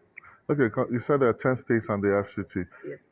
How is it possible that you're able to cover the states? I know it's going to be difficult covering 36 states, but when you look at those states that you picked, I know Anambra is there, Ebonyi is there, Benue, Borno, okay. Plateau, Ekiti, Cross River, Kaduna. So we're in all the 6 geopolitical zones of the Federation, but we just selected few states. Was there any reason why you selected the states, or are there flagship areas? Not really because of the hotspots. Most of the states were states we were already working in, so it just made sense to dig deeper into those states because we already have structures in those states, for the elections. And some of them were also based on, the selection was also based on donors' interest, where do not focal states, and so that's how some of the states were chosen. Now, of course, because it's a national toll-free number, we've done a lot of social media campaign. We also have a lot of networks we're working with. We also have collaborators. If you look in the room, you will see the Civil Defense, you will see National Orientation Agency, you will see the Federal Ministry of Women Affairs, you will see some of our stakeholders at Women in Politics Forum, under Women Lobby Group. So a number of stakeholders are in there, and they've also helped to publicize the toll-free number. So calls are coming in either confirming that voting is ongoing or that they haven't seen INEC officials yet asking us to respond. So what we've done is, for those that have said they haven't received materials, we what we used to call the INEC hotline to say this is what is happening. We've been assured that. Good. Smooth. At least so far so good. Everything is going smoothly. At least all over from the reports gathered so far. I think we're on track. Everything is going well. Okay. So we observed that election exercise took off quite late since most parts of Agege this morning. Election materials arrived late, and we also observed that there's low turnout of voters. What would you like to say about this? Well, 10:56, before they put everything together, before they arrive at the center, and considering the fact that there's no transportation on the road. Situation Room Nigeria, and of course they've been talking about their observation so far concerning the election. And I get back to my guest Mohammed. One of the things that I picked out from what she said, I heard the giggle when she mentioned that there already are reported incidents of vote buying. Are you surprised? I am not. In fact, these are the kind of things that normally, if you are conversant with Nigeria's politicking, is something that goes on every time we, that we vote. It's quite unfortunate, even though the president and the central bank governor, in introducing the redesigned currency, mentioned the fact that this is one of the cardinal points why the redesigned currency is being introduced. But I must confess to you that in my own thinking, this is my opinion now, please. In my own thinking, the situation we are in even makes vote buying much more easier and cheaper. You know, I tell you, if you have a hard cash of 1,000 naira, it's like you have 100,000 naira. But did you see 32.4 million naira of the new naira notes were confiscated? Of the new naira, you'll be wondering, where did they get that money from? Yeah. This same money that you and I will go to bank, we can't even get 5K. Yes. And one person had, and these are the ones that were caught too. How about the ones that did not? That's why, you know, so was the president right? Was the CBN governor right by saying that politicians mopped up a substantial amount of the money that he had already released to the system? So why were the money redesigned in the first place? If you have a system that will allow the same politician to mop the new notes. So imagine if the money was not even redesigned, how much more you leave us. I remember that Galadima came out the other time to say that a particular sitting governor has the old naira note to the tune of 22 billion naira. It's possible. What we say is... meaning that it would have been worse if the money wasn't redesigned. Yeah, but now it's still worse, because I tell you, like I was saying earlier, if you have 1,000 naira Nigerian note at the moment, it's like you're having 100,000. Because I tell you, if it's not compulsory that I buy anything at the moment, I don't.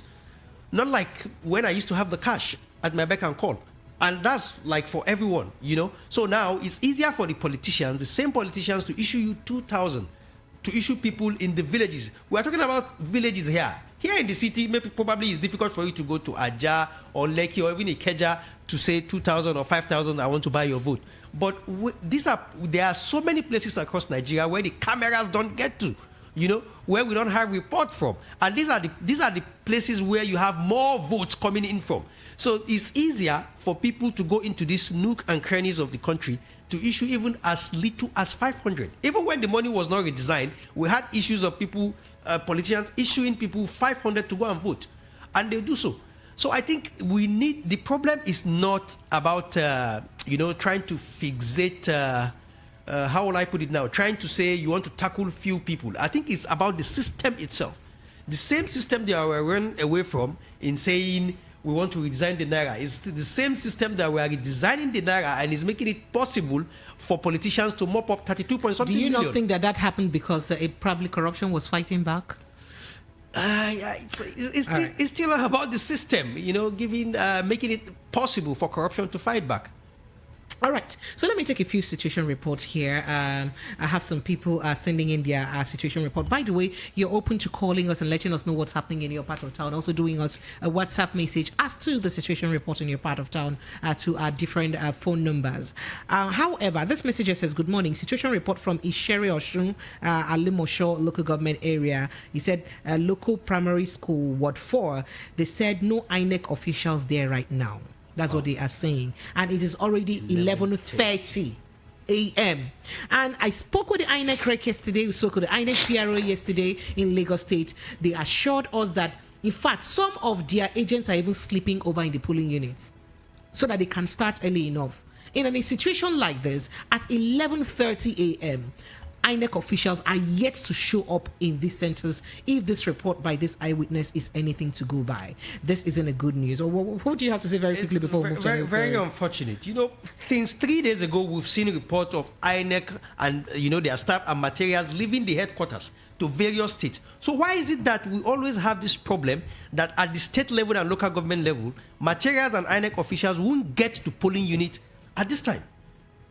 All right, so very quickly, let's join the Honorable Speaker of the Lagos State House of Assembly, Right Honorable Mudashiru Obasa, as we listen to him while he's casting his vote. Lagos, this is a Nigeria Decide Studio 4. 90.3 Voice of the People FM. My name is still Precious, and let's take a listen to Right Honorable Mudashiru Obasa, the Speaker of the Lagos State House of Assembly, whilst in his polling units. At least so far, so everything is going smoothly. I mean, it's all over from the reports gathered so far. Everything is going well. Okay, so we observed that election took off quite late in most parts of Agege this morning. Election materials arrived late, and we also observed that there's low turnout of voters. What would you like to say about this? Well, 10:56, before they put everything together, before they arrive at the center, and considering the fact that there's no transportation on the road, so we can excuse them this manner. And for the turnout, we have just started. We are very hopeful and people will be coming out. And I must commend them for the pattern they have adopted. You are accredited and immediately you are casting. And how do we make up for the time before now? Because they actually started at about 9:30. Yeah. And here we are at 2:30, it will be over. So this is just 9 or 10. So we have ample time to attend to this. And the point is for our people to come. And I'm very sure they'll be coming now. So we have just started. Let us be hopeful.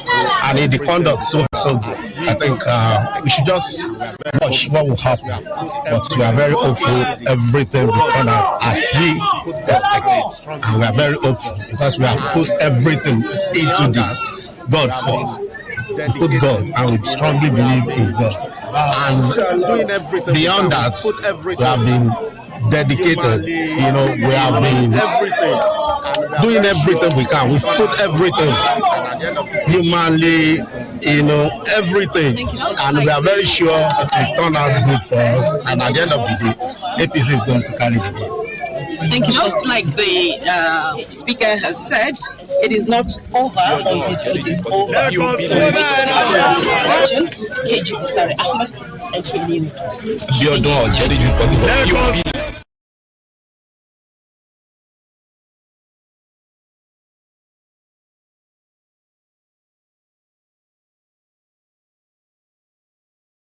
At his polling unit in Agege whilst trying to cast his vote. And like every other person did note, and like we've had concerns, there's been concerns, apparently not to just us in the studio, generally, of late arrival of INEC personnel. And then INEC had ensured us that voting starts at 8:30 a.m. And accreditation and voting would go hand in hand from 8:30 a.m. through to 2:30. As it stands now, since they have delayed people to this time, would they still come at 2:30 and say you knock you up again? No, is it possible? I don't think so. Like we always have these issues every now and then, and it's very disturbing that we don't learn and we don't improve on situations. I was happy since 3 days ago that I've seen election materials and INEC staffers leaving the headquarters to say there are various states and even local government. So what is then the issue that if the materials have arrived since maybe 2 days ago, what is then the issue that, from that same local government, it can't arrive the polling unit on time? That we have to waste like about 3-4 hours before INEC and the election materials arrive. It's very, very sad. This is a recurrent thing in our electionary system, and it keeps recurring.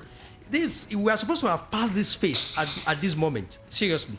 And definitely what this means is that the timing for the election must have to be extended. Definitely, if not, we'll disenfranchise so many people. Would you think that probably INEC had difficulties in with logistics moving their materials? Remember that the court had ruled that INEC shouldn't use the MC Oluomo-led parks and garage management for the distribution of sensitive and non-sensitive materials. So do you think perhaps they ran into logistics issues, and that may be the reason for the late arrival of both INEC personnel and items? I don't want to believe so. I want to believe that even as an individual, when you are planning for an event, you have your plan A, B, C, D, even, to some extent, let alone an agency like INEC that have been doing this for so long. You must have your plan A. What if the plan A fails? You quickly switch to B. If B fails, you have C or even D. So if the court is saying you can, and people have their legitimate right to go to court, because we all know this person in question is affiliated to a particular party. You understand what I'm saying? So people have the right to say, no, we don't have confidence in these people moving these election materials. So why can't INEC have another plan, another strategy in place to say, okay, if this fails, we can quickly move to this? So I don't think that should be an issue. There are so many transportation companies, not even in Lagos alone, around the country that should be able to handle sensitive materials, in terms of distribution, quickly, as quickly as possible. Not only the MC Oluomo-led NURTW. All right, so moving on, at Ladi Kwali Street polling unit, we'll say Abuja, opposite Abuja Continental Hotel. This is a situation report reaching us right now. They say, though voters are few, but the accreditation and voting process is ongoing and smooth so far. Security agencies are present. I don't know if this is happening everywhere, but voters are being shared cold bottles of water away. You guys are chopping live in Abuja. And that says, it is gathered that a generous individual is responsible for the gesture. I was coming from Lekki just now, and I saw some people even put up like normal stand of food chops. They're giving people things. Stay and enjoy yourself. And I've never seen such amount of people come out in their numbers before. People came out. I'm talking about Lekki. On a good day, people will just sit down and boys will be playing football on the street. But I see that turnout, that awareness. I am very impressed. Let's take a look at the videos where how that is playing out in Abuja. You can imagine at this time, then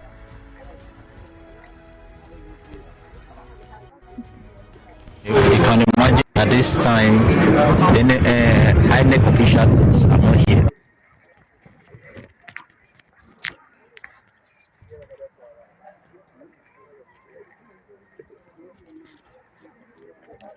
INEC officials are not here at all because the number of people here. That's the situation on ground right now as it is. That's the situation we are facing here at the Sherry as it is right now. INEC officials are not even here at all.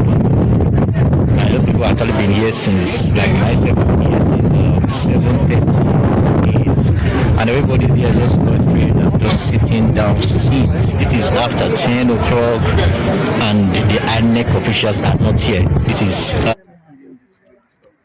Before register for have is in Abuja, who's been giving us live a situation report and account of what has been going on in Abuja. Where are you, Lagos? Wherever you are, let us in on what's happening in your part of town. Let's take this phone call very quickly and see if someone is ready to fill us in with the situation report in their part of town. Hello, good morning. Good morning. It's not afternoon yet. Good morning. But this is to 12. Is Mr. Eze is talking. Mr. Eze, where are you calling from? Maza. Yes. What's the atmosphere like in Maza now? I'm calling from I report before. I report that since morning till now, we have not seen any INEC officers in the whole Maza polling unit. Which of the polling units particularly, Maza? Masalati polling unit, there is no official INEC officer. Yes. In where? Please don't cut. In where? And Allah, you made the same thing. In the whole Maza. And people are outside till this time now. It's almost to 12, and people are still outside waiting. Yes. Have voters gone back to their houses? Have voters gone back to their houses, or they're still available waiting? They're still on ground waiting. They are still in the venue of the places. Nobody have gone to a house. No, everybody is still in the venue of the places. How about security agencies? Have there been presence of security agents around? There is no security agent around. Nothing.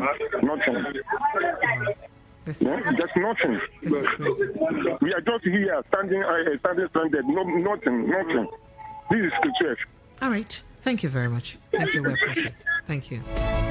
So INEC Lagos, if you can hear us, if at this time, almost noon, your officials haven't arrived at Maza at all, and at this time, I'm wondering, how many more hours do they have to vote? And you're giving a time frame of 2 hours, 2:30 maximum. Nobody should come up to queue again. I don't understand what's going on here. Let's see if we can take a few more calls, and then I'll have you react to all of them, Mr. Mohammed. Hello, good evening. Oh, good morning, rather. Good morning. Hey, good morning. You reached to laugh me, my dear brother. I won't make the time finish quick. Okay. This is Silas from Isolo. Silas, you're welcome. Go ahead. What's happening in Isolo?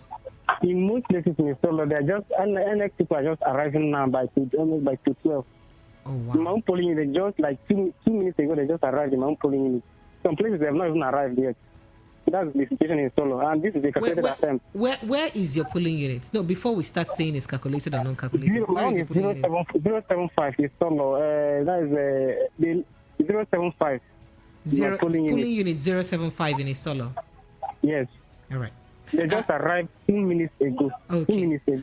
So the good thing is that INEC assured us that no polling unit has more than 103,000 1,300 registered voters. And they have also assured us that both accreditation and voting will be going on hand in hand simultaneously. So let's hope. No, they are not stopping votes. No, they said anybody that is not on the line by 2:30 should not come back and line up again. Meaning that if you people are 1,000 on the line at 2:30, they will ensure they attend to all of you on the line. Because somebody can come and say that 3 hours and go and try to come back. So the people that are coming 3 hours to extend it now, so that other people that have gone that will come back to check again later will be accommodated. I can imagine that. I understand your fears very well. So this is a calculated attempt. This is part of the region we are talking about. So the strongholds of some candidates, this is what they intentionally do. But at this time around, INEC would have, because if it's lapses from INEC assured that anything or any mistake that is due to their own faults, they will ensure that they do something. So probably they will augment or probably have another rerun election in those areas in future. So just calm down. This one is an assumption. If 2 people vote, they will use that one and calculate. That is not the thing. This one you say is an assumption. 2 people now vote now, they will calculate it as if 2 people voted in. But at least you're on ground. But at least you're on ground to tell us what is happening and how they allowed only 2 people to vote, and we're here to shout it to the world. Okay, so that's just it. In Solo, most places in Solo, they're just arriving now, 3 hours plus later after the time. Thank you. Thank you so much. I appreciate your input. Thank you very much. Sad. Mohammed, would you like to react to that? It is not a cheering news at all. At all. I seriously. And people are already feeling that is a calculated attempt. Yes, I seriously. The stronghold of some people. I'm very much disappointed because, like, I keep saying I give benefit of the doubt to the Professor Yakub Mahamoud-led INEC that I believe this time around we'll get it right. But it's not looking palatable at all because it's shocking that INEC is just getting to polling unit at this time. And even the man that called for Maza, there is no trace of INEC at all at almost 12 o'clock. It's not a good demonstration of our electioneering system. It's not a good one at all. So I think if INEC, like you mentioned, can hear us at the moment, or anyone knows how INEC should do things right, please should pass the information to them that their attention is actually needed in many parts of Lagos and perhaps even many parts of Nigeria. If we're having this kind of challenge in Lagos at the moment, I want to I don't want to imagine what will be happening in remote areas across Nigeria at the moment.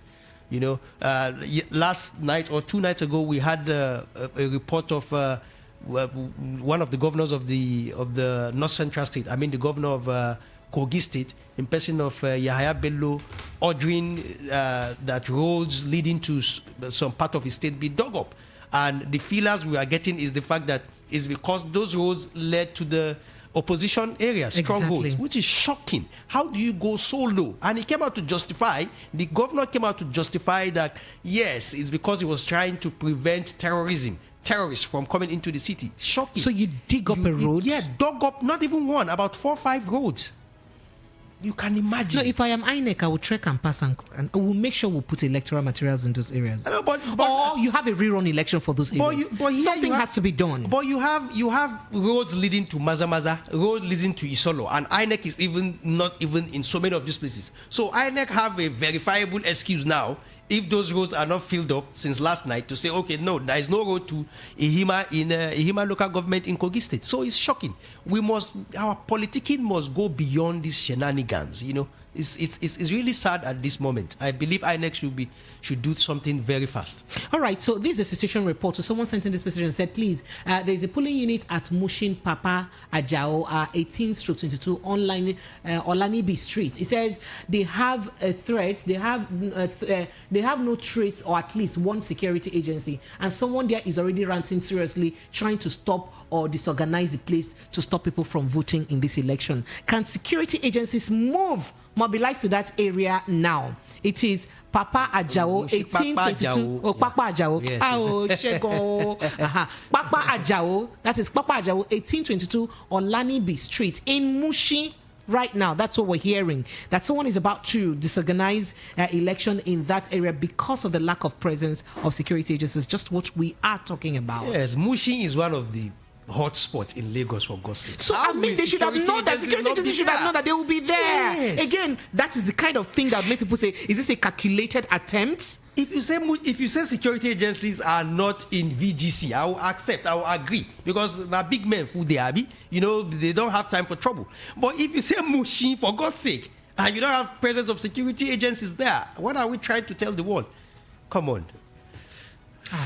Very sad. All right, this is still the Nigerian Decide Studio 90.3 Voice of the People FM. So I've got more situation reports here. Polling units 059 Ilaje House 3 and 5 Ilaje Bariga, Shomolu local government area. Chika Ero says, he has some videos, would have to play that later on. He's talking about what is going on there, and we still see people locking around and standing around. That's the video. People are not, I don't know, it doesn't look like there's a presence. We'll see this elderly woman trying to ensure. I love the zeal of elderly people when it comes to election. These people, even though they are almost not mobile, they find their way to come and vote. This is like, if this has to be the last thing I'll do to ensure a better future for my grandchildren, that I will do to ensure that I secure their future. I love that zeal. And Esther also says, Kuramo Etiosa, there's a couple who could not even find their polling unit. So you know that this thing with the polling units, INEC created more polling units. So you see that in a particular street you may even have 2, 3, 4 polling units. And when you check in the INEC website, it tells you polling units, Airport Road by Ajewo Estate, for instance. And then you have like 3, 4 polling units between here, within the stretch of Ajewo Estate and Airport Road. How do you now know which one that is your own? And you know that there's supposed to have been the names of those people who are eligible to vote in each polling unit posted ahead of time. But some people are still saying that those names are not posted in most of their polling units. Now, this is not talking about Lagos situation. I mean across the country, because there are people who have called in the different places that I've been to before now, from Jos, from Kaduna, from Abuja, to say that we don't see any name pasted anywhere. So I don't know. What can we make of all of this? It's really sad that it was only less than a week before election that INEC mentioned the fact that more polling units will have to be created, blah, blah, blah, and so on. And in fact, even put out, a web address to say people should check in their names so that they will have, they will verify their particular polling unit. The question is, how many Nigerians are conversant with the internet? How many Nigerians have accessibility to the internet? So I think the sensitization was very poor, and we keep having this fire brigade approach to every of our national endeavor, which is very sad.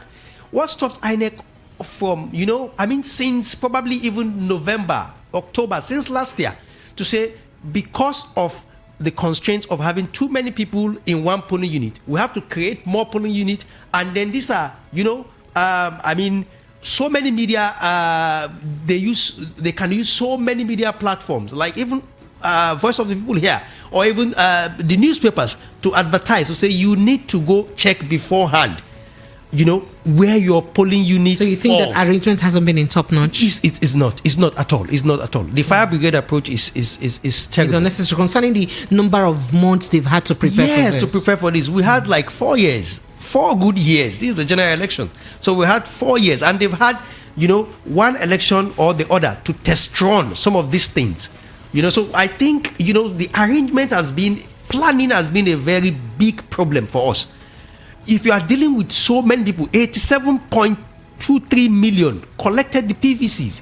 So it's not a child's play at all.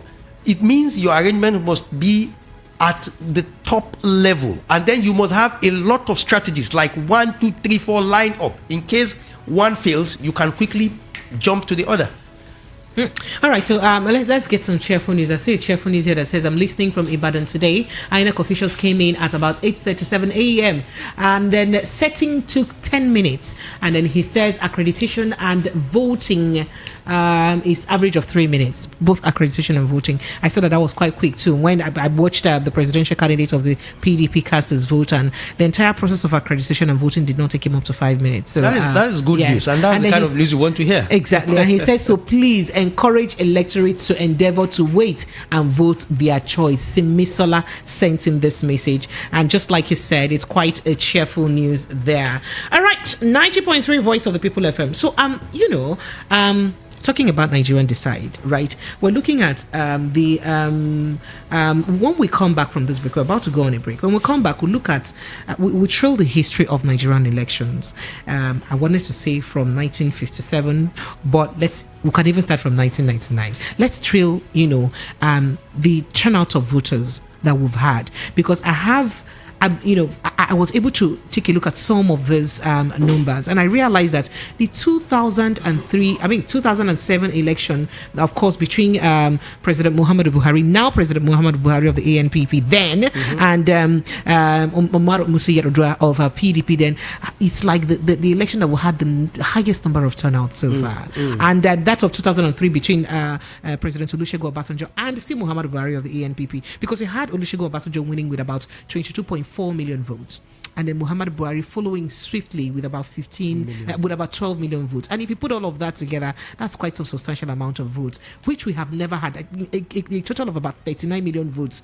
Unlike what happened last election in 2019, that we had a total of just about 28 million votes.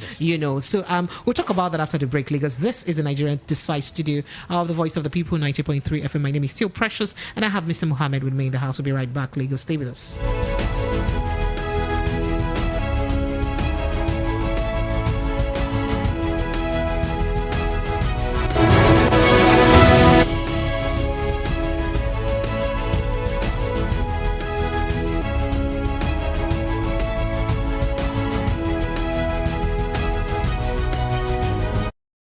What that 7 Etiosa local government and it has comments, but we're here with a party agent, so we're going to speak with this party agent representing the All Progressives Congress Party. Hello, sir. Can we meet you? Yeah, my name is Christopher Blessing. All right, so you're here for the APC Party agent. Yeah. All right. So far, the voting been going? It's in the school and find their job. Party agents are cool, so there's no problem for them. There are no issues. Hope something will come up later. Well, okay. Did the INEC officials arrive on time? The police 70 arrived on time, but 37 did not arrive on time. Okay, so we have polling units 70 and 37 here. Yeah. Oh, okay. 37 arrived on time. Yeah, but no, 70. Okay. But 37 arrived late. 1 hour, 30 minutes late. All right. But so far, everything is looking peaceful, serene. Yeah. All right. Everything's good for them. All right. Thank you very much.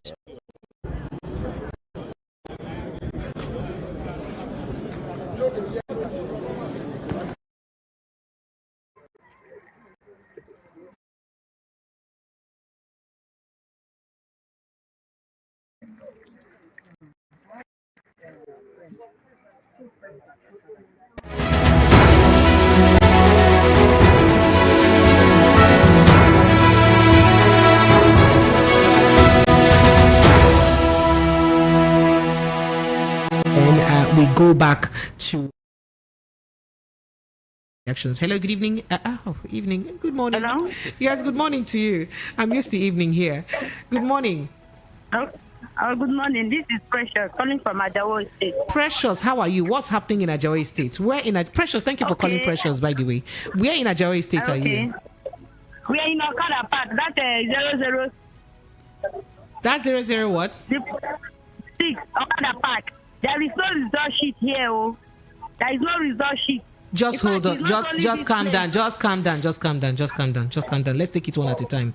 First of all, at what time did INEC personnel arrive there? I don't really know. I came around after 9. And you saw them there, Abi?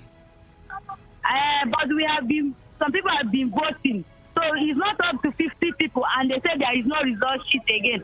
And I was confirmed. I confirmed that it's not only here, that there are other places in Ajawo State that this same thing is happening right now. Okay, so you people have been voting, and they're saying that there is result sheet that be ballot papers, that they don't have ballot papers. Result sheet.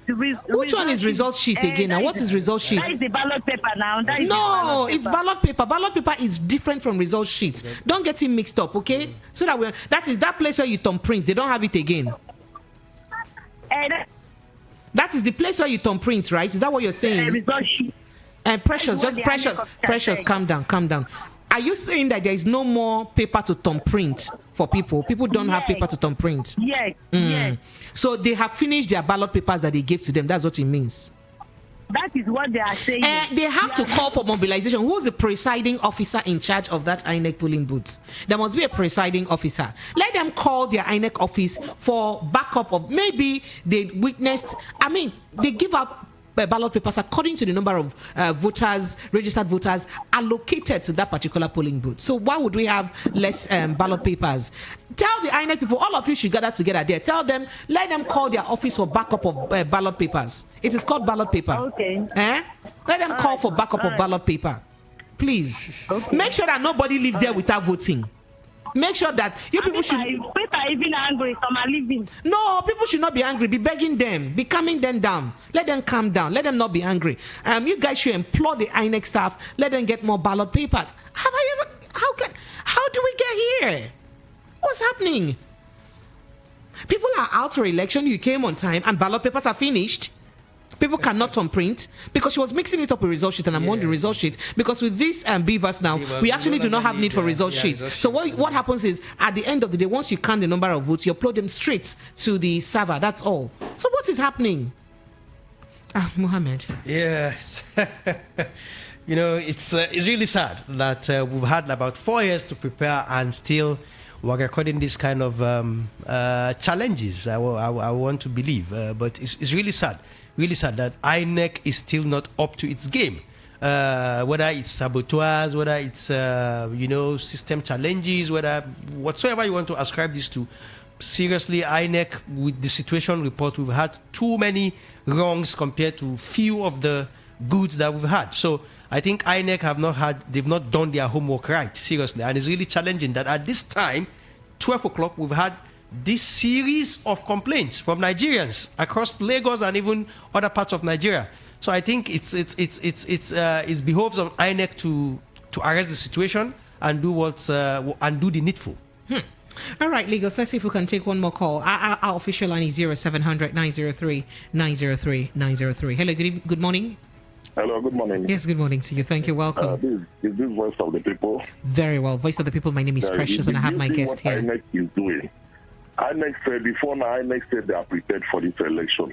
And now someone is complaining about result sheet and other things. Some people are getting angry and going, is this what INEC prepared for? My unit at Unity now, they just, a lot of people. I didn't get you. Your unit at where? Unity at where? Unity, Igondo Road, Igondo. Okay, road. What's happening there? Yeah. They just arrived, as you told me the other time. They just arrived now? Yeah, they just arrived, yeah. And a lot of people have left out of annoyance. So, according to the last time, I heard that some areas, as I always state, that they complain that they don't have resources anymore. Look at this excuse. And before now, INEC told us that they are prepared for this election. Please. Thank you. Thank you so much. All right, Lagos will be taking a break to going for the news. When we come back from the news, keep bringing your calls to that phone number 0700 903 903 903. We would want to hear what is happening in your polling units, wherever you are calling us from. Let's take a break for the news. We'll be right back, Lagos. Stay with us.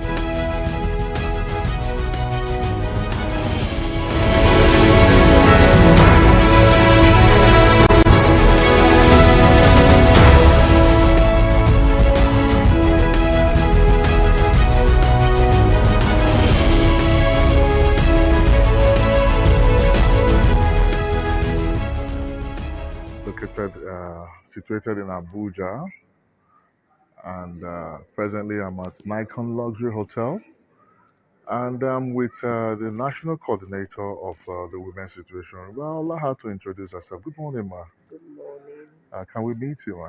I'm Professor Joy Adawiniso, the national coordinator of the women's situation in Nigeria. Okay, it seems all busy inside there. I didn't really want to distract them. So, can you tell me what's really happening so far? Okay, we all know today is the D-Day, the day we've been waiting for. So our incident reporters have been receiving calls from across. We have 10 focal states we're working in. But of course, because we publicize our toll-free number, we're getting calls from all over the country. And we're receiving incidents of vote buying. We've received like a few incidents of vote buying. At this stage, At this even stage, yes. really. We've also received a number of calls on non-appearance of INEC officials and late accreditation process. So just we're still in the process of trying to collect all that has come out so far. Yeah. Okay, you said there are 10 states and the FCT. Yes. How is it possible that you're able to cover the states? I know it's going to be difficult covering 36 states, but when you look at those states that you picked, I know Anambra is there, Ebonyi is there, Benue, Benue, Borno, okay. Plateau, Ekiti, Cross River, Kaduna. So we're in all the 6 geopolitical zones of the Federation, but we just selected few states. Was there any reason why you selected the states, or are there two, flagship 3 reasons. areas? Not really because of the hotspots. Most of the states were states we were already working in, so it just made sense to dig deeper into those states because we already have structures in those states, for the elections. And some of them were also based on, the selection was also based on donors' interest, where donor focal states, and so that's how some of the states were chosen. Now, of course, because it's a national toll-free number, we've done a lot of social media campaign. We also have a lot of networks we're working with. We also have collaborators. If you look in the room, you will see the civil defense, you see National Orientation Agency, you see the Federal Ministry of Women Affairs, you see some of our stakeholders at Women in Politics Forum or the Women Lobby Group. So a number of stakeholders are in there, and besides the toll-free number, so calls are coming in either confirming that voting is ongoing or that they haven't seen INEC officials yet asking us to respond. So what we've done is for those that have said they haven't received materials, we what we used to call the INEC hotline to say this is what is happening. We've been assured that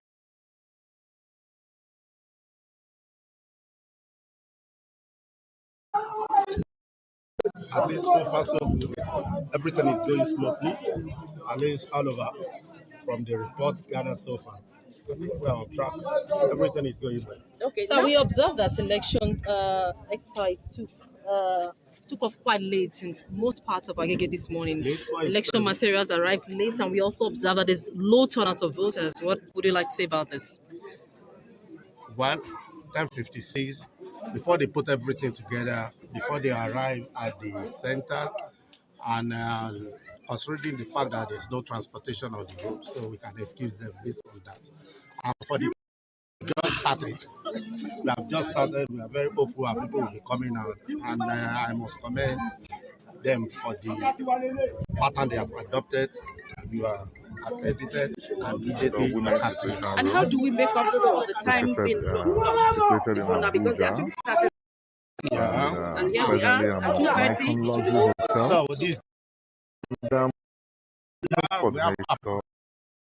and the point is, and I'm very sure they will be coming. Can we meet so you? We have just started. Let us be off. And in the conduct, so far so good.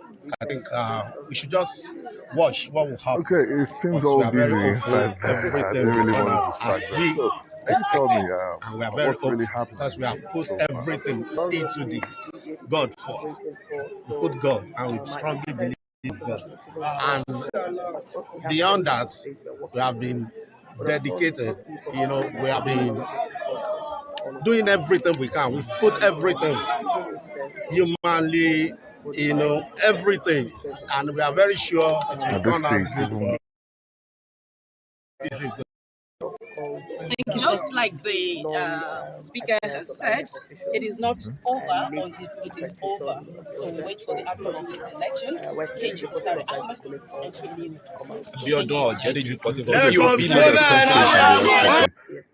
How is it possible that you're able to cover the states? I know it's going to be difficult covering 36 states, but when you look at those states that you picked, I know Anambra is there, Ebonyi is there, Benue, okay.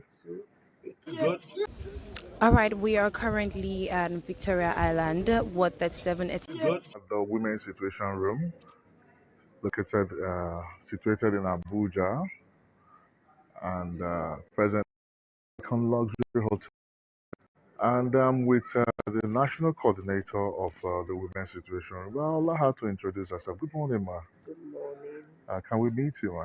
I'm Professor Joy Adawiniso, the National Coordinator of the Women's Situation in Nigeria. Okay, it seems all busy inside there. I didn't really want to distract them. So, can you tell me what's really happening so far? Okay, we all know today is the D-Day, the day we've been waiting for. So, our Eastern reporters have been receiving calls from across. We have 10 focal states we're working in. But of course, because we publicize our toll-free number, we're getting calls from all over the country. And we're receiving incidents of vote buying. We've received actually a few incidents of vote buying. At this stage, At this even stage, yes. really? We've also received a number of calls on non-appearance of INEC officials and late accreditation process. So just we're still in the process of trying to collect all that has come out so far. Yeah. Okay, you said there are 10 states and the FCT. Yes. How is it possible that you're able to cover the states? I know it's going to be difficult covering 36 states, but when you look at those states that you picked, I know Anambra is there, Ebonyi is there, Benue, Benue, Borno, okay. Plateau, Ekiti, Cross River, Kaduna. So we're in all the 6 geopolitical zones of the Federation, but we just selected few states. Was there any reason why you selected these states, or are there 2, 3 flagship reasons. areas? Not really because of the hotspots. Most of the states we were already working in. It made sense to dig deeper into those states, for the elections. And some of them were also based on, the selection was also based on donors' interest, where donor focal states. And so that's how some of the states were chosen. Now, of course, because it's a national toll-free number, we've done a lot of social media campaign. We also have a lot of networks we're working with.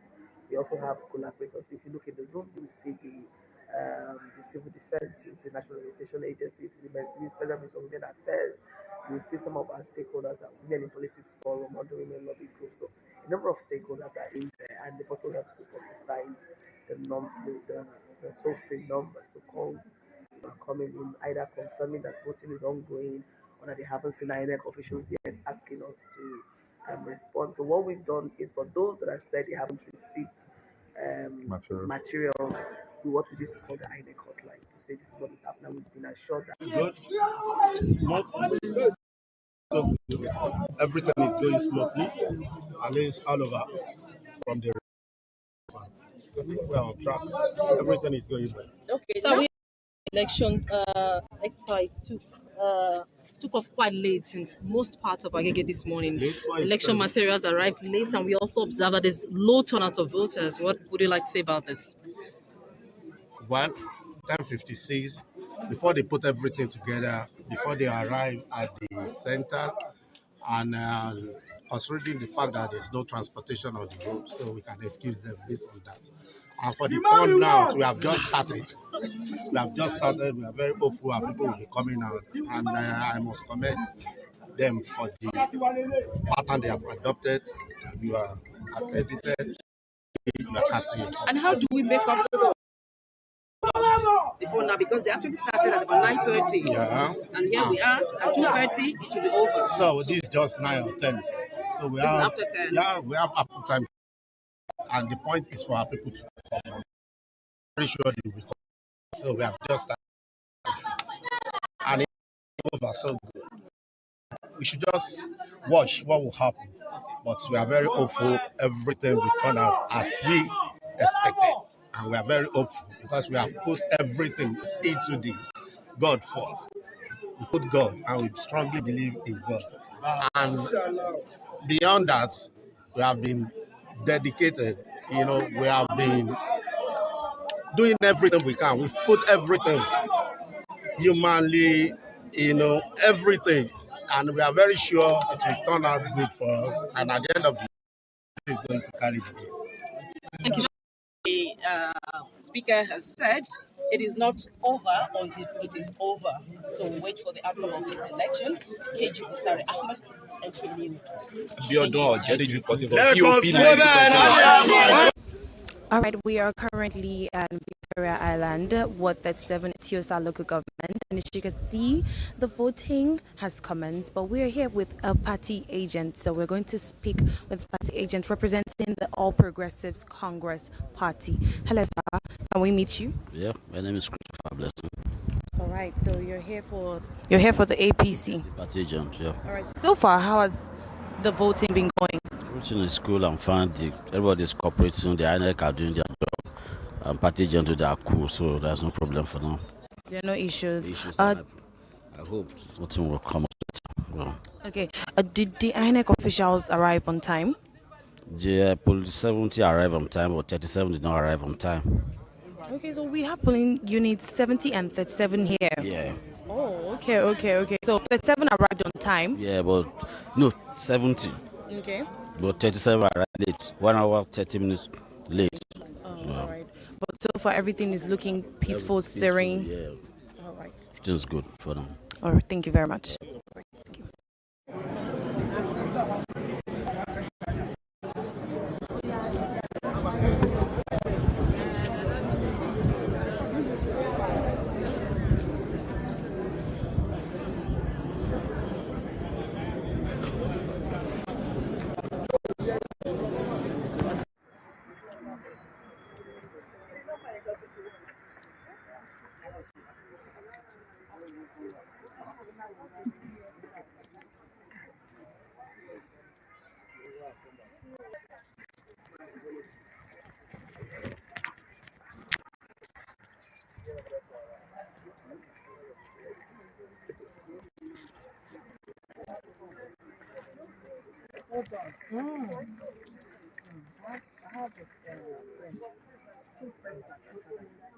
Okay, you verified that.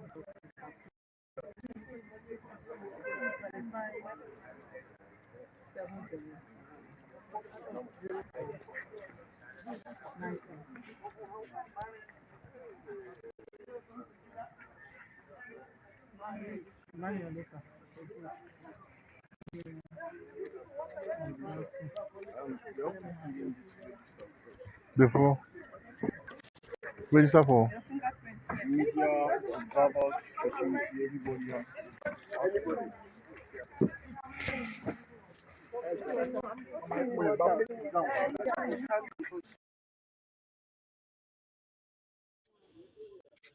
Currently, I'm at polling unit 05, J House 3 and 5.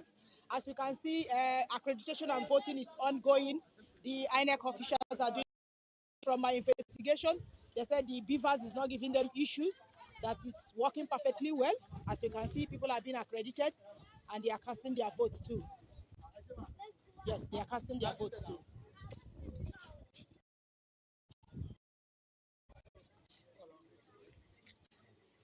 There's no issue here. I even have party agents here. Okay, good morning. What's your name? Which party? Okay, what can you say from what is going on here at this polling unit? There's no issue. Is there any complaint about BVAS or whatever? The BVAS initially, the BVAS was wrong. Initially, they now brought it back. They brought 058 initially, but they now changed it to 059 now. Everything is intact. Because I read the BVAS, I checked it is zero, accredited 00. 00. That's what I can observe. Thank you so much. Oga, I understand from you are APC party agent here. Yes, so what can you say so far from what's going on here? Without any problem for now. Okay, for now, there's no issue. Okay, polling unit 059, Ilaje House 3 and 5. Ilaje is in Bariga. Bariga is in Shomolu local government area. Like this now, sharp, you see them.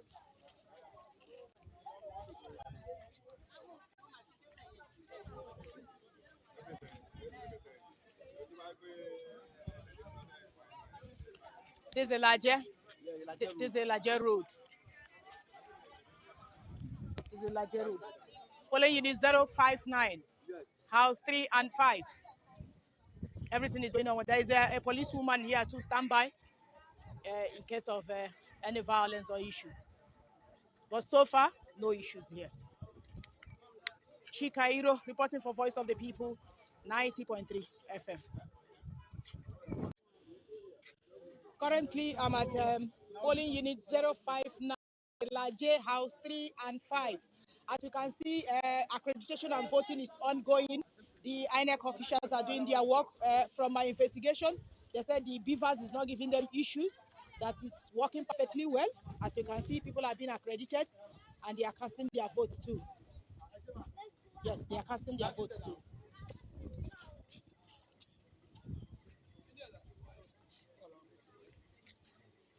There's no issue here. Everything is going on. I even have party agents here. Okay, good morning. What's your name? Which party? Okay, what can you say from what is at this polling unit? There's no issue. You complain about BVAS or whatever. They now brought it back. They brought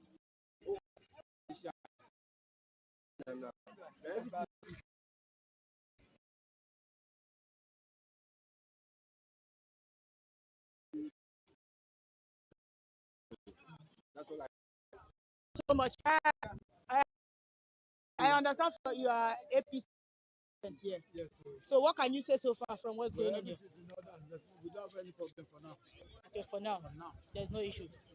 Okay, polling unit 059, Ilaje House 3 and 5. Ilaje is in Bariga. Bariga is in Shomolu local government area. Like this now, sharp, you see them.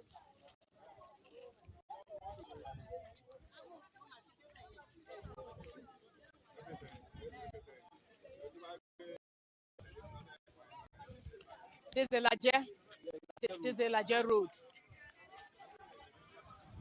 This is Ilaje Road. Polling unit 059, House 3 and 5. Everything is going on. There is here to stand by in case any violence or issue. But so far, no issues here. Chikairo reporting for Voice of the People, 90.3 FM. Currently, I'm at polling unit 059, Ilaje House 3 and 5. As you can see, accreditation and voting is ongoing. The INEC officials are doing their work. From my investigation, they said the BVAS is not giving them issues. That is working perfectly well. As you can see, people are being accredited and they are casting their votes too. Yes, they are casting their votes too.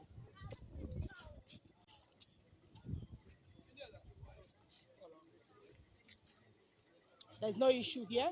Everything is going on well. I even have party agents here. Okay, good morning. What's your name? Which party? Okay, what can you say from what is going on here at this polling unit? For now, it's okay. Like this. There's no issue. Is there any complaint about BVAS or whatever? The BVAS initially, was wrong. Initially, they now brought it back. They brought 058 initially, but they now changed to 059 now. Everything is intact. Because the BVAS I checked it is 0, accredited 00. 00. That's what I can observe. Thank you so much. Oga, I understand from you are APC party agent here. Yes, sir. So what can you say so far from what's going on here? We don't have any problem for now. Okay, for now. There's no issue. Okay, polling unit 059, Ilaje House 3 and 5. Ilaje is in Bariga. Bariga is in Shomolu local government area.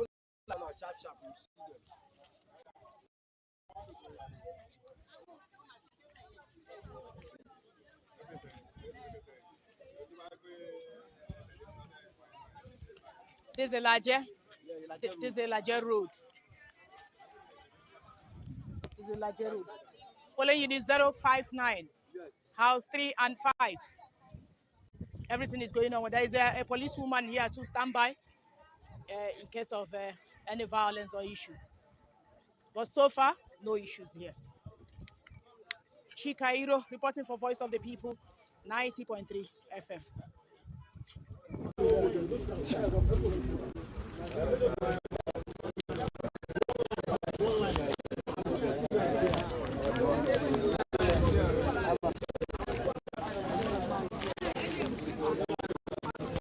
All right, we're here again reporting for Voice of the People 90.3 FM. As you can see, we are at Victoria Island, Kuramo Town 2 unit.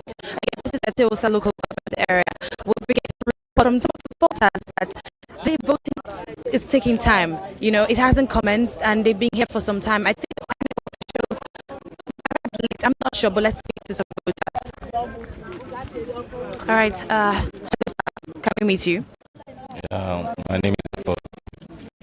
All right, this is your polling unit. What C? Okay, what C? It's your sir. Local government. Perfect. We got some reports that the INEC officials they got here late. Is that true? Yeah, actually, you can see the arrangement. Some people have voted, they left, while some have not just started voting. Now, there is two, what do they call it? Polling units 13 and 12. You can see the polling units of 13, they finished done their own, while the 12 are just starting their own voting now. Polling units 13 and 12. So 13 has started. They have finished their voting, while polling unit 12 is about to commence. All right. Have you been facing any issues so far? No issue. No issue. Delay. There was delay. Yeah, no, I explained. Yeah. Hi, Ma, can we meet you? Nice meeting you too. There's been delay here on the unit 012, and they're keeping us under the sun. You know, we don't really understand when we're going to vote and get out of this place. All right, what time did you get here, please? I got here quite early. I've been here since 9 a.m. And what time did they get here? They got here about 30 minutes ago. Yeah. 30 minutes ago. And nothing has been going on since? You can see we're on the queue and the queue is not moving. Meanwhile, the other units, they voted and left. There are people that we met here, they've already voted and left. And we are still here waiting. So there's delay in the voting? Yes. They didn't even come on time. That's the thing. They just came half an hour ago. And then we had to go through the process of identifying our names and our numbers. And here we are. We've been standing for the last 45 minutes and it's not even moving. I don't know why. All right, thank you very much. As you can see, the reports we're getting, INEC officials for polling unit 13 got here late and there's been delay in the voting. I mean, we don't have a reason why, but we'll be talking to some more voters and some more agents to find out what the issues really is. Stay tuned. Okay, INEC. Madam, are you INEC? We're having problems getting our center. We've been going all over the whole place. We can't see our center.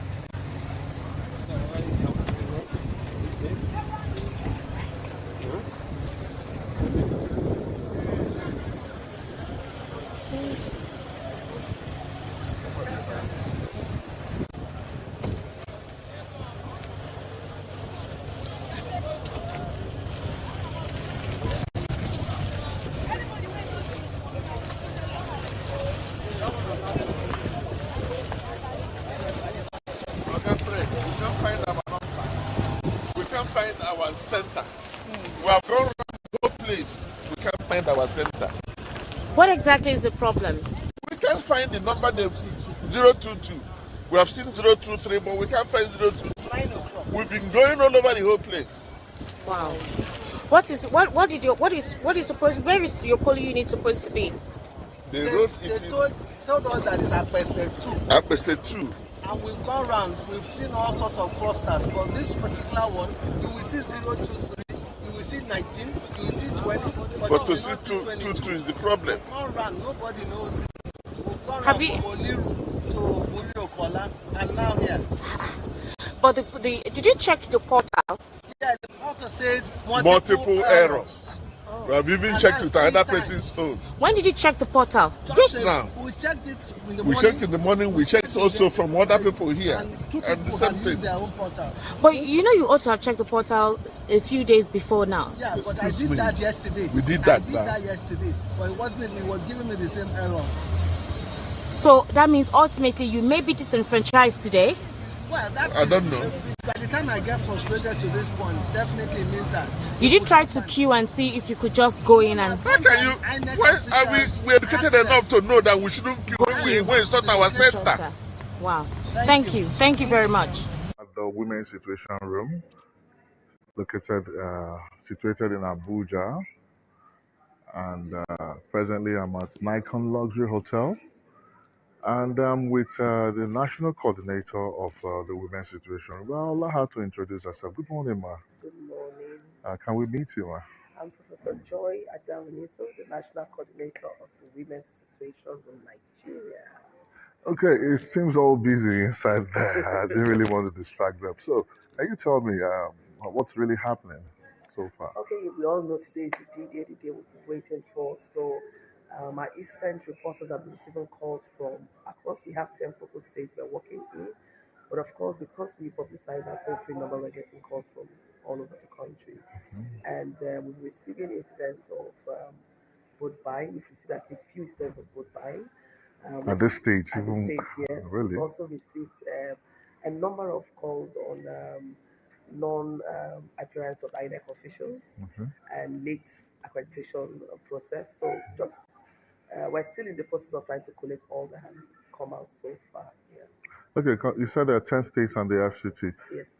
How is it possible that you're able to cover the states? I know it's going to be difficult covering 36 states, but when you look at those states that you picked, I know Anambra is there, Ebonyi is there, Benue, Benue, Borno, okay. Plateau, Ekiti, Cross River, Kaduna.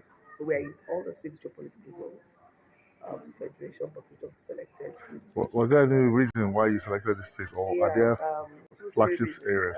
Not really because of the hotspots. Most of the states were states we were already working in, so it just made sense to dig deeper into those states. Past the 12 p.m. mark right here in our studio. Welcome back. This is still the Nigeria Site studio in right here live in our Lagos studio. And we've been giving you a report and bringing you a report from across the state, and I dare say across the country too, because we've had reports from Abuja and from other parts of the country. As a matter of fact, we may bring you from other parts of the country too.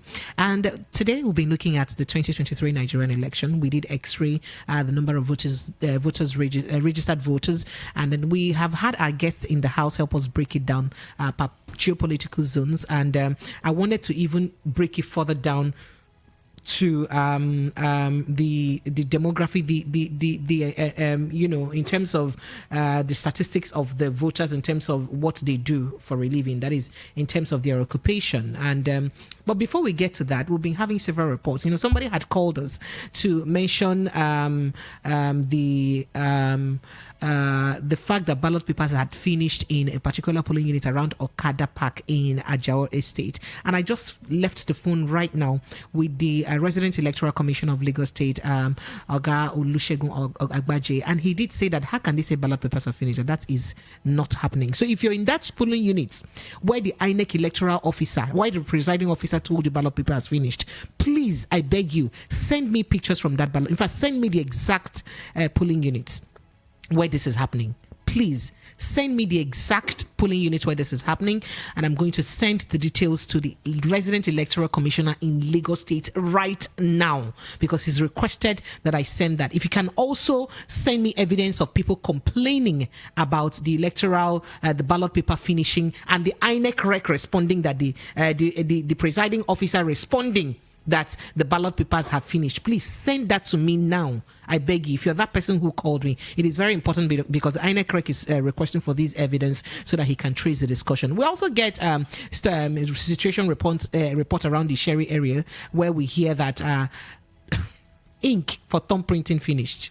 Ink for thumb printing. And as a matter of fact, when I spoke to the resident electoral commissioner just now, I forgot to actually record his call because I didn't seek his permission to do so. He had mentioned that how can their ink and ballot papers finish, because they have that in large number. So that is to say that whatever electoral official that is there, or INEC official that is there, is not telling you the truth. It is your right to vote today.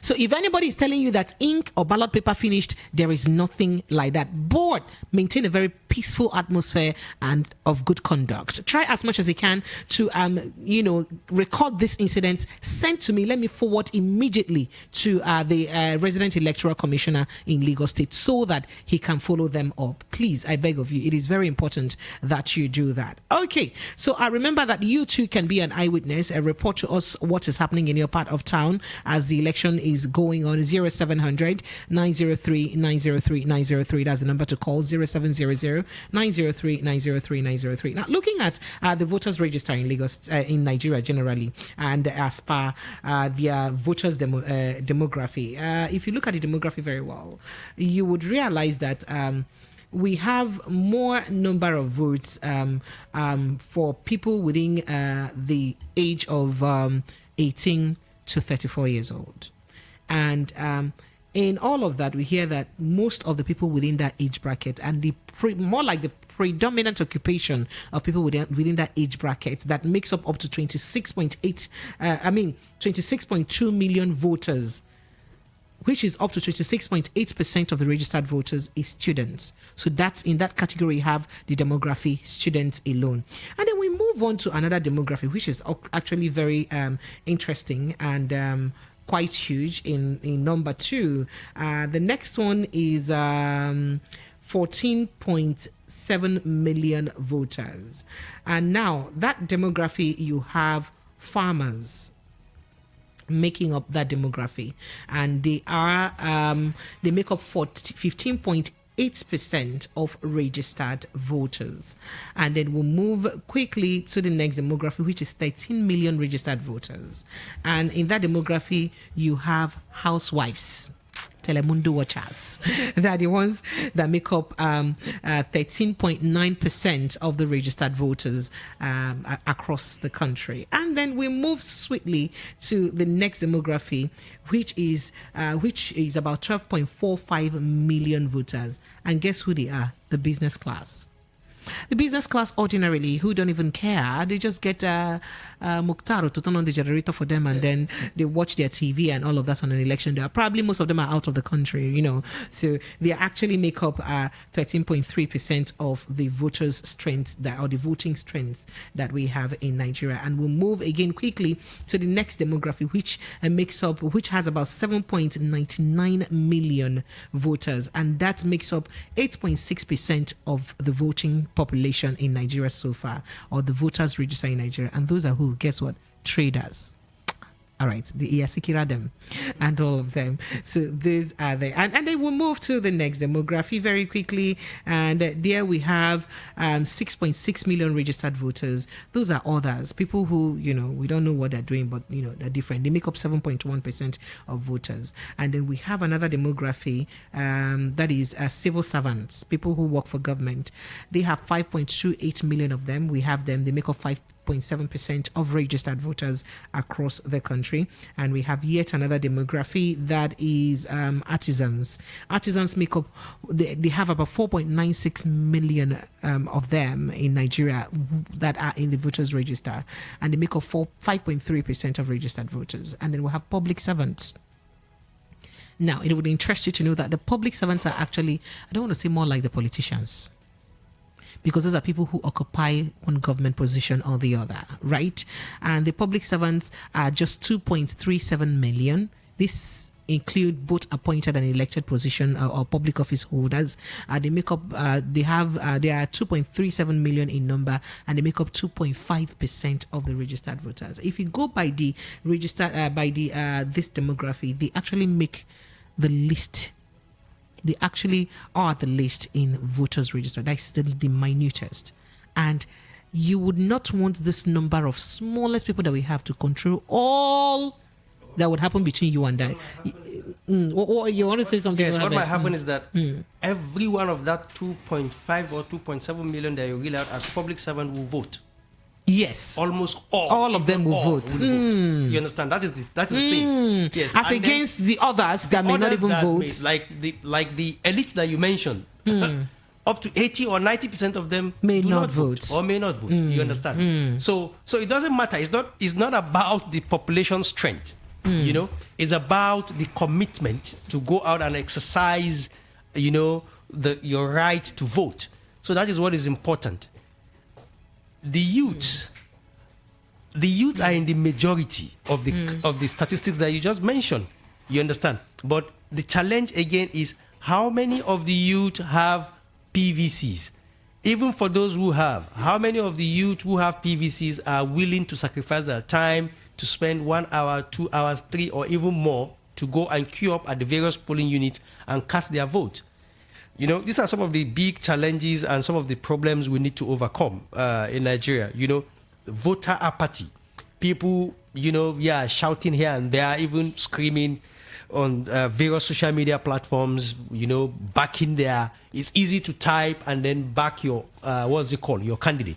But what is more important is to go out on the day of election like this and cast your vote. So that's what we are saying. Those even in the majority, that the statistics favor, like the youth, for instance, how many of us are willing to go out and vote and support our candidate? So that talking about this youth, some of them, I'm sorry, but a lot of them had a lot of complaints that this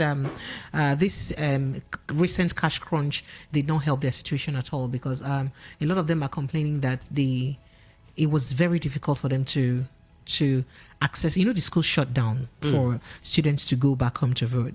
For those who had registered, remember that these are not the number of people who have collected voters register, collected PVC, that people who are within the voters register alone. And you would recall that during the long ASU strike, that a lot of students registered for their voters card or their PVCs in their homes where they are. Yeah. But because during the collection of PVCs, the students were at home, most of them were not able to take their PVCs. Yeah. And now that this election, the NUC actually gave 3 weeks break for them to go back home to vote, except for those who had collected their PVCs in the past.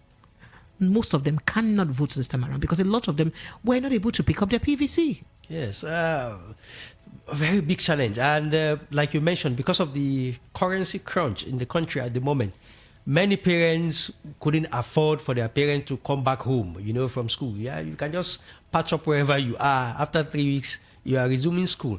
That will also deal a great blow to the number of youth and students who should ordinarily be voting in this election. So I quite agree with you. These are some of the very many challenges. I think for me, I keep advocating for the fact that we are ripe enough to actually embrace e-voting. Seriously. If we have electronic voting, all these challenges that we talk about, you have to travel from Japan to Korea. I'm sorry.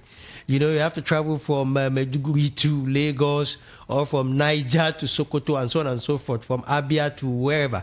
Will definitely take that out. You can sit in the comfort of your room. And this idea of, this complaint that we have incessantly every elections in Nigeria, ballot paper is not enough. The ink is not there. INEC staff have not arrived. All these logistics will be swept away by electronic voting. I think and there is no way we want to keep saying the population is there and probably we are scared to implement things. There must be failure one way or the other, because even the archaic method we are so used to at the moment, for the past 20, 30, 40 years that we've been practicing this before the military gets in, and now more than 20-something years we've been practicing democracy straight on. We keep having these same issues. You understand? So it's just like saying go to the various banks to queue to get money. But it's easier for you to sit at the comfort of your room to make your transfers, to make your purchases online, to order for things. You know what I'm saying? Rather than, do things physically.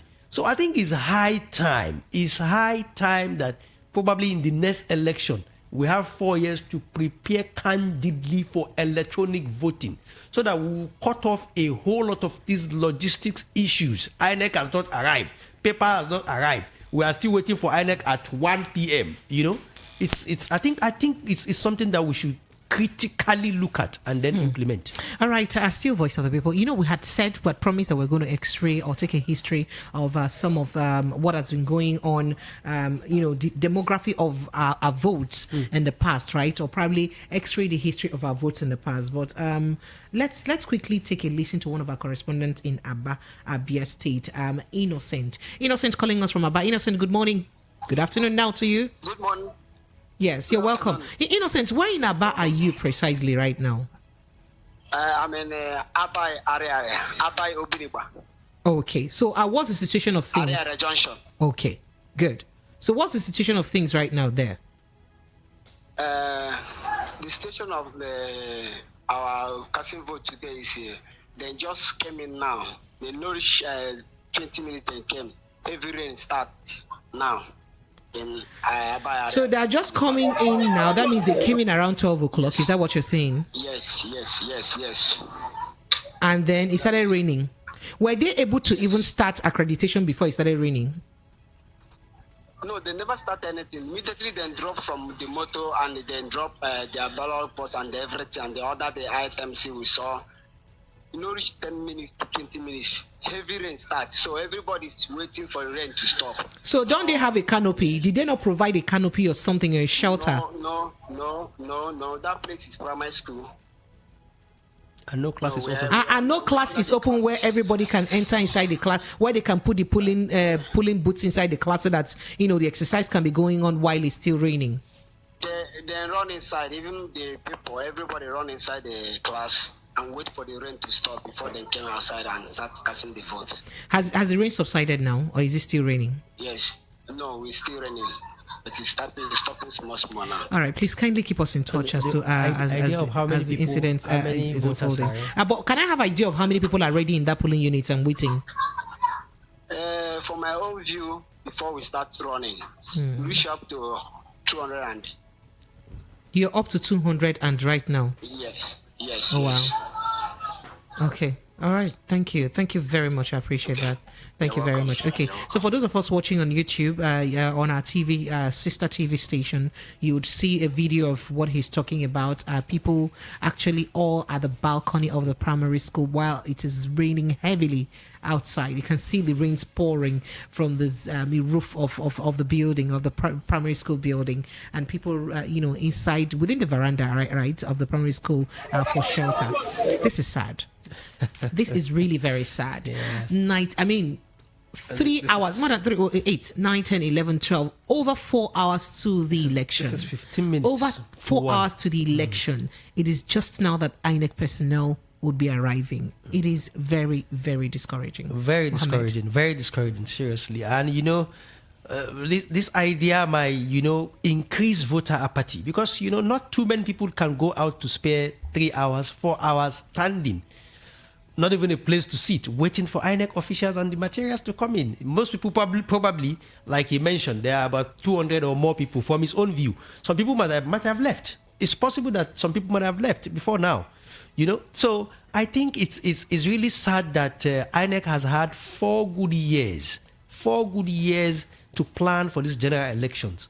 And they've come up on air so many times without number to, alleviate the fears of Nigerians, promise Nigerians that, come today, there will be better planning. But what we've seen so far, this person called from Aba. We've had various reports around Lagos and other part of Nigeria as well. So Mohammed, I have this message here that would shock you even further, right? So I have this message here that says, at polling unit 073 at Aba, you help me tell me the real pronunciation, Aba Pasha, I don't know why that is, Aba Pasha, I don't know, in open space in Imudi, Utu Awori LCDA, okay. Right? He says there was commotion as INEC officials discovered late that all that has been voting so far were not captured. Wow. Okay. Available voters were recaptured while those that have left could not be reached again. Wow. Party agents were of different views on whether to cancel voting in that unit. The argument was that number of votes was cast will eventually not correspond to captured voters on BVAS. I think this is the issue that I discussed somewhere recently. Wow. We talk about the introduction. The role of a technology in this election. With what INEC has been telling Nigerians, the bimodal voters accreditation system should be a game changer. But I argue that if you have personnel that are not well trained to handle this seemingly simple machine, there will be a problem. I think that's what we just encountered. Because there is no way, if you are properly trained to handle the BVAS, as you are accrediting, the voter is supposed to accredit and vote at the same time. If there is a problem, you are supposed to notice immediately. So it means people are not properly trained, perhaps, to handle that machine. And this is the result we are getting, disenfranchising many Nigerians. You have voted, you are gone. And then later we are realizing that, oh, your vote can't count because the machine didn't actually capture your vote. This is one of the flimsiest, silly things I've ever heard. By the way, Lagos, phone lines are open. Please call us up. You are a presenter today on this show.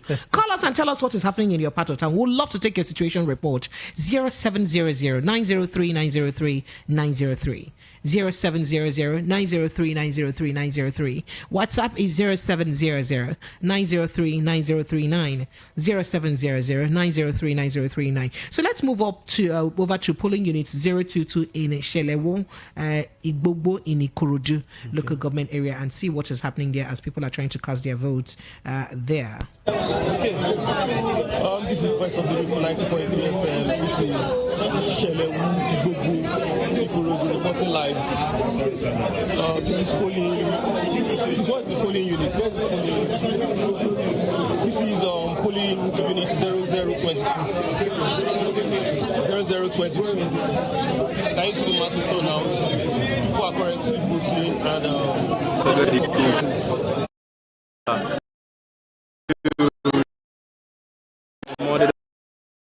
for my polling machine.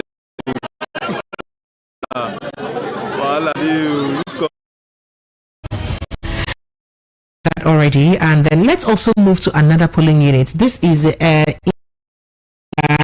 I forgot the machine. All right, let's take it. They don't forget code for my polling machine. They don't forget code where they go use open machine. They don't forget the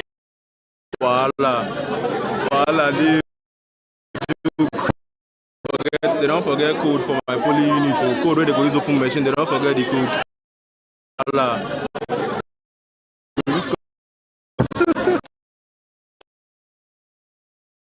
Popular musician here. Wahala. It's very serious issue. Can forget. I said this severally. It's important that we train professionals that will handle this BVAS machine, because everything revolves around this little machine now. You know, it's not the days of incidence form when we can't verify your PVCs and now we have to like give you the incidence form to fill and then you can vote. And then after the voting, we count manually and then say, okay, APC this, PDP that, LP that, and then record. No, this time around, the BVAS machine is set to take care of all these shenanigans. Is to accredit you, identify your fingerprint or your facials, and then allow you vote. We gives you the opportunity to vote, and then it's being recorded in real time, and the result is transmitted to the INEC result viewing center immediately. So if the BVAS is being mishandled or being malhandled or being, unprofessionally handled by those people who are supposed to be in the know, then there is problem. So let's take a little break and listen to Kate Henshaw. She did also post a situation report, the actor Kate Henshaw, about what is going on in her polling unit. Take a listen to it, Lagos. Playing with my destiny. Yes.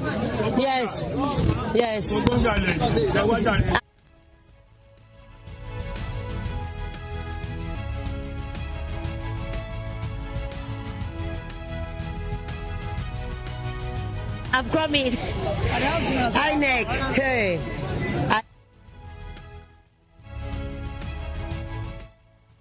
All right, trying to see if I can get the full length of that video to play it all at once for you. But there's some sort of complaint from her.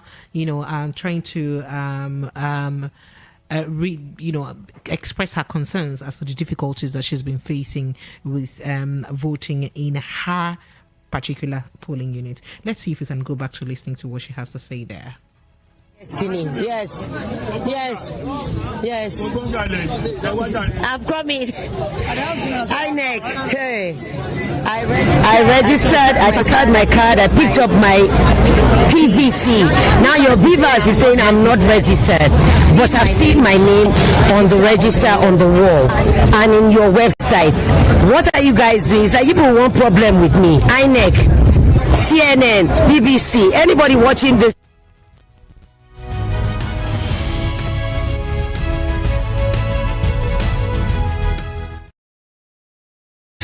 Aisha Mohammed. So this is yet another issue. So she registered, transferred her PVC, and then she got the new PVC for the transfer that she did. And her name is in the voters register in that polling unit, but the BVAS could not recognize her in that place. Hello, what's going on? That's the problem of technology. And we've had the INEC chairman say, without the BVAS identifying you, seriously, apologies, you can't vote. I don't have much to say about that, but I think probably INEC should have made provisions for such people, because like you had rightly mentioned there, her name is there, and even on the INEC website, her name is there boldly, and she's got, I'm sure probably the problem is from transferring, you know, the PVC to another polling unit. Let's quickly listen to her again. Let's hear her say that. INEC, hey, I registered, I transferred my card, I picked up my PVC. Now your BVAS is saying I'm not registered, but I've seen my name on the register on the wall and in your website. What are you guys doing? It's like people want problem with me. INEC, CNN, BBC, anybody watching this election from outside of the country, INEC is playing games. It's not just, there's so many people here who have not been found on the BVAS. Please, whoever is in charge of INEC Lagos, you need to come and sort it out in the polling unit here. Please, I'm begging you. I'm playing with my destiny. So what do we attribute all of the falls or shortcomings to? Poor planning. They had poor planning. They had ample time. Yes, and she dropped this tweet around 18 minutes past 12. That is to say that this is still happening. Poor planning. Seriously, we can't attribute this to anything more than poor planning from INEC. You know, very poor planning, and it's very unfortunate. It's sad that Nigerians all over the country are going through tedious and difficult times trying to cast their vote. Is really sad. It's really sad. I had like high hopes that this election will be like an improvement to what we've been having, but seriously, I think it's beginning to be disappointing. Seriously, from the reports we've had so far all over the country, and you know, it's really to be disappointing. And I think INEC should come out boldly to make a statement. I think it's high time. The time is almost 1 p.m. now. The votes are expected to end by 2:30 p.m. We're even expected to start seeing results trickling in. So you know, if we have so much issues around the country, I think it's high time that the INEC leadership come on air to clarify some things and probably, you know, douse the tension. All right. All right, so I have quite a number of reports coming in, but network will not let me do justice to those. So let's move quickly to, you know, with what is going on.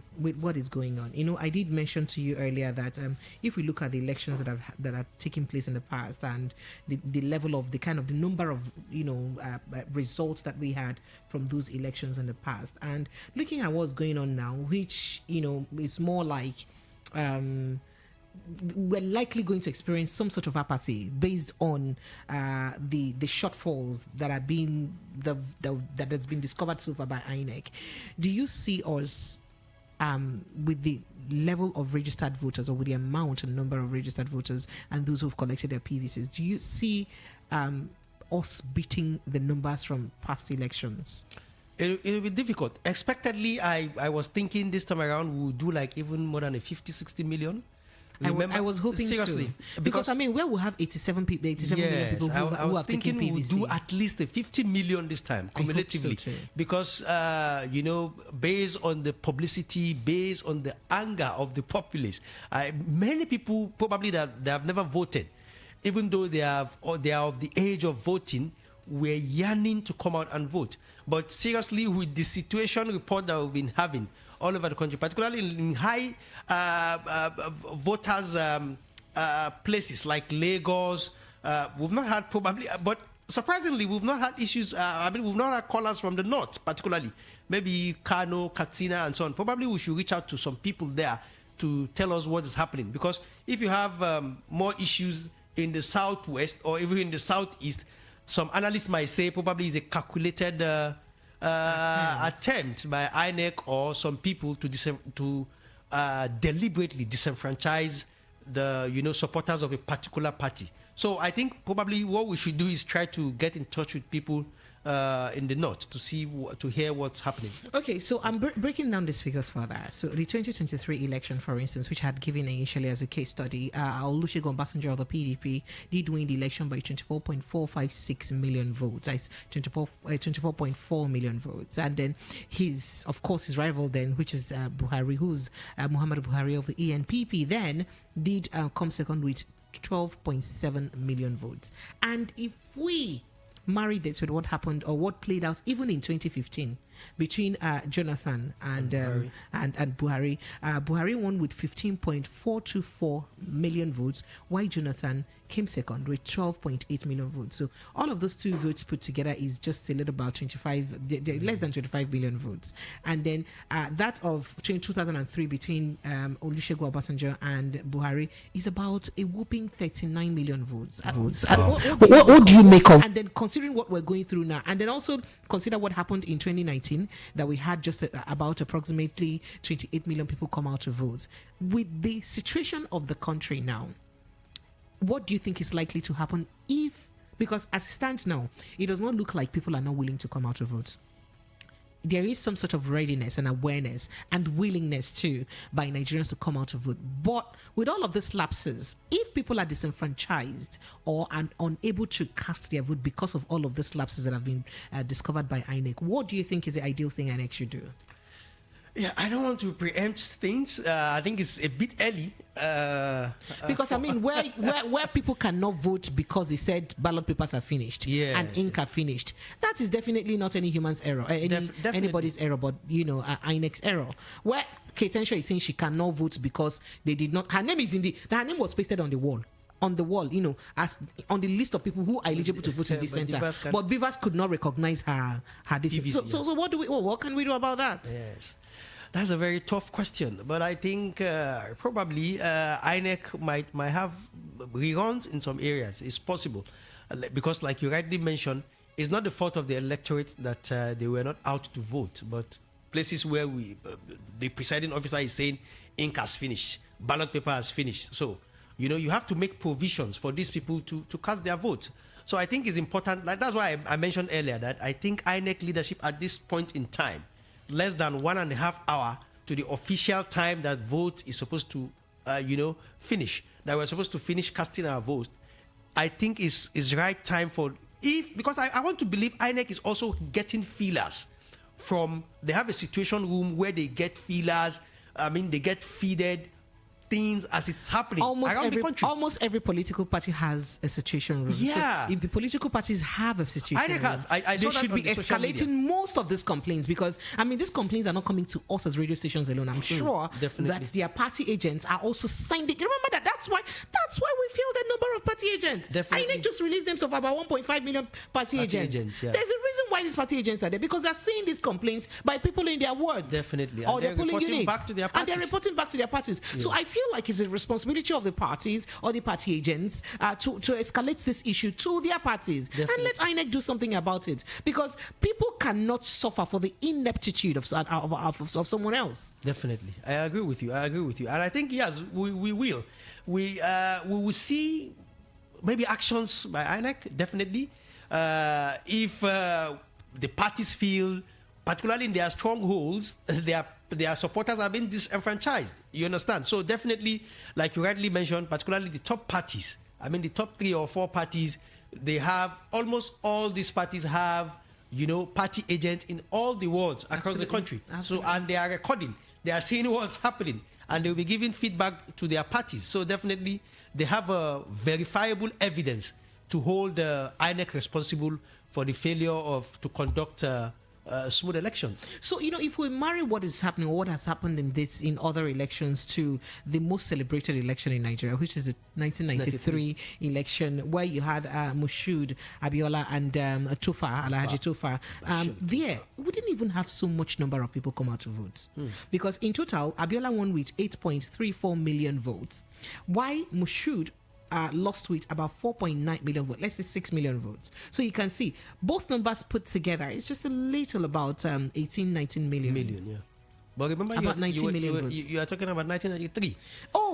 If we also go earlier years, in 1979, if I dare mention to you, in 1979, okay, let me not even do 1979. Let me go straight to 1983. In 1983, Shehu Shagari, then of the NPN, right? Yeah. Of NPN, he won the election then by 12 million votes. Wow.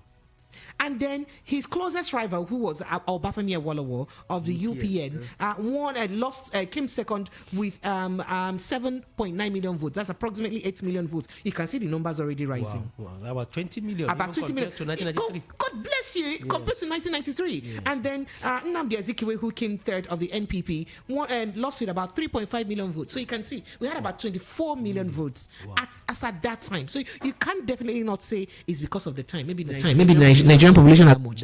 So what do we attribute this to? What do we attribute this fluctuation of voters in if we chronicle this history? Yeah, I think to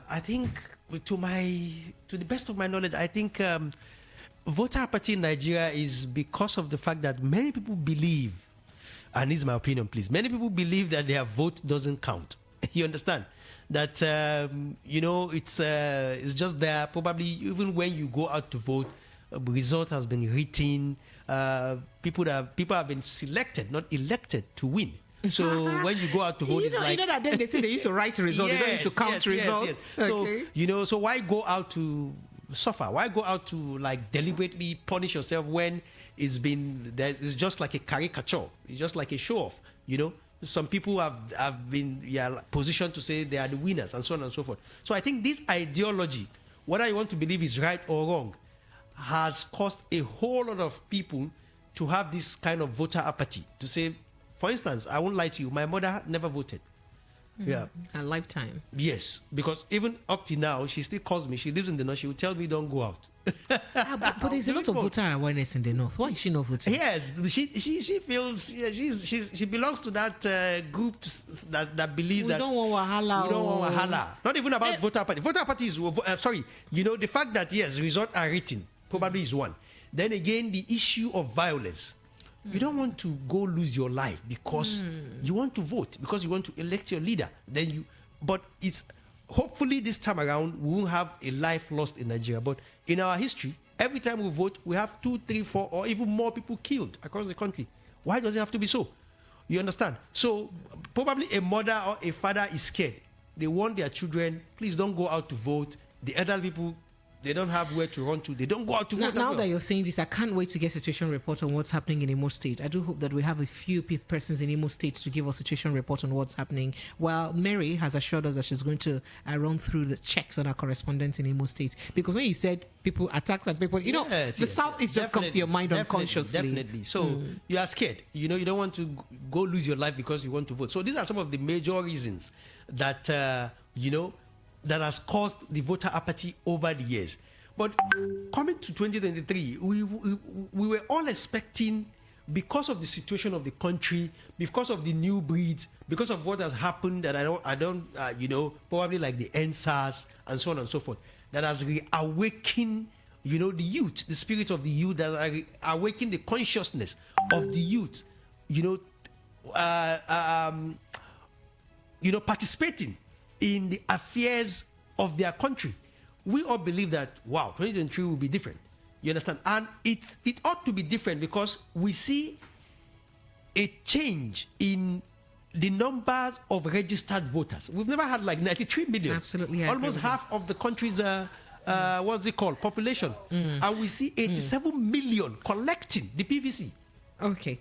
All right. So unfortunately, we're trying to see if we can get through to a correspondent in Imo State to bring us up to speed with what's happening in Imo State. We have Ike Kelly in Owerri. Ike, good evening.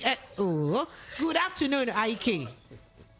Yeah, good afternoon. Good afternoon. Ike, what's the situation like in Owerri right now? Where are you in Owerri precisely?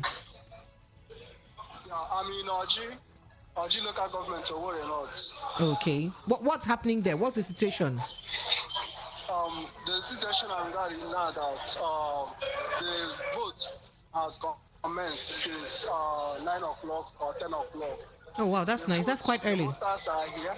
Yeah, they arrive very early. The INEC officials arrive very early. Fantastic. That's a good news. Yes, and the voting process has been going very well. The voters are following the guidelines of the INEC, and the votes is going accordingly here. How is the atmosphere? Okay, go ahead. The atmosphere is very okay, though it's very sunny.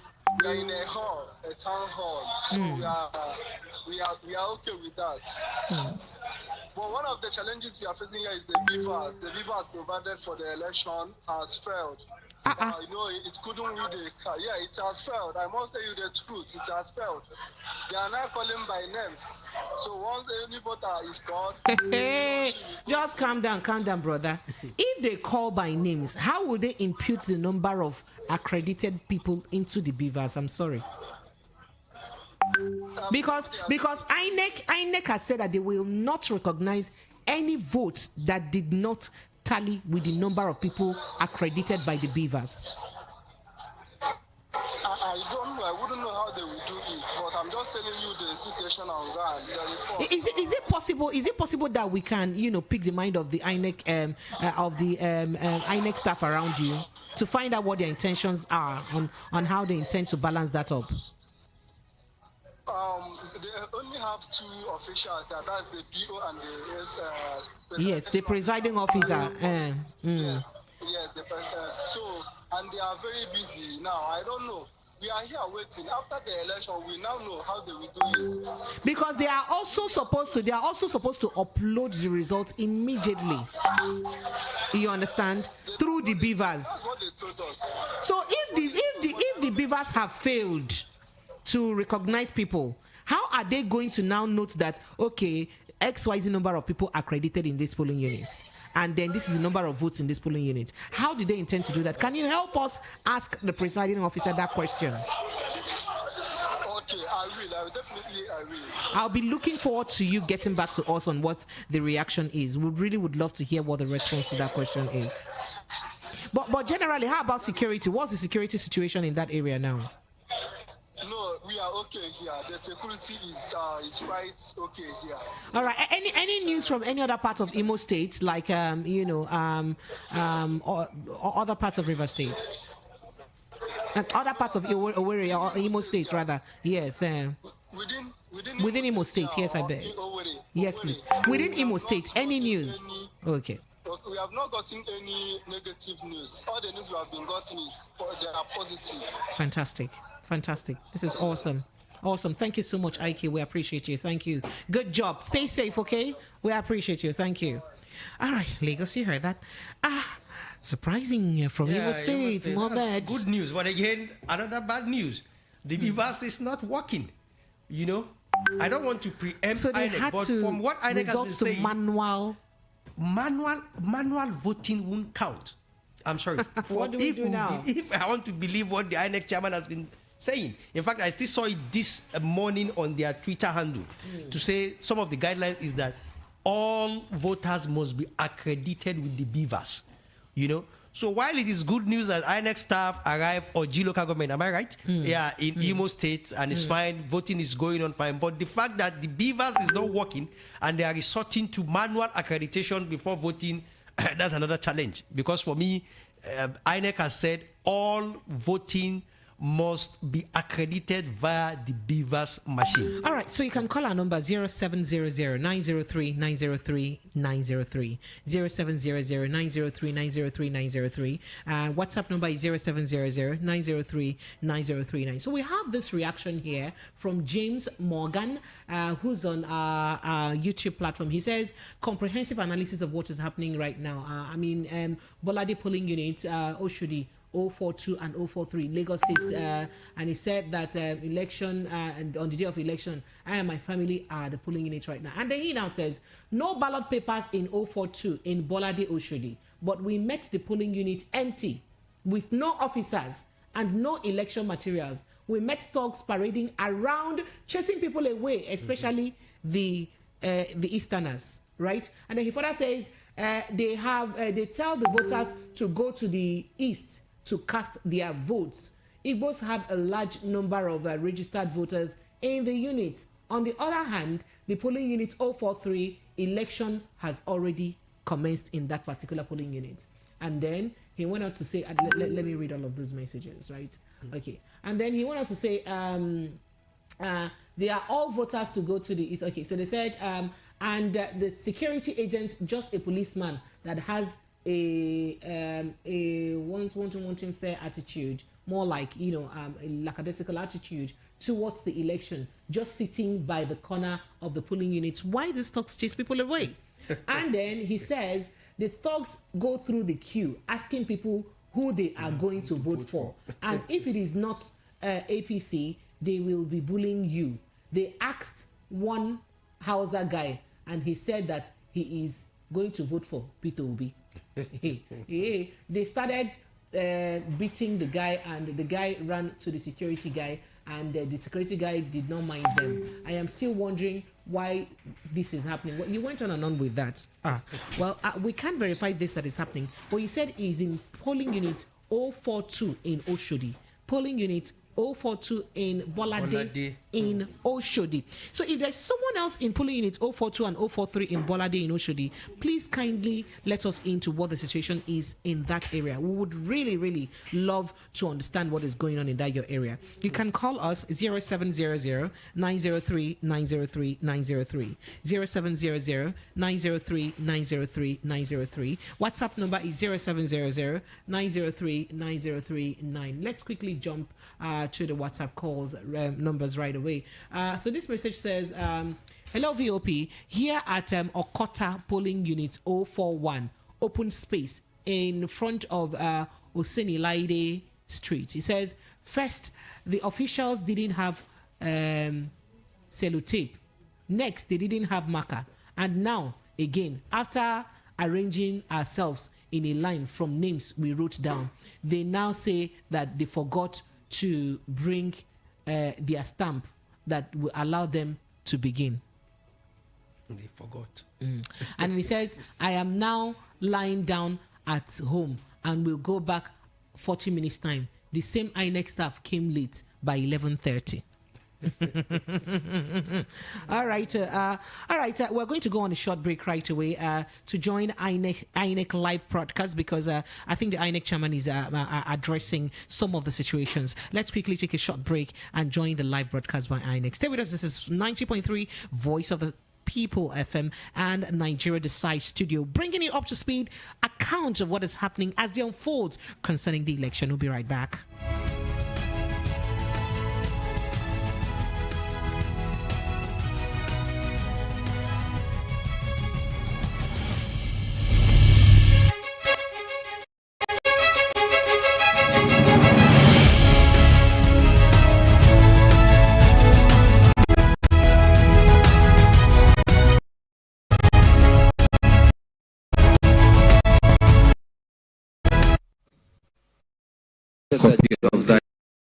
A copy of that letter. He shared a copy of that letter. It was clearly issued by his party, not by INEC. And when I drew it, he immediately deleted the message. So this is the agent, advise political party as we is particularly relation commission will insist that only INEC collation agent will be admitted to the collation centers. Finally, by some of the political parties, particularly at the polling unit level, they said that in some instances, the logos were on the ballot papers, but the acronyms of the political parties were not on the.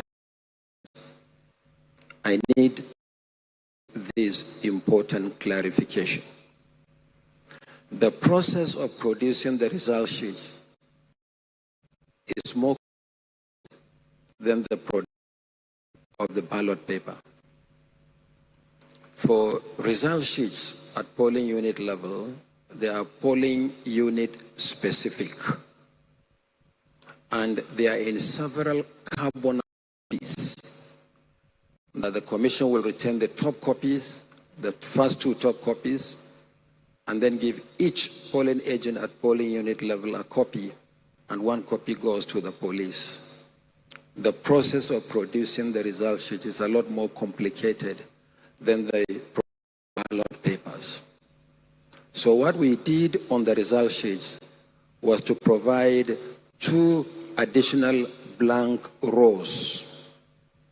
And the purpose of these 2 additional blank rows is to accommodate any political party that will make our judicial pronouncement.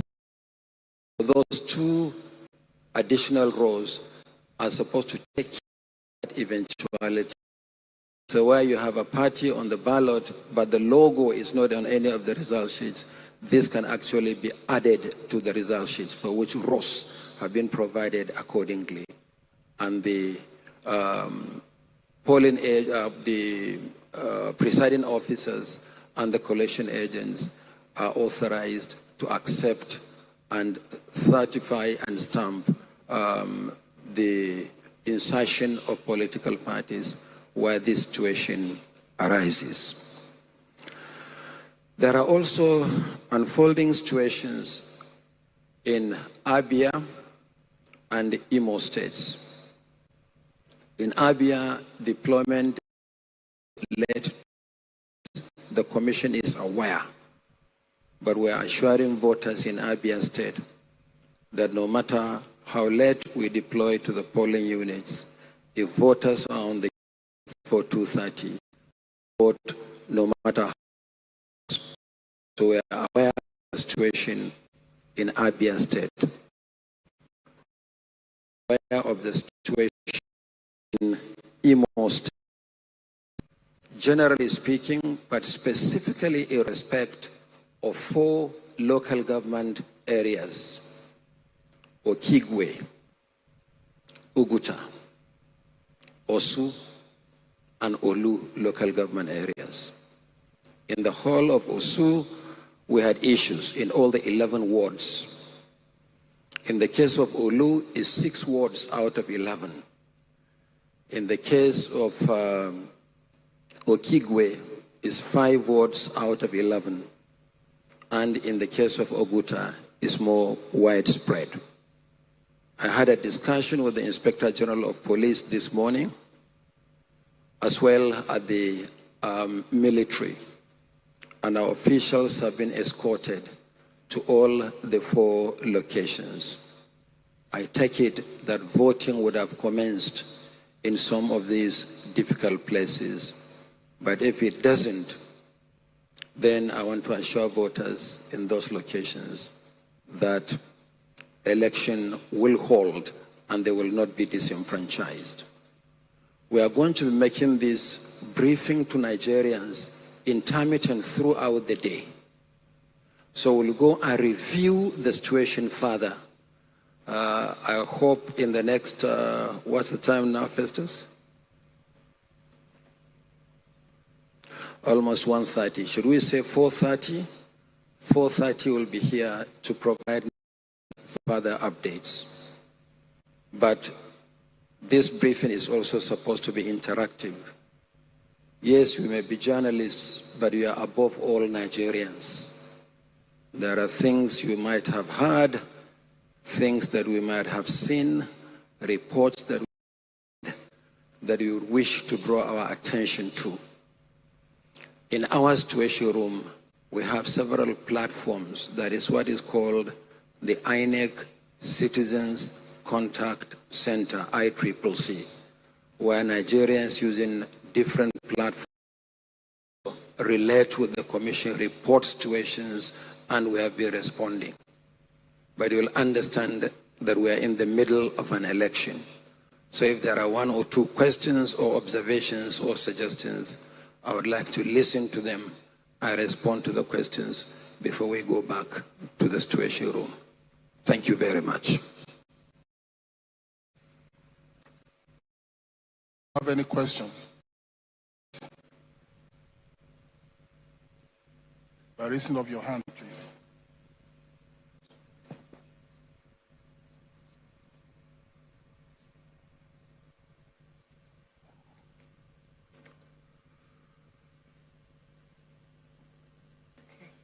Good afternoon, Mr. Chairman. My name is Chinaza Samuel. I report for Arise Television.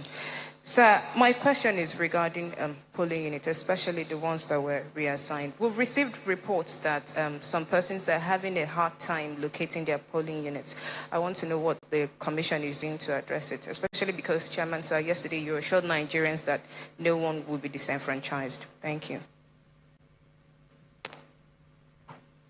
Good afternoon, Chairman of NTA. You have acknowledged that polling distribution of materials arrived late in some polling units.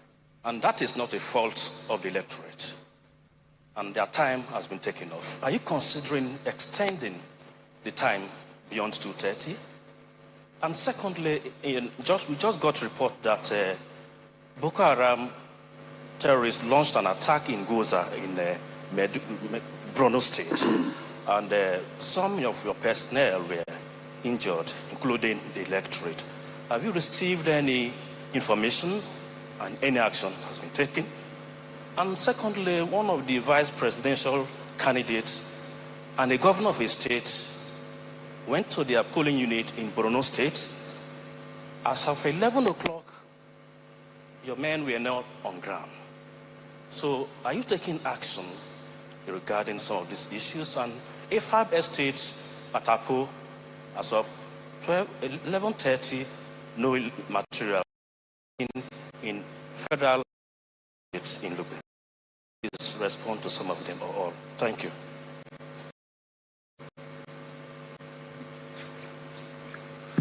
Okay, I crave your indulgence to respond to these issues quickly so that we go back to our situation room. The next briefing will be at 4:30. So let me start with Arise TV, the difficulty locating polling units. That is why before the election, we embarked on a campaign encouraging citizens to identify their polling units. We have 6.7 million citizens in that respect, and quite a number of them have done so. I actually expected that the complaints that we are going to receive from people who could not locate their polling units will be large.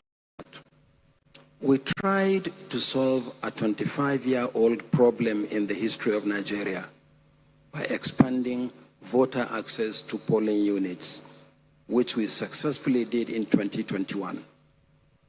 Before then, the delimitation of polling units was the one done by the old NECON, not INEC, in 1996. Doing so means redistributing some voters to polling units. The law empowers the Commission to create polling units and to allot voters to them. There is population increase, movement of people up and down the country, and so we did so. But what we did in the main was to redistribute voters from units in proximate or same location. In other words, voters were not in the main taken out of the locations where they have voted consistently since 1999.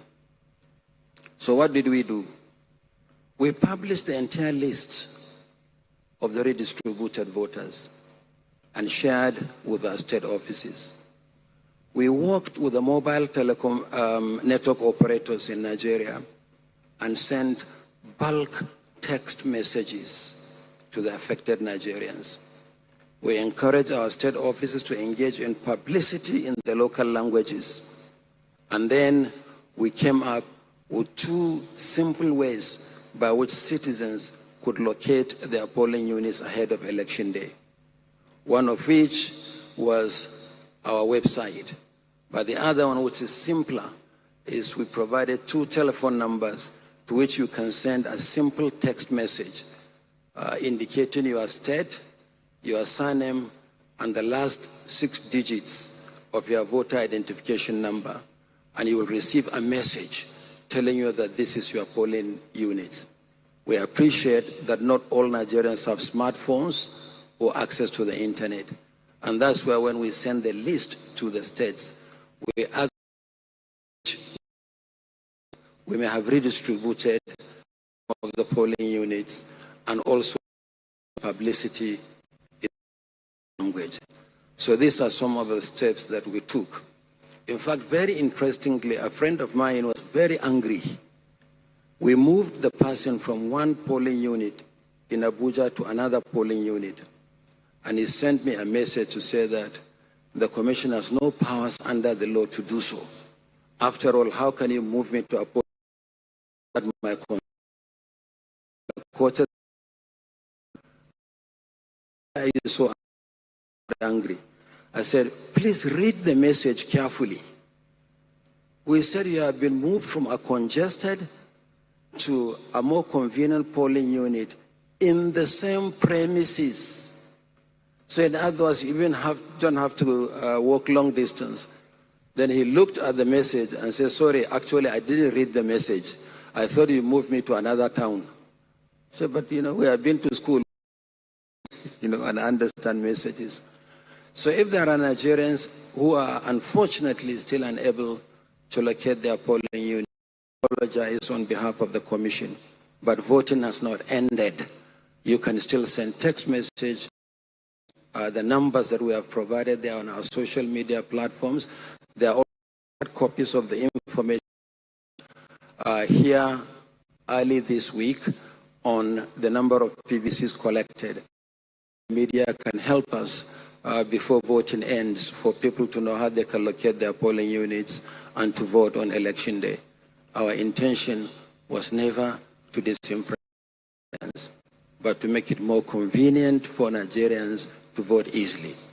Unfortunately, some of the polling units are still congested because when we Nigerians, they prefer to be left in the congested polling units, some for security considerations, that we feel more secure while we have been voting, even if the units are congested, than taking us to a less populated polling unit, which may be some distance away from our comfort zones. So these are the steps that we have taken, and this is the rationale for voter redistribution. Mayor Ogidi, I have answered your question partially in my opening statement. I said that no Nigerian will be disenfranchised. Yes, we opened the polling units late, and we admitted that in some cases the polling units were opened late. But the system has an automatic mechanism for recovering lost time. We don't start 8:30 and close 2:30 on the dot. If we start later than 8:30, whoever is on the queue before 2:30 will vote no matter how long it takes. So no Nigerian will be disenfranchised on that score, provided that person is at the polling unit before. You talked about one of the vice presidential candidates Metropolitan Council. We are following the challenges we have in 2 locations in Borno State, the Maiduguri Metropolitan Council and Jere. So we are tracking that. Voting hasn't ended. We are sure whatever challenges, and every Nigerian has the opportunity to vote. Then finally, you talked about the attack for officials in Goza. We are tracking that one as well. There are some, should I say, bandits or some insurgents that were firing from the mountaintop in Goza, just firing at random. That was what we were tracking before we had to come. So we'll continue to track. At 4:30, we should be in a position to give further update on that. I thank you very much. The work continues. See you at 4:30.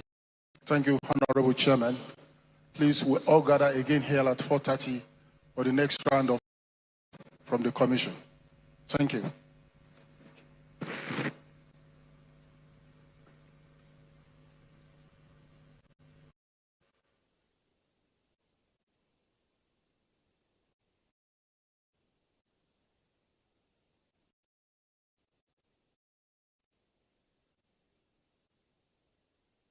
Professor Mahmoud Yakubu, the briefing there at the National Collation Center at the ICC in Abuja, he spoke about a number of things. A few of them were some of the issues being experienced earlier today in some of the polling units across the country.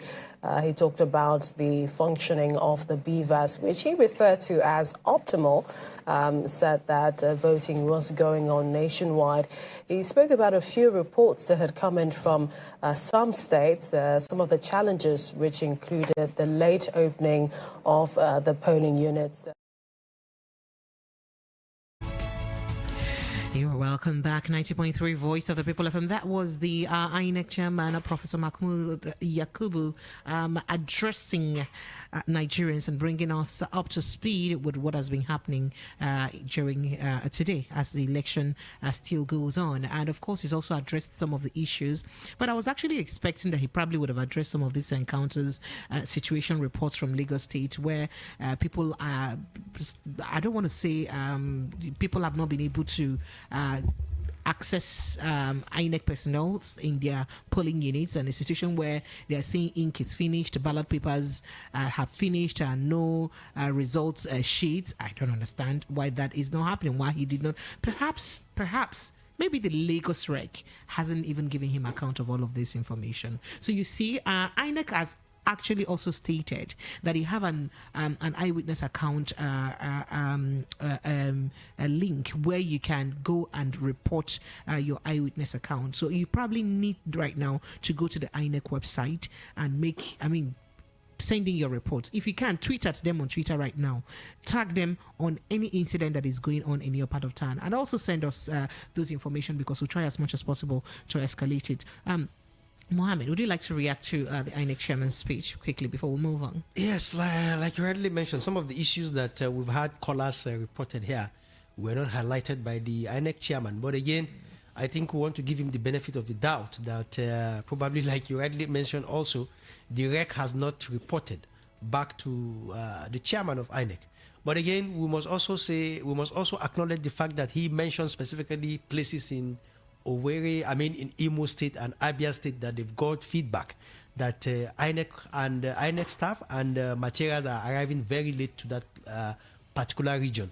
And then definitely, in as much as voters are on the queue before 2:30 p.m., they will be eligible to vote. You understand? So I think that's also And if INEC staff don't arrive there till 2:30, what happens? I want to understand what happens.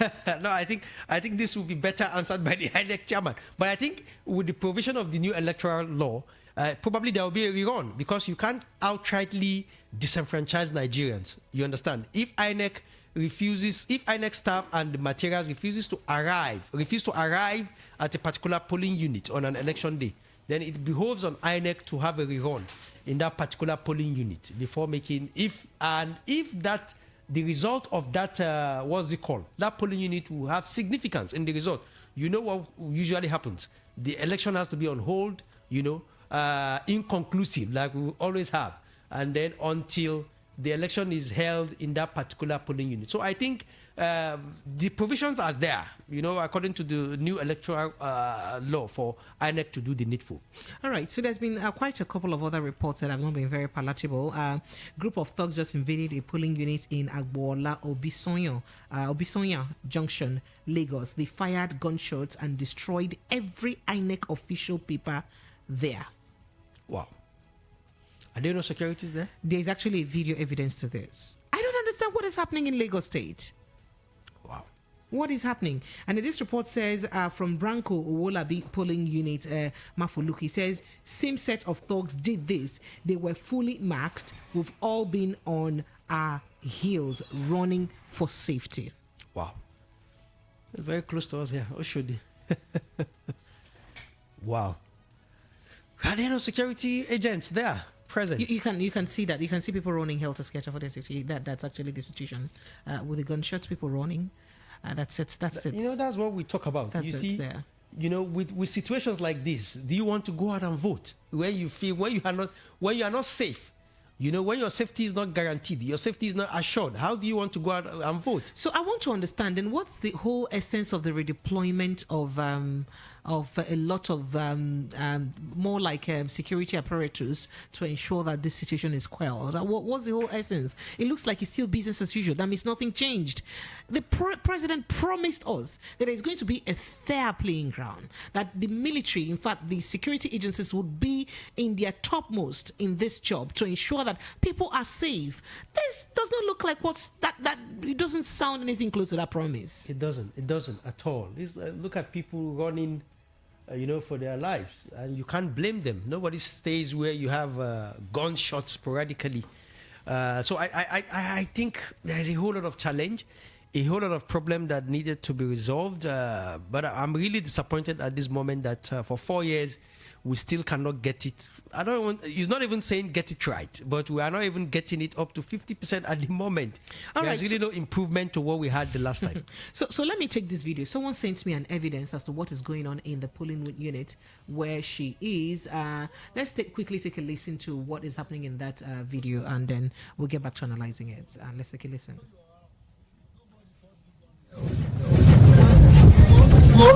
Go your house. Nobody force you come here. Go out, so if I see you vote another, I will call look at. If I see you vote another part, but go ahead. You no come joke for here. Please get it from where you dey. Na APC. Go your house. Go relax. Did you hear that? Go to your house. If you no vote for APC, we no come joke here. Go to your house. And this person sent this message and says APC forcing people to vote them or go home in Aguda in Surulere. Wow. And this is sent by Anna Paul from Aguda Surulere. Oh my goodness. I'm lost for words about all of this. So this says I have okay. And then this message says we are under Oshodi Isolo local government area. He says they came without result sheets. This is 1:19 p.m. Let's take a listen to the video as to what transpired when they came without a polling result sheet. Now I think there's no result sheet. Yes. She needs to go back. For where? From where?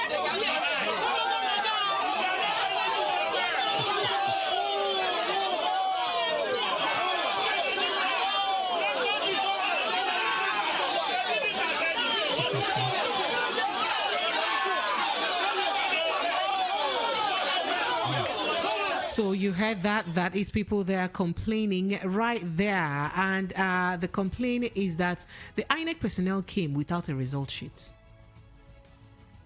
And he said the polling unit is at Oshodi Isolo local government area.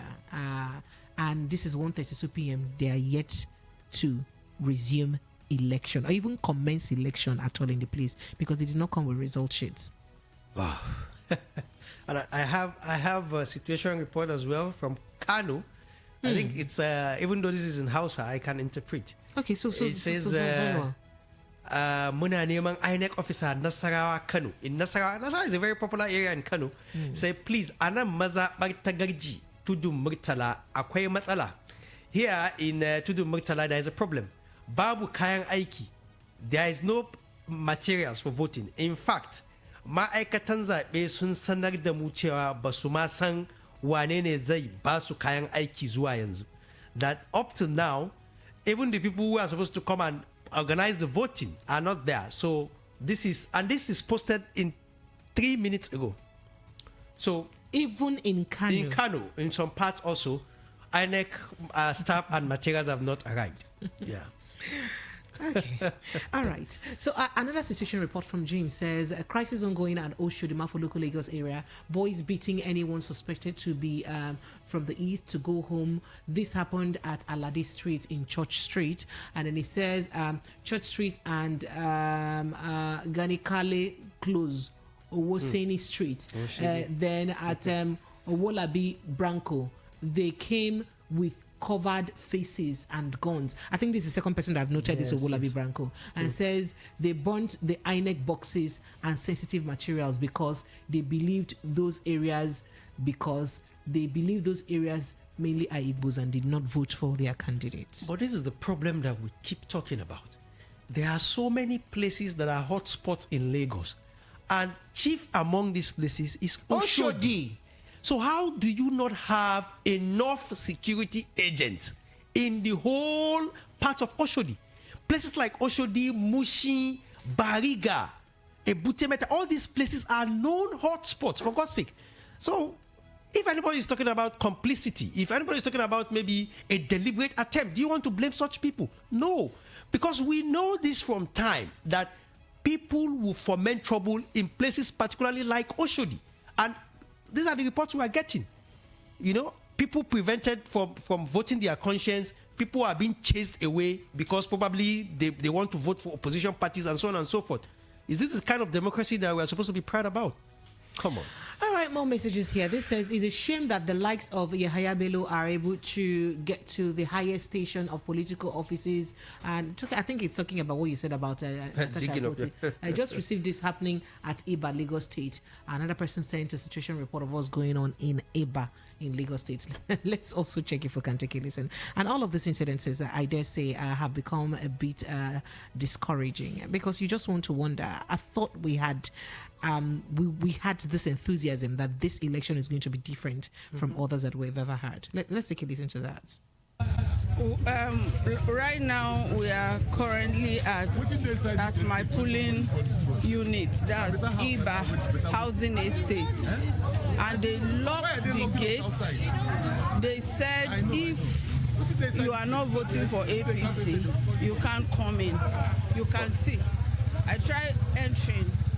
They almost broke my leg, but I had to just come out and do this video. I can see people that are outside.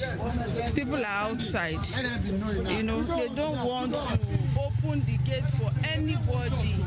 They don't want us to vote. We were asked to go to our polling unit so early so that we can check if our name is on the list. We are here. I've been here since 7:30. They did not allow us to go in. Very early in the morning. Very early in the morning. People are, if you're not Yoruba, if you don't speak Yoruba to them, if you're not APC, they are not allowing anybody to enter. I've been here for over 30 minutes and nothing is happening. So we don't know what is happening in this country. God help us. Oh my goodness.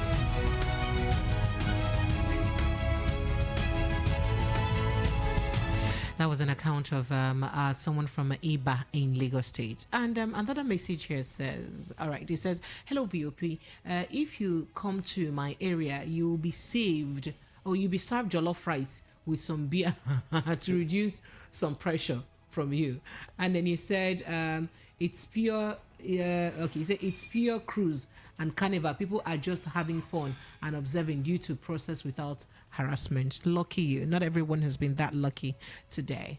And then some more messages here. Okay, Kizzy K sent in this report. Kizzy K from Owerri sent in this report. Let me see if I can quickly play the audio from that report. Good afternoon. Yeah, good afternoon to you. How are you doing? I'm fine.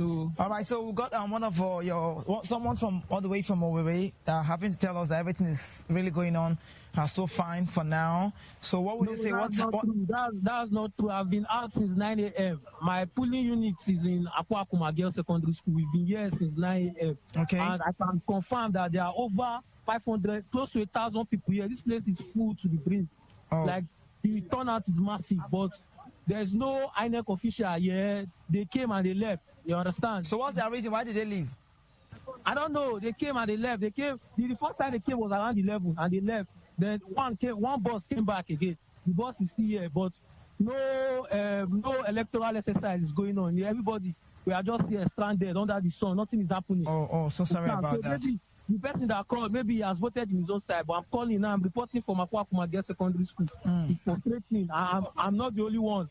Everybody here is complaining. You understand? Oh, so sorry about that. I can deduce from your voice where you sound. I understand. It's frustrating. Very, very.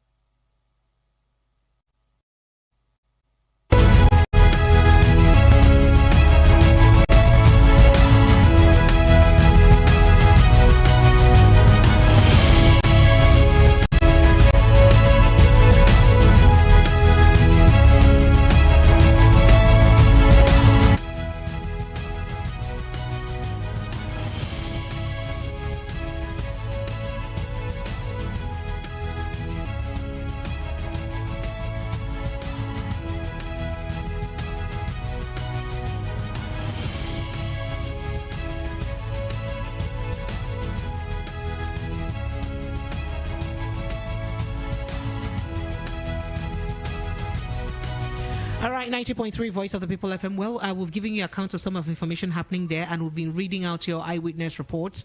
Thank you so much for joining us. And of course, our phone lines are still open to take your calls, your reactions as to what your eyewitness reports are. Kindly call us on 0700-903-903-903, 0700-903-903-903.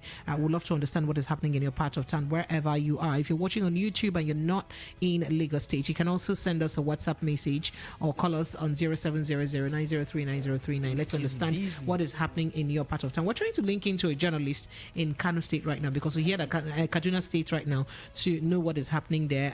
Abdul Ghaffar,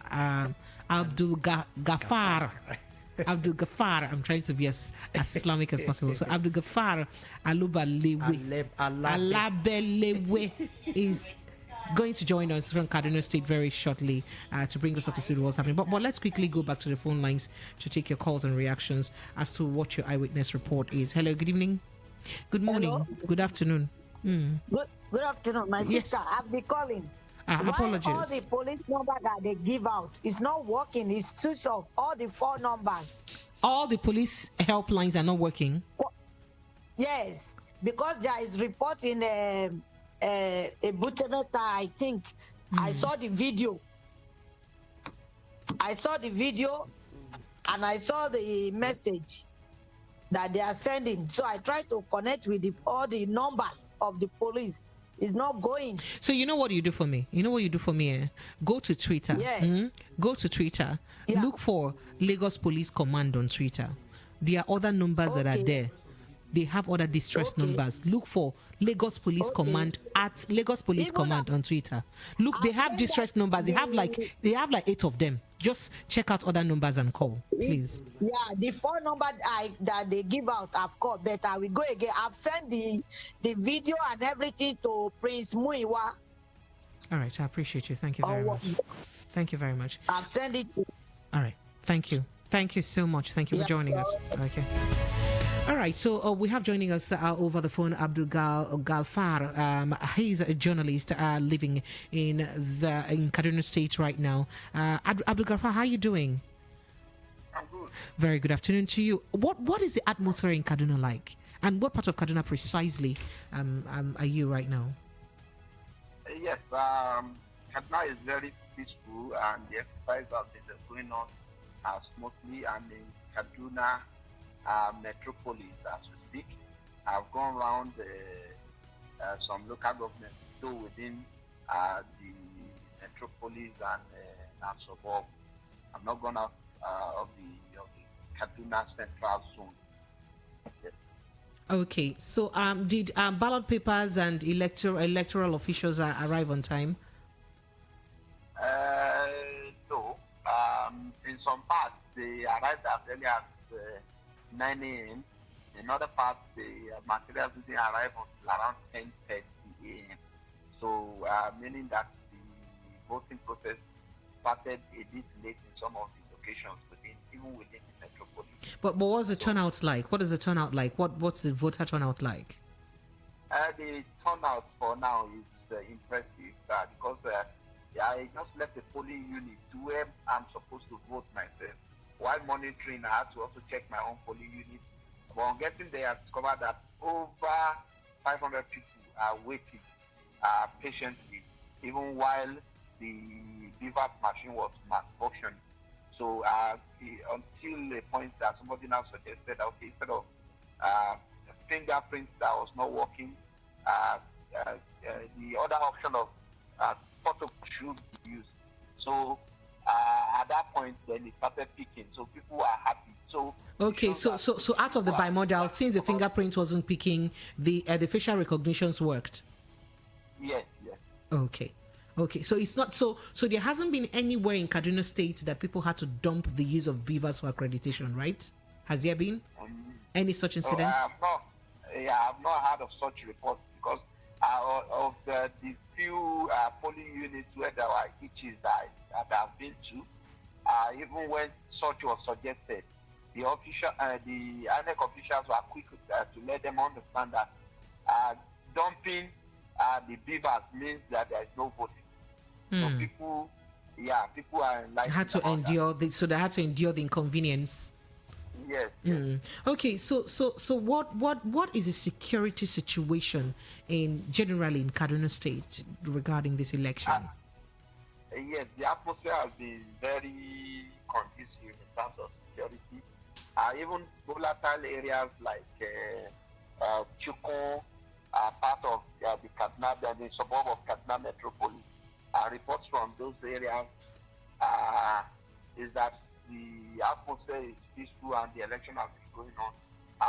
It was the governor himself, while we interviewed him this morning, that said, okay, there have been a report of ballot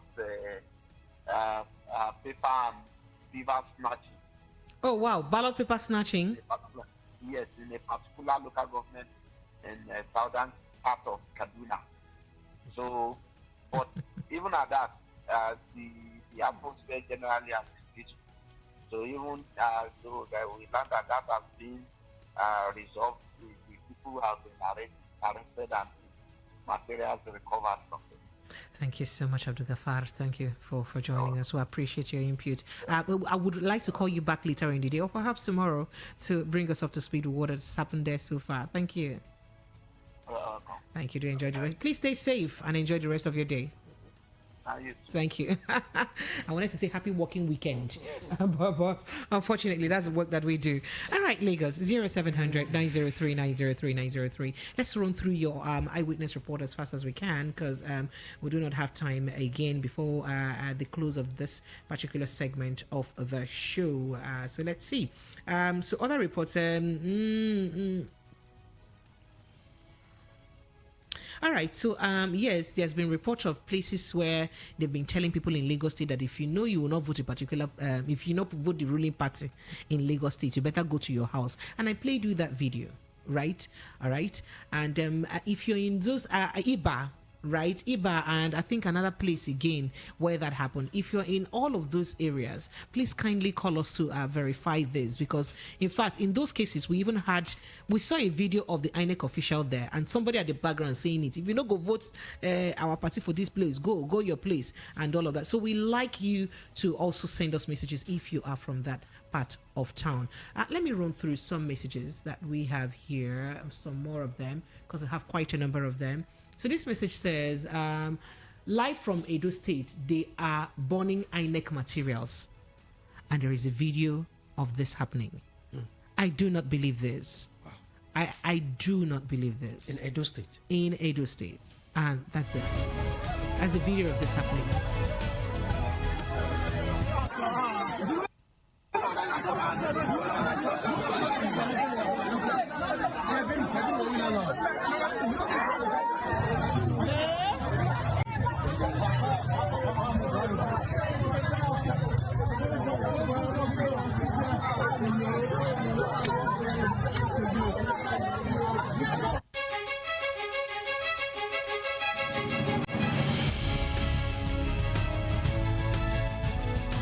All right, moving on to more messages happening in Lagos. Someone sent me that video, but right now someone says, I think now everybody wants to see it's what is going to in Lagos State. It shows that some tribes are looking for other tribes.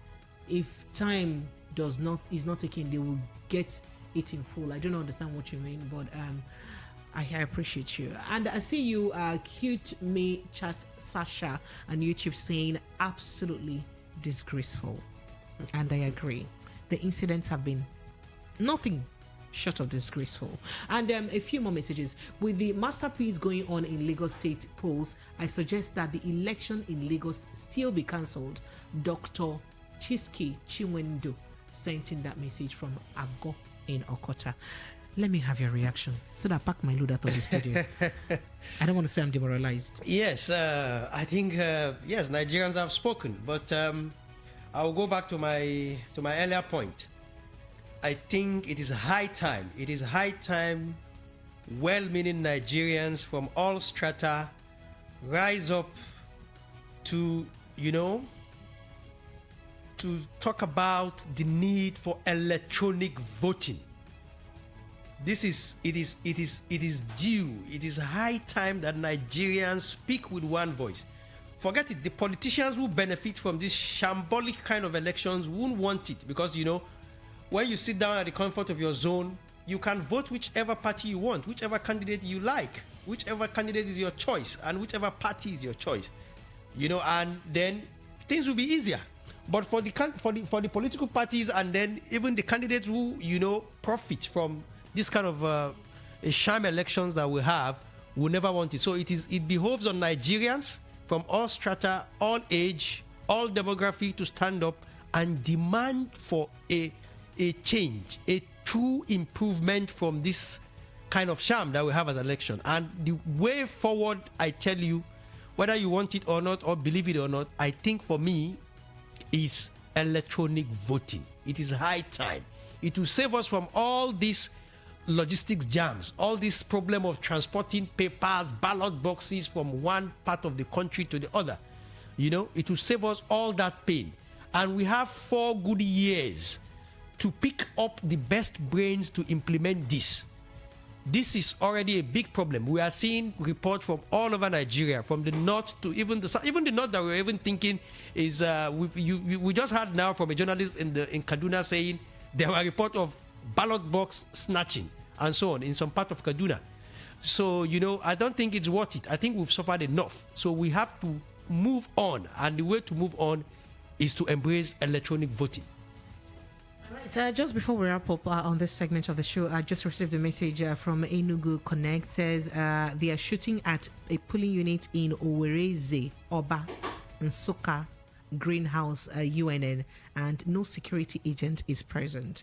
As a matter of fact, I did receive another message of someone complaining. And, you know, so some of these things can just get a bit too discouraging. And you just be wondering, so where are all the things that we were supposed to have in place? Okay. All right, go ahead, Mr. Oh, I think we've said it all. So this particular message says it's coming from Lagos State. It says area boys in Ekate Elegushi, they are tearing ballot papers and collecting people's phones. Where is the army they sent to Lagos? Where is the police that said that were secured? Yeah, that is what this person is saying. It's really sad development. I seriously, in my wildest dream, I never believed that we had this kind of go situation. Back to this level again. Yeah. Seriously, we thought we had we thought we had it all covered. Yes, and with the promise of the president saying, you know, he wants to leave a legacy of a free and fair election. Come on, it's not palatable at all. All right, Lagos, that's the size of our package. Thank you so much, Mohammed. For joining us. Thank you for making our time. You have 30 minutes to rush to your polling units. Promise me you're going to rush there. No, I think I don't want to go. Oshodi is not smiling at the moment, seriously. So but you may be voting at the party that will smile at you. You can't tell. No, come on. You see, that's some of the challenges we talk about. See the way he's smiling. Your laugh is like Chinese laughter. I'm scared now. You see, I wanted to vote, but I'm scared now. So now you will not vote, and you have your PVC, right? Yes, I'm scared now because of the report we're having. We are seeing so many reports of shootings and people being threatening. One vote lost because of this incident. INEC Nigeria, we can do better. INEC Lagos State, we can do better. 90.3 Voice of the People FM. It's been the Nigerian Decide Studio 2023. My name is Precious, and you're thanking you so much. Remember that this is more like a relay race today because you had Usain Jones hand over to me, and I'm going to be handing over to the next person, and the next person will hand over to the next person because the batting and the relay race continues till 7 p.m. We'll come back here again 7 a.m. tomorrow to continue with this episode. So we will ensure that we'll keep bringing you up to speed as the results are announced and as events unfold generally. My name is Precious Enyi. On Instagram, I am at Precious Enyi Official. On Twitter, I am at Precious_Enyi. Whatever you do, ensure that you stay safe. Do have yourself, I don't know, peaceful election. Good afternoon.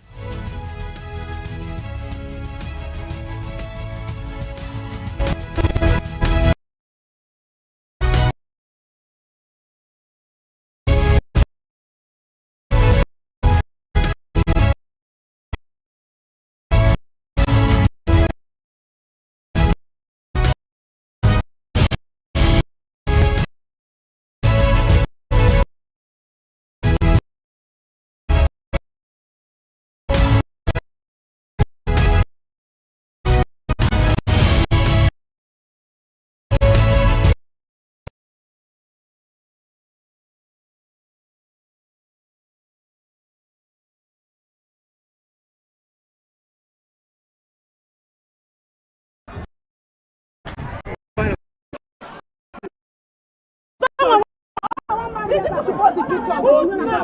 Let me send to my user. There is a black because these people should post the picture.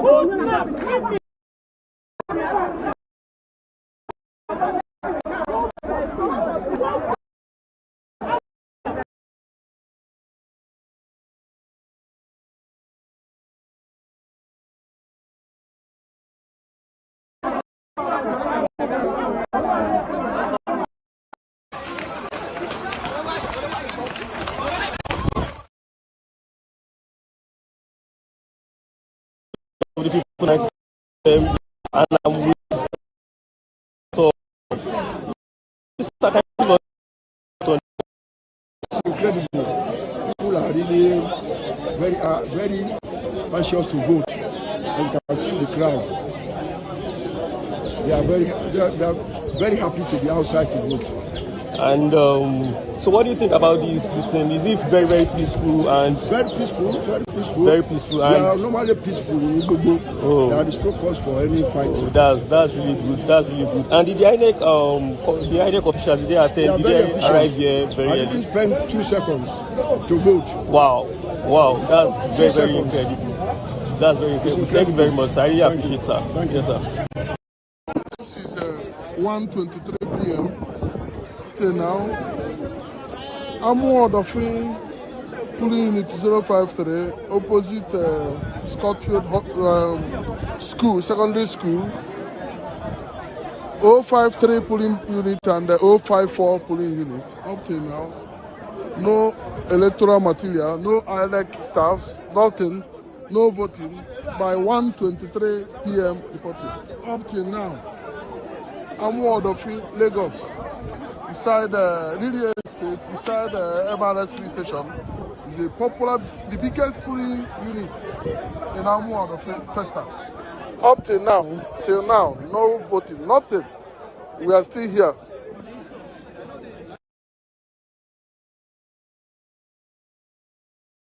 Go your house. Go your house. If you don't vote APC for a year, go your house. Nobody force you come here. Go house, so if I see you vote another, I will come look at. If I see you vote another part, go ahead and house. You don't come joke for here. This territory where you did, na APC, go your house. Go your house.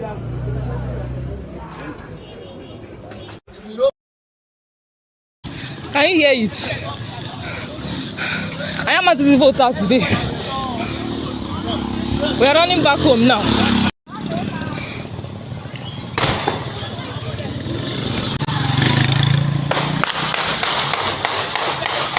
They are shooting. Can you hear it? I am at the vote out today. We are running back home now.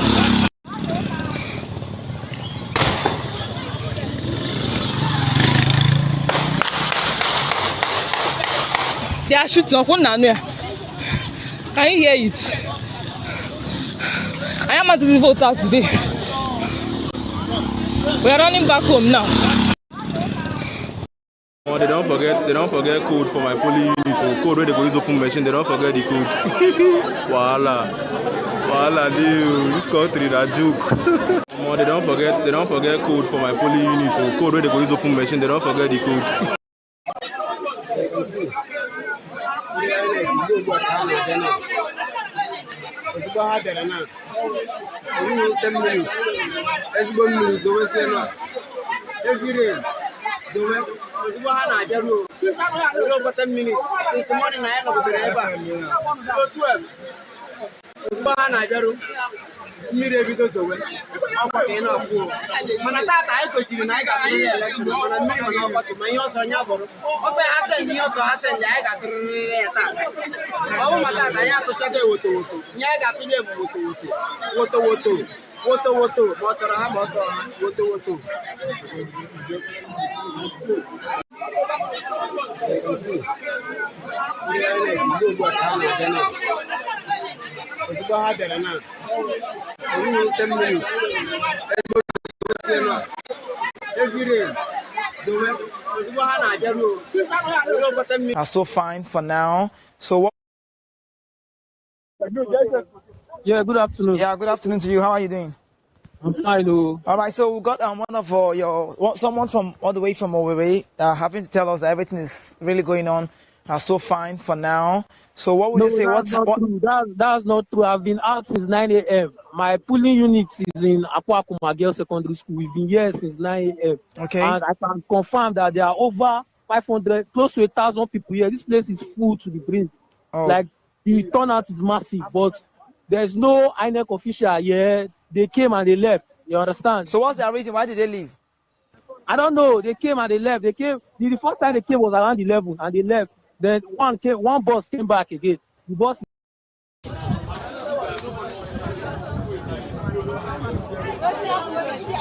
And Thomas, I repeat time again. Any people where them born very well, where them born, yeah, they here. Where them born here, make it come for the yeah, they here.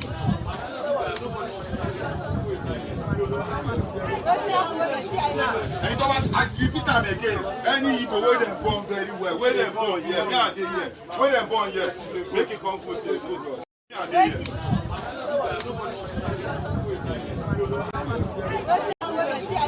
And Thomas, I repeat time again. Any people where them born here, make it come for yeah, they here.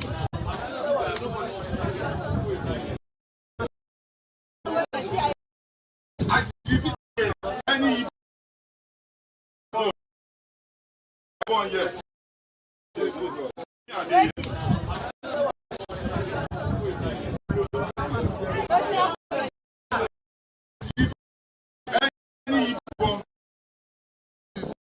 One 23 p.m. Now, I'm ward of polling unit 053 opposite Scotfield School, secondary school. 053 polling unit and the 054 polling unit. Up till now, electoral material, like staffs, gotten no by 140. Up till now. I'm ward of Lagos.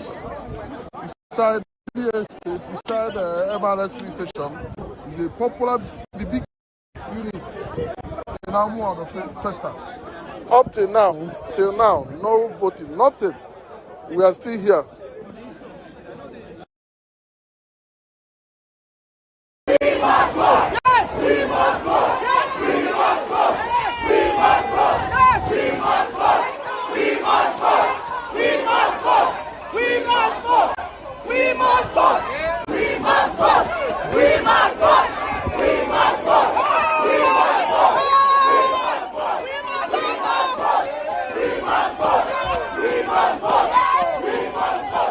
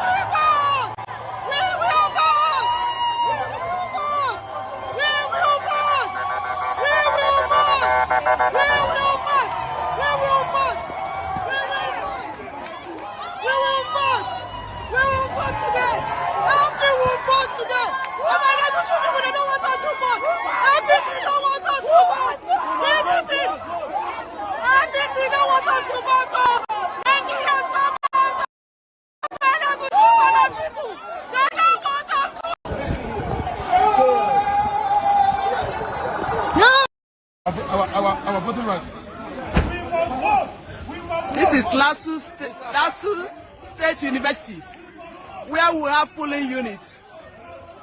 Over thousands of people registered there. On getting to the place, they say we are not allowed to go in. This is it. People are there outside the gates shouting they must vote, they must vote. They've sent us to go to the other gates. We've trekked for more than 1 hour to the back gates and they send us back. Now we're here telling them to open the gates. Our vote must count. Our voting rights. This is Lasu State University, where we have polling units. Over thousands of people registered there. On getting to the place, they say we are not allowed to go in. This is it. People are there outside the gates shouting they must vote, they must vote. They've sent us to go to the other gates. We've trekked for more than 1 hour. Please, I want you people, I'm calling Nigeria INEC, I'm calling Labour Party, I'm calling everybody involved to come and see what is happening at Ijaye. Number 9 polling units, Ilasa Maja. What F2? What F2? Where we have more than 1,000 registered voters. They say that it is only 14 people that is only allowed to vote. That's what they told the INEC agent in that very place. We are telling the whole world, the whole Nigeria to come and see what is happening in Lagos, where they have more than 1,000 votes. Where they have more than 1,000 votes, going to 2,000 votes. They said, the INEC officer is saying that it's only 14 people, that he was instructed that we only going to vote, that other people, he doesn't have instruction that they do vote. The street is Ijaye Street, Ilasa, Ward 8. The whole world shows that only 14 people will vote. In the whole of where we have more than 1,000 votes, where we have more than 1,000 votes, and our name is in the list. Our name has been posted in the post, and they are saying that it's only 14 people that is going to vote. Please, Nigeria to come on this, and we are here with our voters card to come and load, to come and vote. Everybody here has his voters card, but they said that it's only 14 people that is. Good afternoon. Please, what's your name?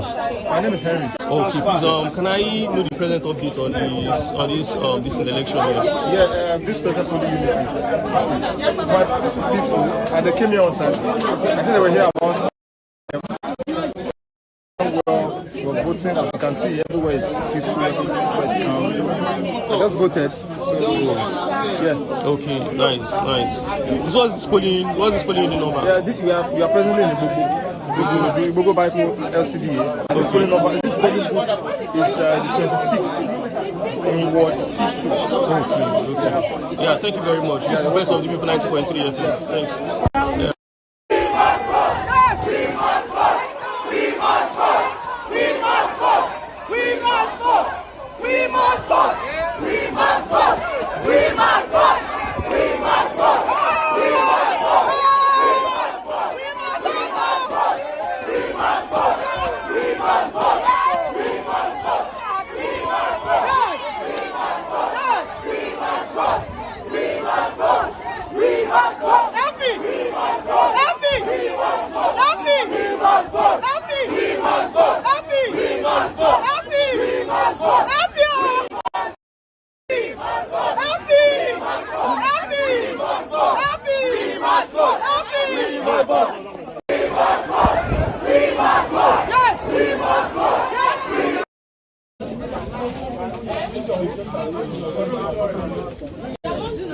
The other one, Ewu, senatorial, have you?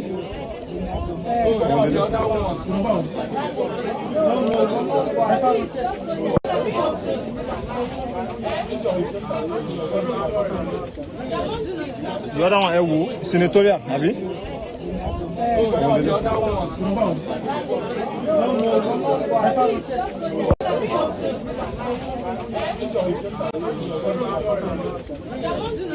The other one, Ewu, senatorial, have you?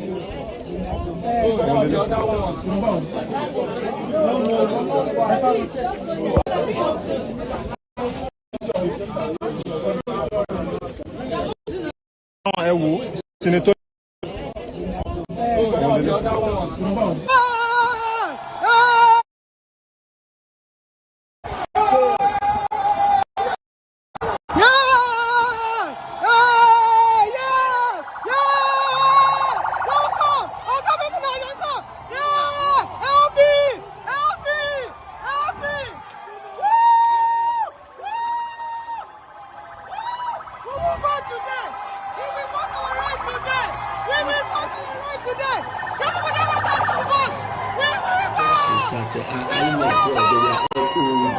They didn't even bother to clean them up. They didn't even bother to wash them. All ballot boxes, none of them were new ones. The Senate, the House of Reps, and the way I voted, they were all old ballot boxes. Then I also discovered that the ballot papers, they are photocopy, colored photocopy. They are not printed. I have worked with INEC. I have seen their ballot papers before now. They didn't look like what we used to have. Those are my two observations. Then initially, I was not able to be verified. But at the point, they said not verified. But when they put it again and the team came up, I think the initial, at the end of it, I think I was the second person to vote in my unit, and we did vote, and there was a lot of people. My concern is that all the people are not going to be able to vote. That's a problem because I know that I saw some places, I saw over 500, 200 persons, and I know that some units we used to have 1,000, 2,000, 3,000, 7,000, 10,000, voters. Now, if one BVAS machine is, let's even take 1,000 voters in a unit where you have 1,000 voters, will one BVAS machine be enough to accredit them within the time we are talking about? Because up till now, out there, okay, maybe I'll just cut in there because we're listening to the chairman there, and he was actually saying that so long as you are on queue before 2:30, you will certainly be allowed to. You will not be disenfranchised. So I think that has taken care of that aspect of your observation. If you have like a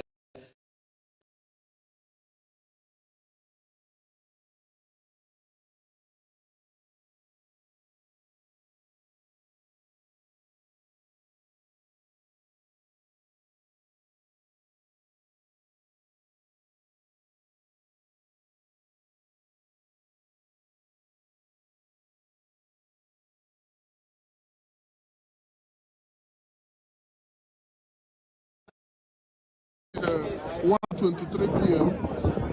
till now.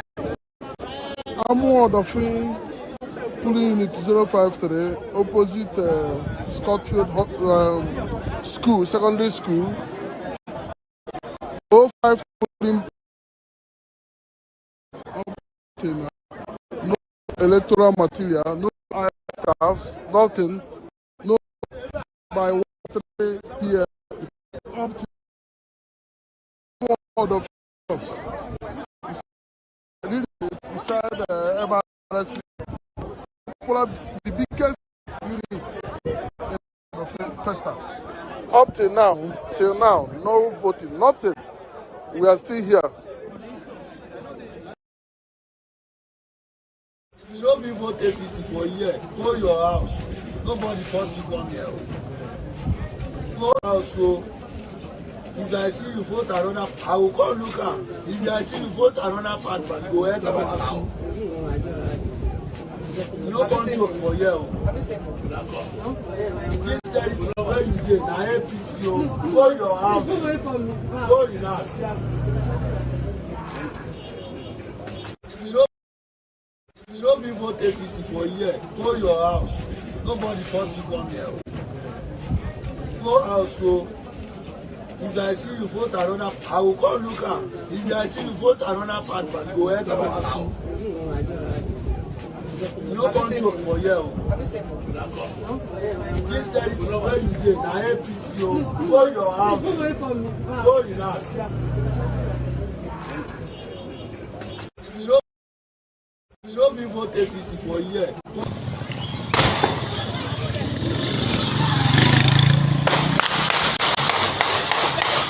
They are shooting on Colonial. Can you hear it? I am at the vote out today. We are running back home now.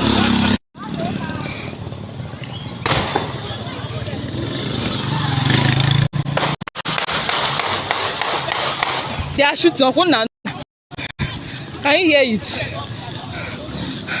I am at the vote out today. We are running back home now.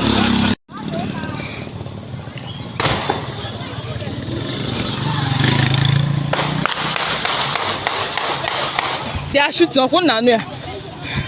Can you hear it? I am at the vote out today. We are running back home now.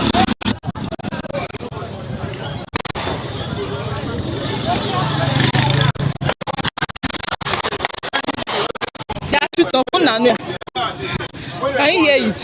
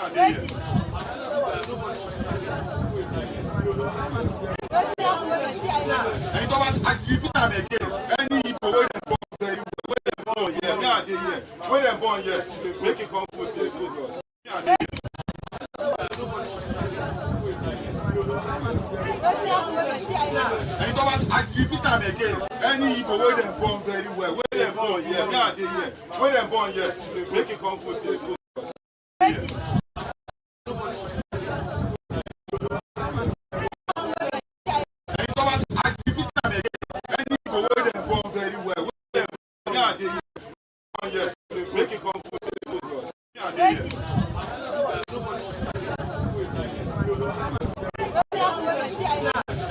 I repeat them again. Any people where them born very well, where them born here, me are they here. Where them born here, make it comfortable. Me are they here.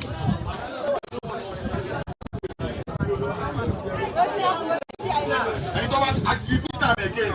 Any people where them born very well, where them born here, me are they here. Where them born here, make it comfortable. Me are they here.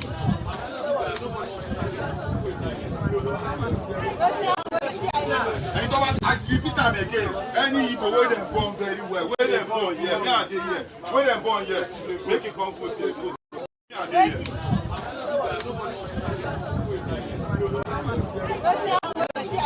And Thomas, I repeat them again. Any people where them born very well, where them born here, me are they here. Where them born to the back gate and they send us back. Now we are here telling them to open the gate. Our vote must count.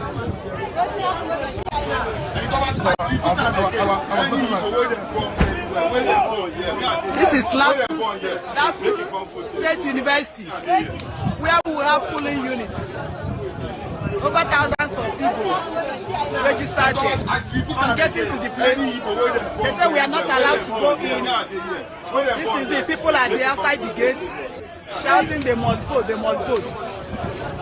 They've sent us to go to the other gates. We've stayed for more than 1 hour to the back gates and they send us back. Now we are here telling them to open the gates. Our vote must count.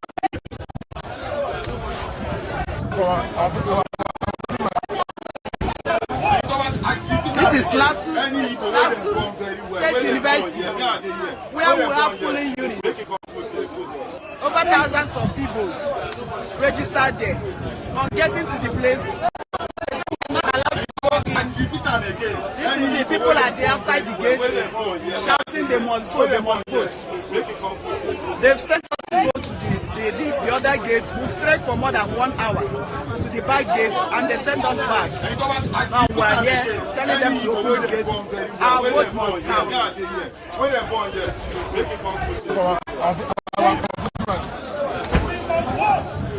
This is Lasu State University, where we have polling units.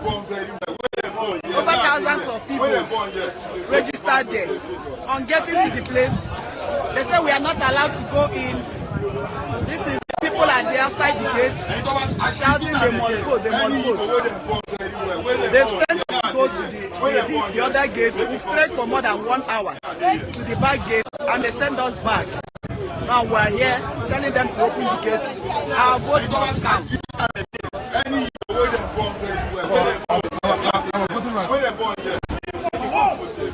This is Lasu State University, where we have polling units. Over thousands of people registered there. On getting to the place, they say we are not allowed to go in. This is it. People are there outside the gates, shouting they must vote, they must vote. They've sent us to go to the other gates. We trekked for 1 hour to the back gates and they send us back. Now we are here telling them to open the gates. Our vote must count.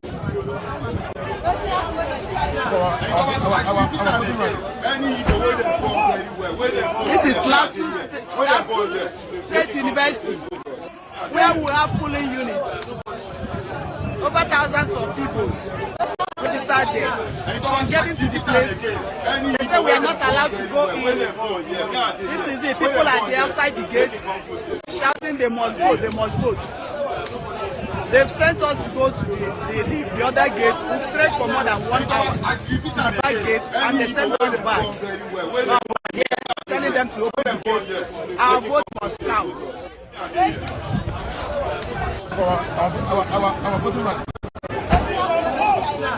This is Lasu State University, where we have polling units. Over thousands of people registered there. On getting to the place, they say we are not allowed to go in. This is it. People are there outside the gates, shouting they must vote, they must vote. They've sent us to go to the other gate. We've taken 1 hour to the back gate and they send us back. Now we are here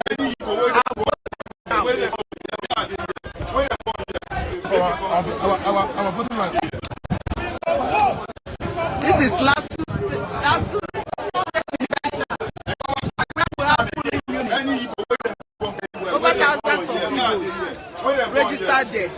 On getting to the place, they said we are not allowed to go in. The people are there outside the gates. Going to vote. These people with voting. Show your voters card. Everybody has their voters card. Everybody show your voters card.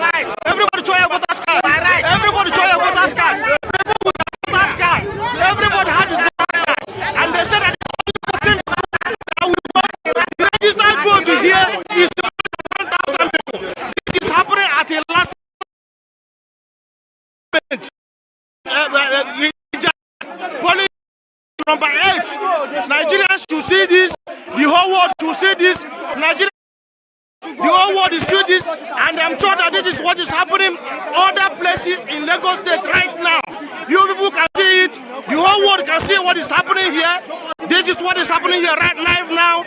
This is what is happening here right now in Ilasa, under Ocho, the solo local government. This is what is happening here now, right now, as I'm telling you now. Only 14 people that will be able to vote. That is what the INEC officer said. That is what the INEC officer said. That is what the INEC officer said. This is hard. INEC officer, this is hard. Right here, this is hard.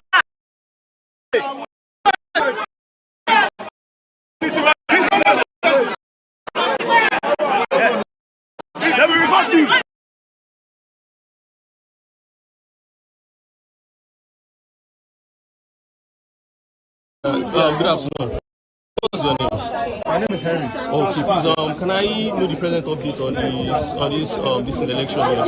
Yeah, this present polling unit is quite peaceful, and they came here on time. I think they were here about like 9 a.m.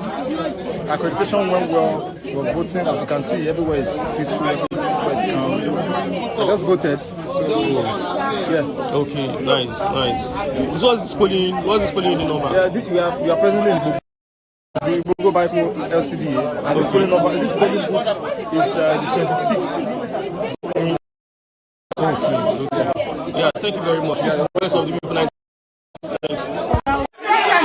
Please, I want you people, I'm calling Nigeria INEC, I'm calling Labour Party, I'm calling everybody involved to come and see what is happening at Ijaye. Number 9 polling unit, Ilasa Maja. What F2? What F2?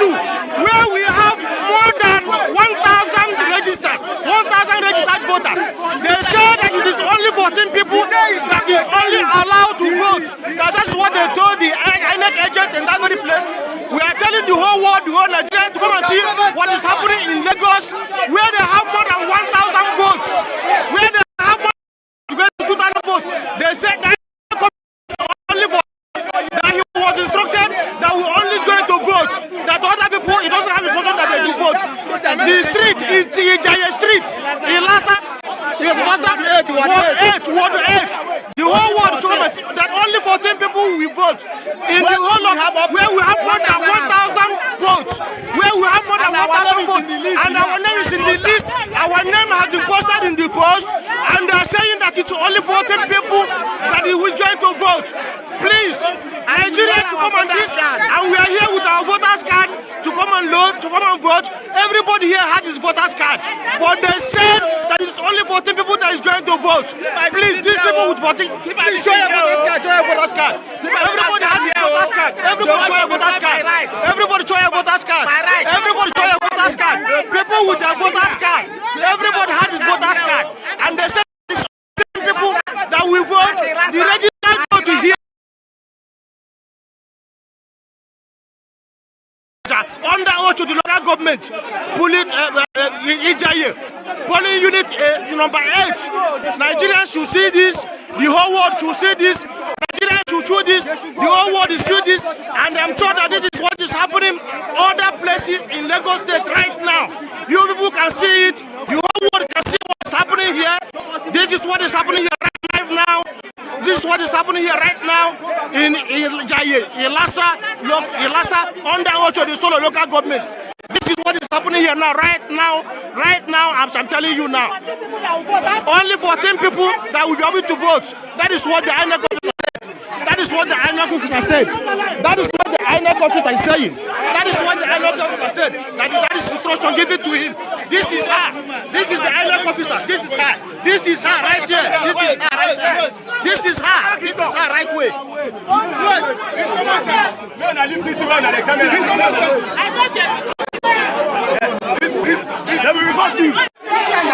Please, I want you people. I'm calling Nigeria. Right now we are currently at my polling unit, that's IBA housing estate, and they locked the gates. They said if you are not voting for APC, you can't come in. You can see, I tried entering, they almost broke my leg, but I had to just come out and do this video. I can see people that are outside. People are outside. You know, they don't want to open the gate for anybody. They don't want us to vote. We were asked to go to our polling unit so early so that we can check if our name is on the list. We are here. I've been here since 7:30. They do not allow us to go in. Very early in the morning. Very early in the morning. People are, if you are not Yoruba, if you don't speak Yoruba to them, if you are not APC, they are not allowing anybody to enter. I've been here for over 30 minutes and nothing is happening.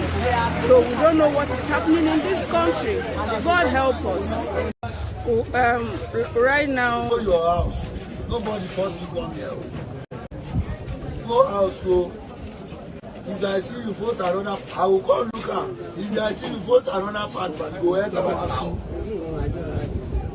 You no come joke for here. This territory where you dey na APC o. Go your house. Go in house. If you don't vote APC for here, go your house. Nobody force you come here. Go out. So if I see you vote another, I will come look at. If I see you vote another party, go ahead and ask. You no come joke for here. This territory where you dey na APC o. Go your house. Go in house. If you don't APC for here, go.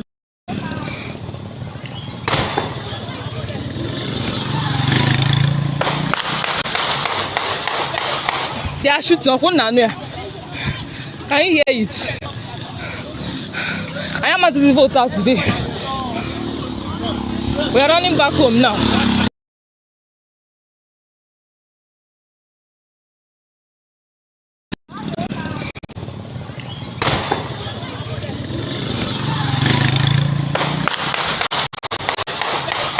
They are shooting on Colonial. Can you hear it? I am at the vote out today. We are running back home now.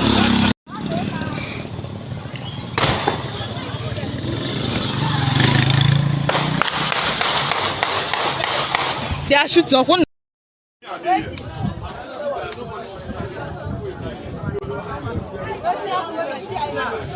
As you repeat them again, any people where them born very well, where them born here, me and they here, where them born here, make it come for the me and they here.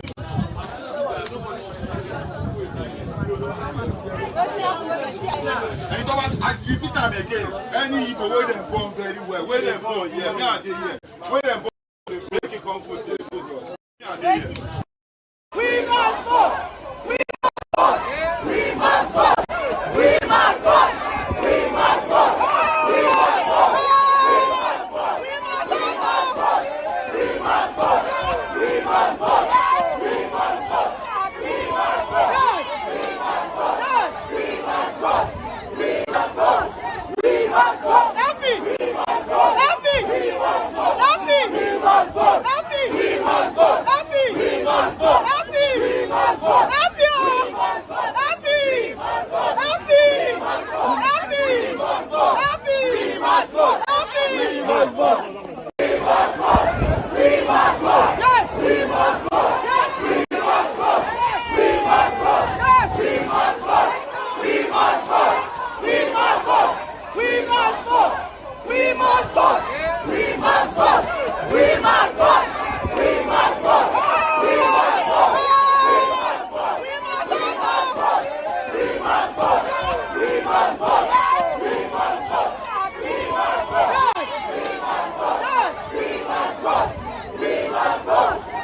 must go. Help me. We must go. Help me.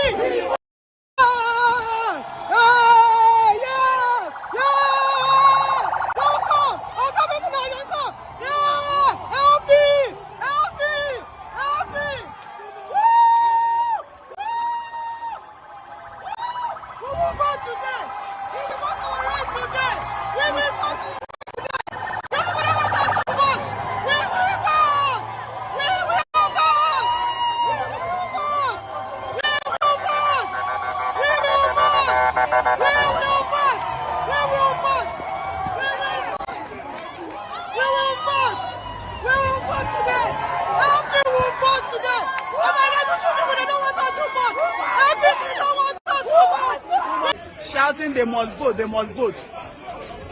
They've sent us to go to the other gates. We've trekked for more than 1 hour to the back gates, and they send us back. Now we're here. Gates. Our vote must count. Our voting right. This is Lasu State University, where we have polling units. Over thousands of people registered there. On getting to the place, they say we are not allowed to go in. This is it. People are there outside the gates shouting, they must vote, they must vote. They've sent us to go to the other gates. We've trekked for more than 1 hour to the back gates, and they send us back.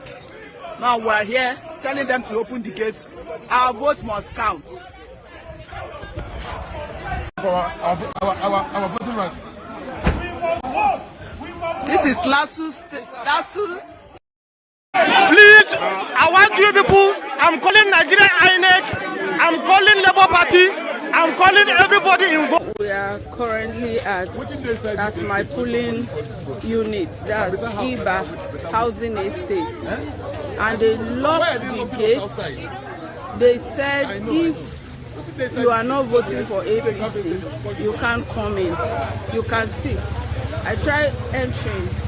They almost broke my leg, but I had to just come out and do this video.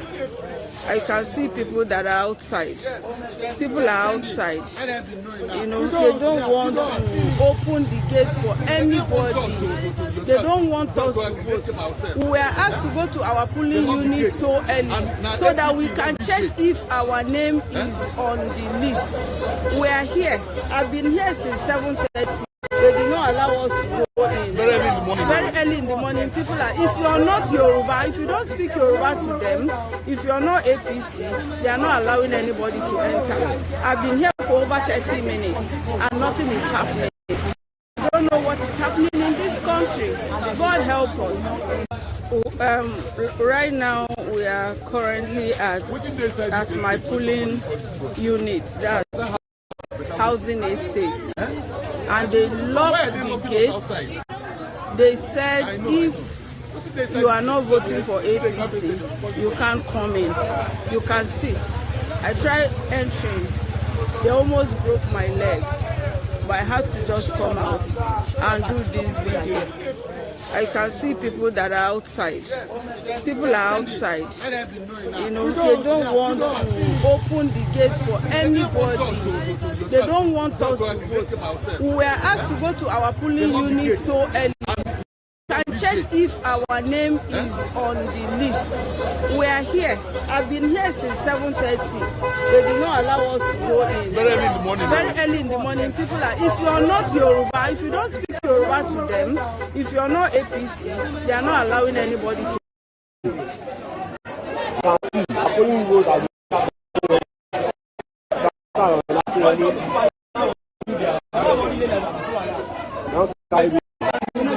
You can see.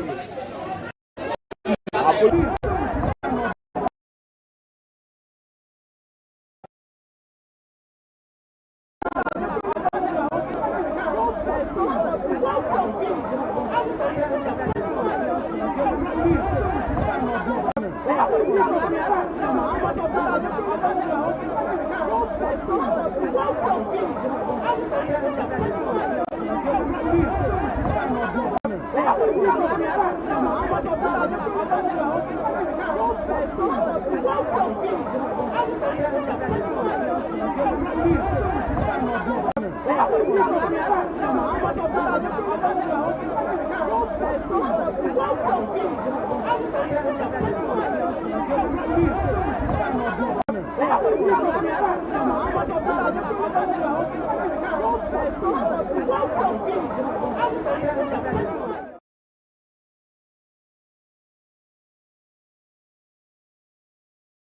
What's happening. Some of the reports we've been getting, some of them have been really disheartening, while others have been cheerful. But we had our correspondents go out this morning to go around Lagos and even outside of Lagos to look at what is happening, to report to us firsthand what is going on in Lagos and what is going on in Nigeria. They are back in the studio with us, and they are going to give us an in-depth analysis of what they saw, what transpired when they went out this morning to go and witness the election. So we're going to be speaking with them right now. But before we do that, I would like to tell you that we'll open the phone lines later on the program so that you can also call in. Send us your video, your eyewitness report. Tell us what you have seen, what is going on right now, because the election is supposed to end at 2:30.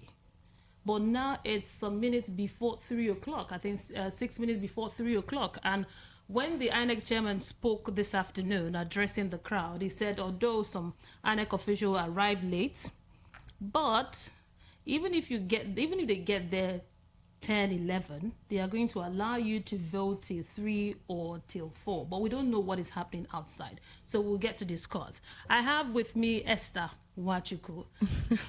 She's seated right here. You already know her. She's one of us.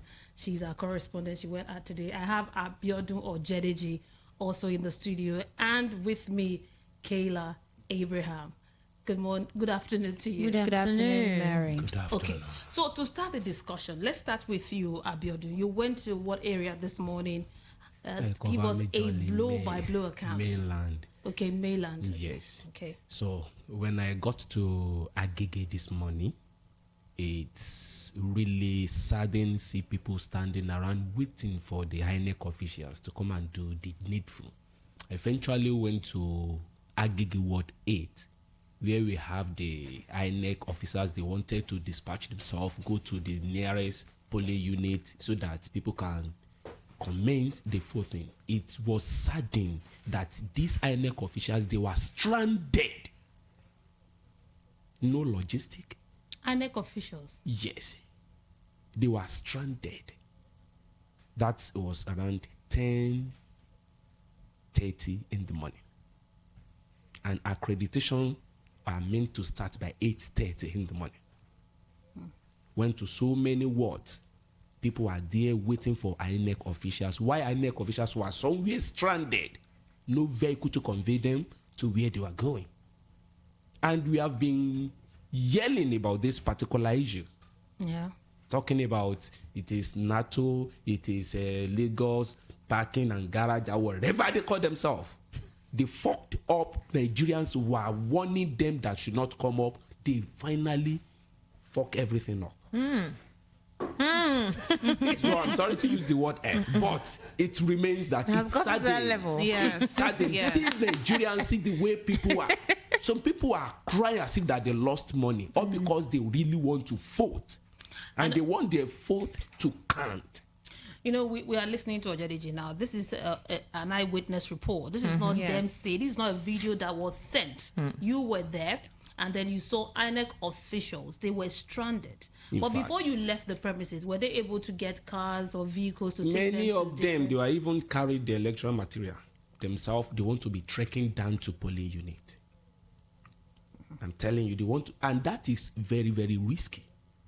Can you tell me the area again? Let's get it very clear. Agege Ward 8. Agege Ward 8. Okay. Yes. Good. If you're listening to me right now and you could hear Agege Ward 8, if you're there, we'd like to confirm if you were able to vote, if the INEC official finally got there.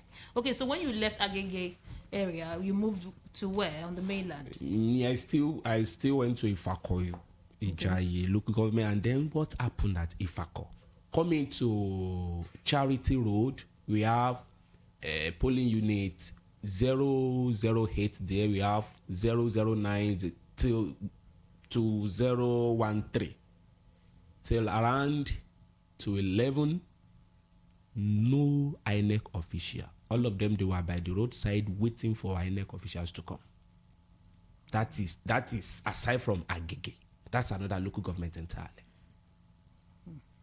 The question is, what happened?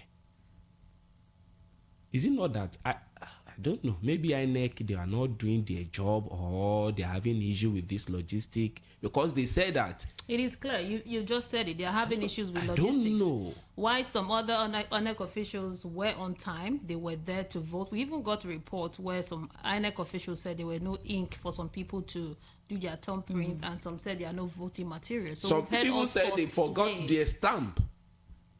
Some INEC officials, they said they forgot their stamp. So they need to go back and bring their stamp.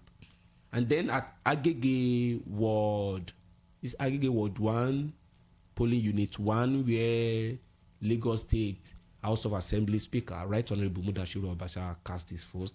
Believe me, without any security people on ground, people vote without issue. Great. I think that's a good news. At least I give it to them. That's a good news from your end. Now Esther Wachuko, on your own part, you went to the mainland and some other areas. Yes. When you got there at first, how was the environment? What did you see there before people started coming to vote? Because you went in very early. Yes, so we started off on the mainland around Surulere, Eric Moore, precisely. And the ambience was calm. You know, persons were actually out to cast their votes. It was good. We spoke with some party agents. They were quite happy with the turnout, although, just like Abiodun said, some INEC officials did not come out on time. Some of them, arrived at some of their polling units or wards at about 8:39. But there were a couple of persons who were already queuing at their polling units to cast their votes. We're able to look at that. Then we went to a primary school, Ginodo Primary School, and that axis had a good number of persons who had come out to cast their vote, which was a beautiful one. They were well organized. INEC officers were already on ground with their BVAS, going through the profile of persons who were going through for their accreditation before the voting. And then while they were there to cast their vote, a particular voter realized that the senatorial candidate he wanted, that is the party he wanted to vote for, the party wasn't on the ballot paper. And then he was asking the INEC officials questions. Why is this particular party not done? That's the Labour Party. And you recall 3 or 4 days ago, one of the Labour Party lady actually talked about it, addressing INEC that why is Labour Party not on the ballot paper, especially for the senatorial seat? That was a question that INEC had not yet responded. And then experiencing it today at the polling unit was something that actually called for it, And we spoke with the man. He actually said that he's surprised to see this. Apparently, the INEC officials said they made a call, maybe to whoever it was that they were reporting to, possibly during the governorship elections, that will be rectified. I think that particular party would have to be on the ballot for them to continue with that vote. But when we left that particular arena, it was okay. It was calm up until we went to the island. Now, that is another aspect, I would say. People actually came out to vote. I mean, I was with Kayla. Yes. She can give us more feelers in that axis. Yeah. Okay, so thank you, Kayla, Esther. what did you say? I mean, we got to the island. Really, people came out, quite a number of people came out to vote, and it was really peaceful. Areas were very calm, although we got some reports that the INEC officials, like we've been saying, arrived late. But there were no problems, although some residents that came out to vote also complained about not seeing their names on the list. So they got there, they were like, I don't know what my name is, and they were looking for their names, but I'm pretty sure that was sorted out towards the process of voting. We also went to other areas, Bonny Camp, under that bridge. We had various polling units under that Bonny Camp bridge. I'm telling you, polling units, 64 different INEC officials on that one bridge. Very, very big and very great. And the scenario was really calm. People voted very fast. They were even waiting for the results just to be announced, and they will go home. So the voting there went really calm, really fast, and process was very okay. So at Kuramo polling unit, there we saw, so EFCC officials came around. Yes. I think they were just trying to monitor how the elections were going across some of the polling units. And then we wanted to speak with them, but they were like, why do you want to speak with us? You know, we're doing our jobs and all of that. The security agents. Yes, exactly. Yes. So we now saw a couple that were in the vehicle. Initially, we saw them, but we just thought maybe they wanted to stay a bit when it gets to a particular, position in the queue. They will go in. So when they saw the EFCC officials, they said, EFCC, I've not seen my name, or I can't find my name on the polling unit, or we've tried, we've checked the portal, it's saying error, we've gone through most of the polling units along those axes, we can't see our names and all that. EFCC officials did not respond to them. And then when they saw, they were like, press, you won't speak with us. And so we now spoke with them. And this couple said that they've been here since 7:30. They came to the polling unit, they felt that they ought to be, their name ought to be out. They did not see that. And I asked, okay, we've been saying on the program that to know where your polling unit is, you need to check INEC's portal or do the whole SMS thing. So I asked the couple, I said, when did you try to check for your polling unit? They said last night, and they also did this morning. I asked them, I said, do you know you ought to have done all those verifications about a week ago? So if these complaints come up, you can quickly, direct it to any of the local governments where these INEC offices are situated, and maybe they can help clarify the situation or do something about it. But as it stands now, that couple will not be able to vote because they could not identify. Exactly. And if your name or your picture is not on a particular polling unit and the next polling unit close to it, it means that you cannot vote. And they said the portal keeps saying that their profile is recording. We have them exactly. Yes, this is the couple. Yes, exactly. That is it. So they had issues, just identifying themselves throughout. There are issues where you see your name on your picture on board listed by INEC. Yes, and then when it comes to verification, your face might not even appear. But in this case, their faces was not even in any of the polling units they visited. Their picture. If their pictures was there, then it would have been okay. There is something significantly wrong. A mistake was done somewhere. See their names. They had to go around most of the polling units within that axis that they feel the name should be out. They didn't see their names. They didn't see their profile. And on the websites,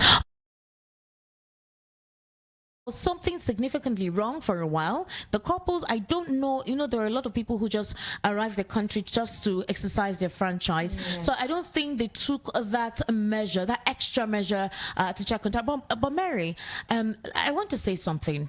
This election was highly anticipated. The reason is because there was the structure was different from the norm. We already had would I call it a well-costumed political party recognized internationally, and they were already comfortable to be just opponents with each other until a third and a fourth force came on board. These shifted the prediction as to how the elections was going to take place. Now, with what happened, the challenges that Nigerians went through, we suffered inflation, we had fuel scarcity entering into the new year, we had the Naira swap policy and the Naira redesign, the unavailability of this Naira. Nigerians couldn't buy things for themselves, they couldn't feed, inflation got increased, transportation got so high, salaries were not increased by companies.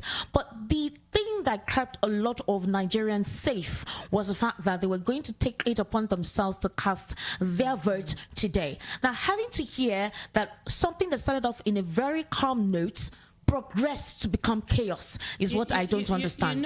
From your report, I think your report has been one of the most encouraging. You're telling us where you went to on the island was a bit peaceful. It was peaceful.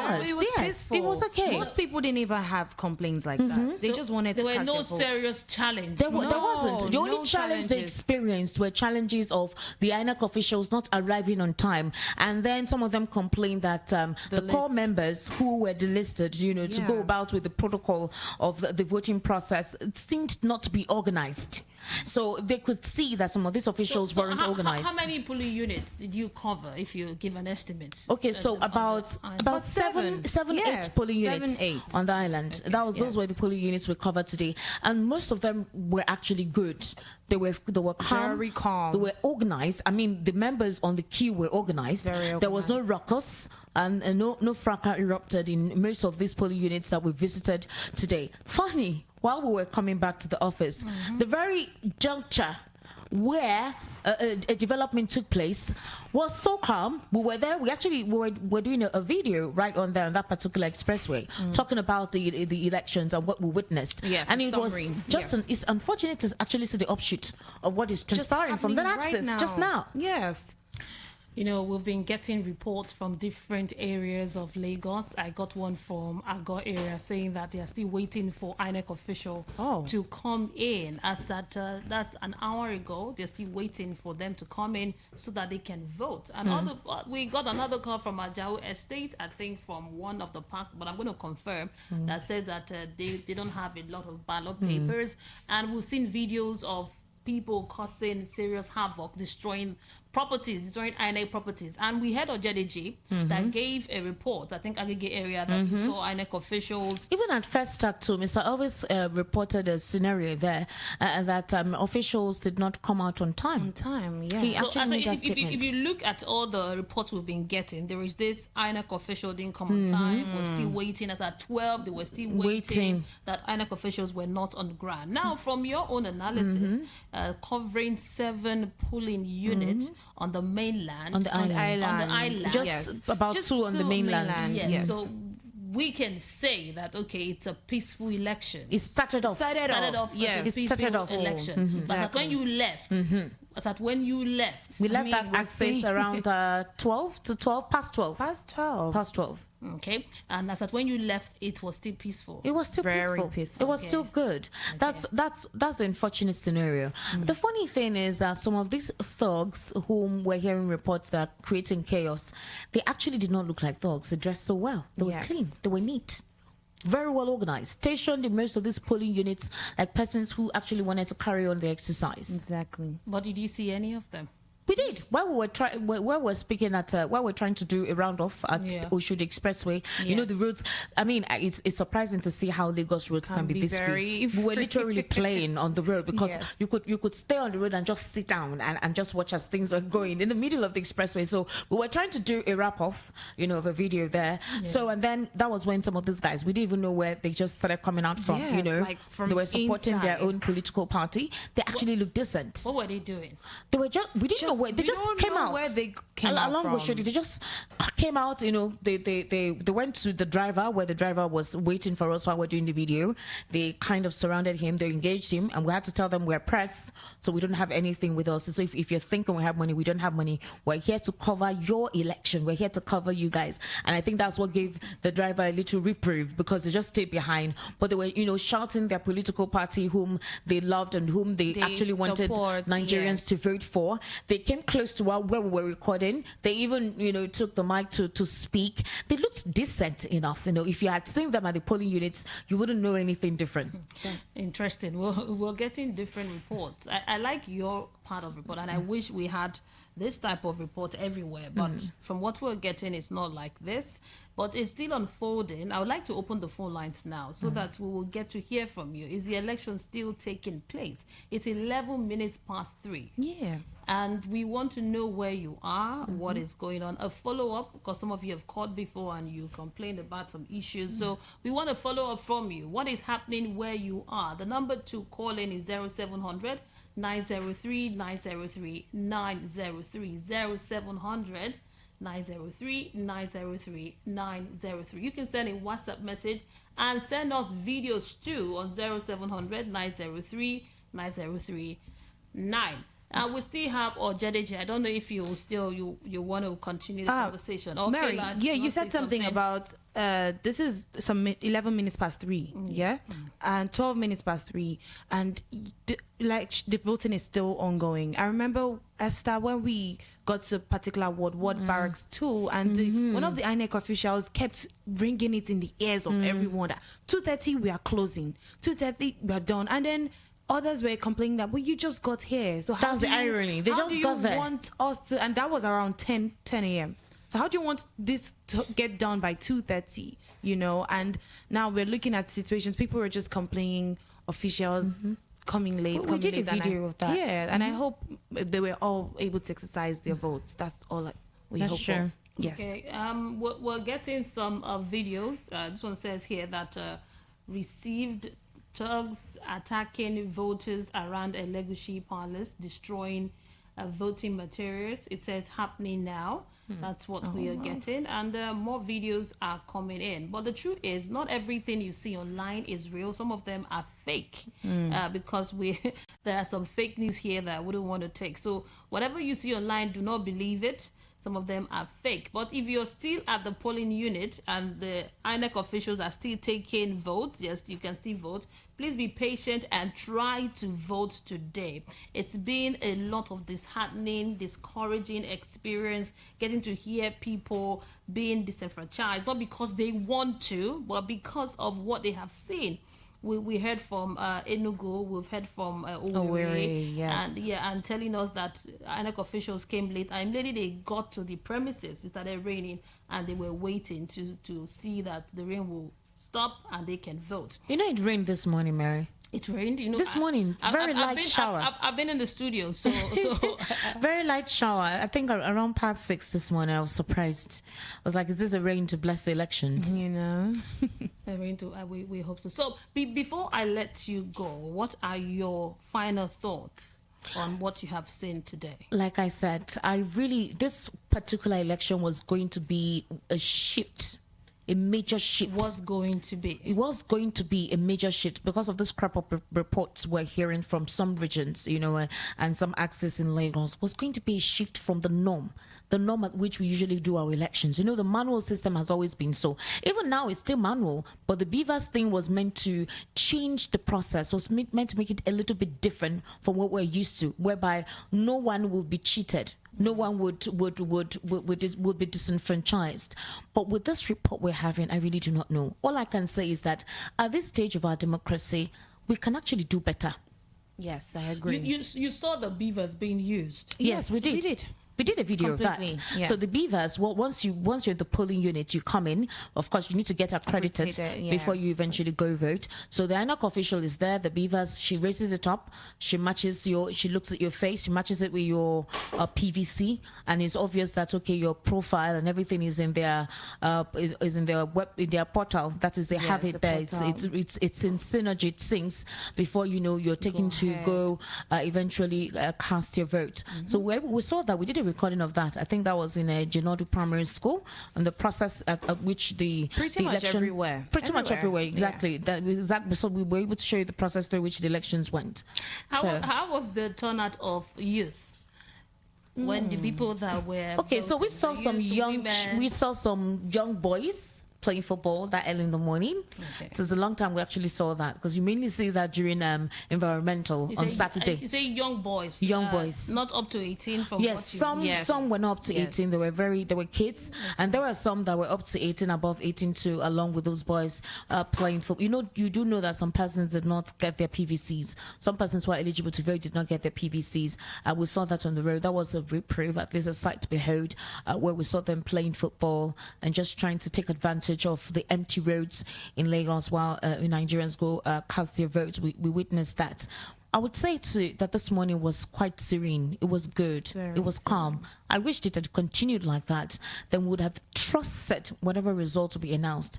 But with the way things are, we don't want to give predictions, but let's just see how things culminate further. Okay, we'll see how things pan out. Kayla, before I let you go, any final thoughts on your report? So far, no. I mean, the reports we're hearing now, we were not expecting it, judging from what we went through this morning. Like this morning, everything looked so peaceful. So just all of a sudden hearing this, we're like, okay, but we're hoping that things go well, and we're just hoping to get the results real quick. Okay, great. It's 16 minutes past 3. We'll go for a break, and we'll resume our conversation at 4, where we'll have Citizen Jones.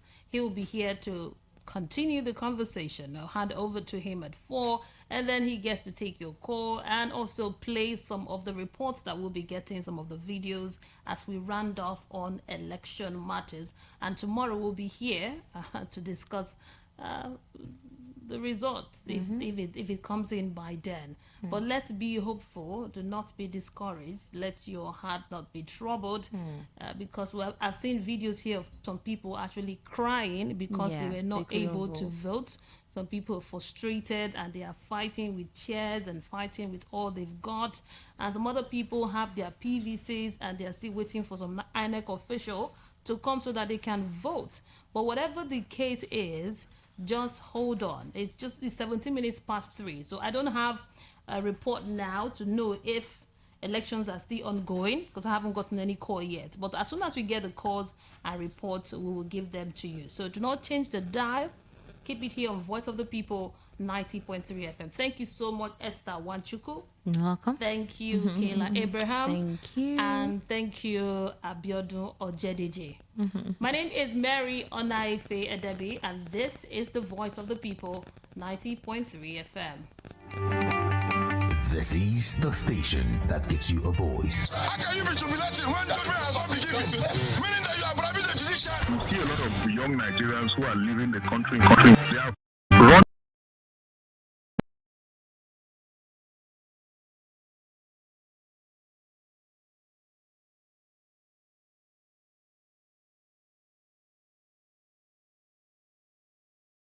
So for the senatorial, the Labour Party is not represented on the voting paper. However, the House of Representatives is duly noted in there. One of the voters actually talked about that. Let's take it to him.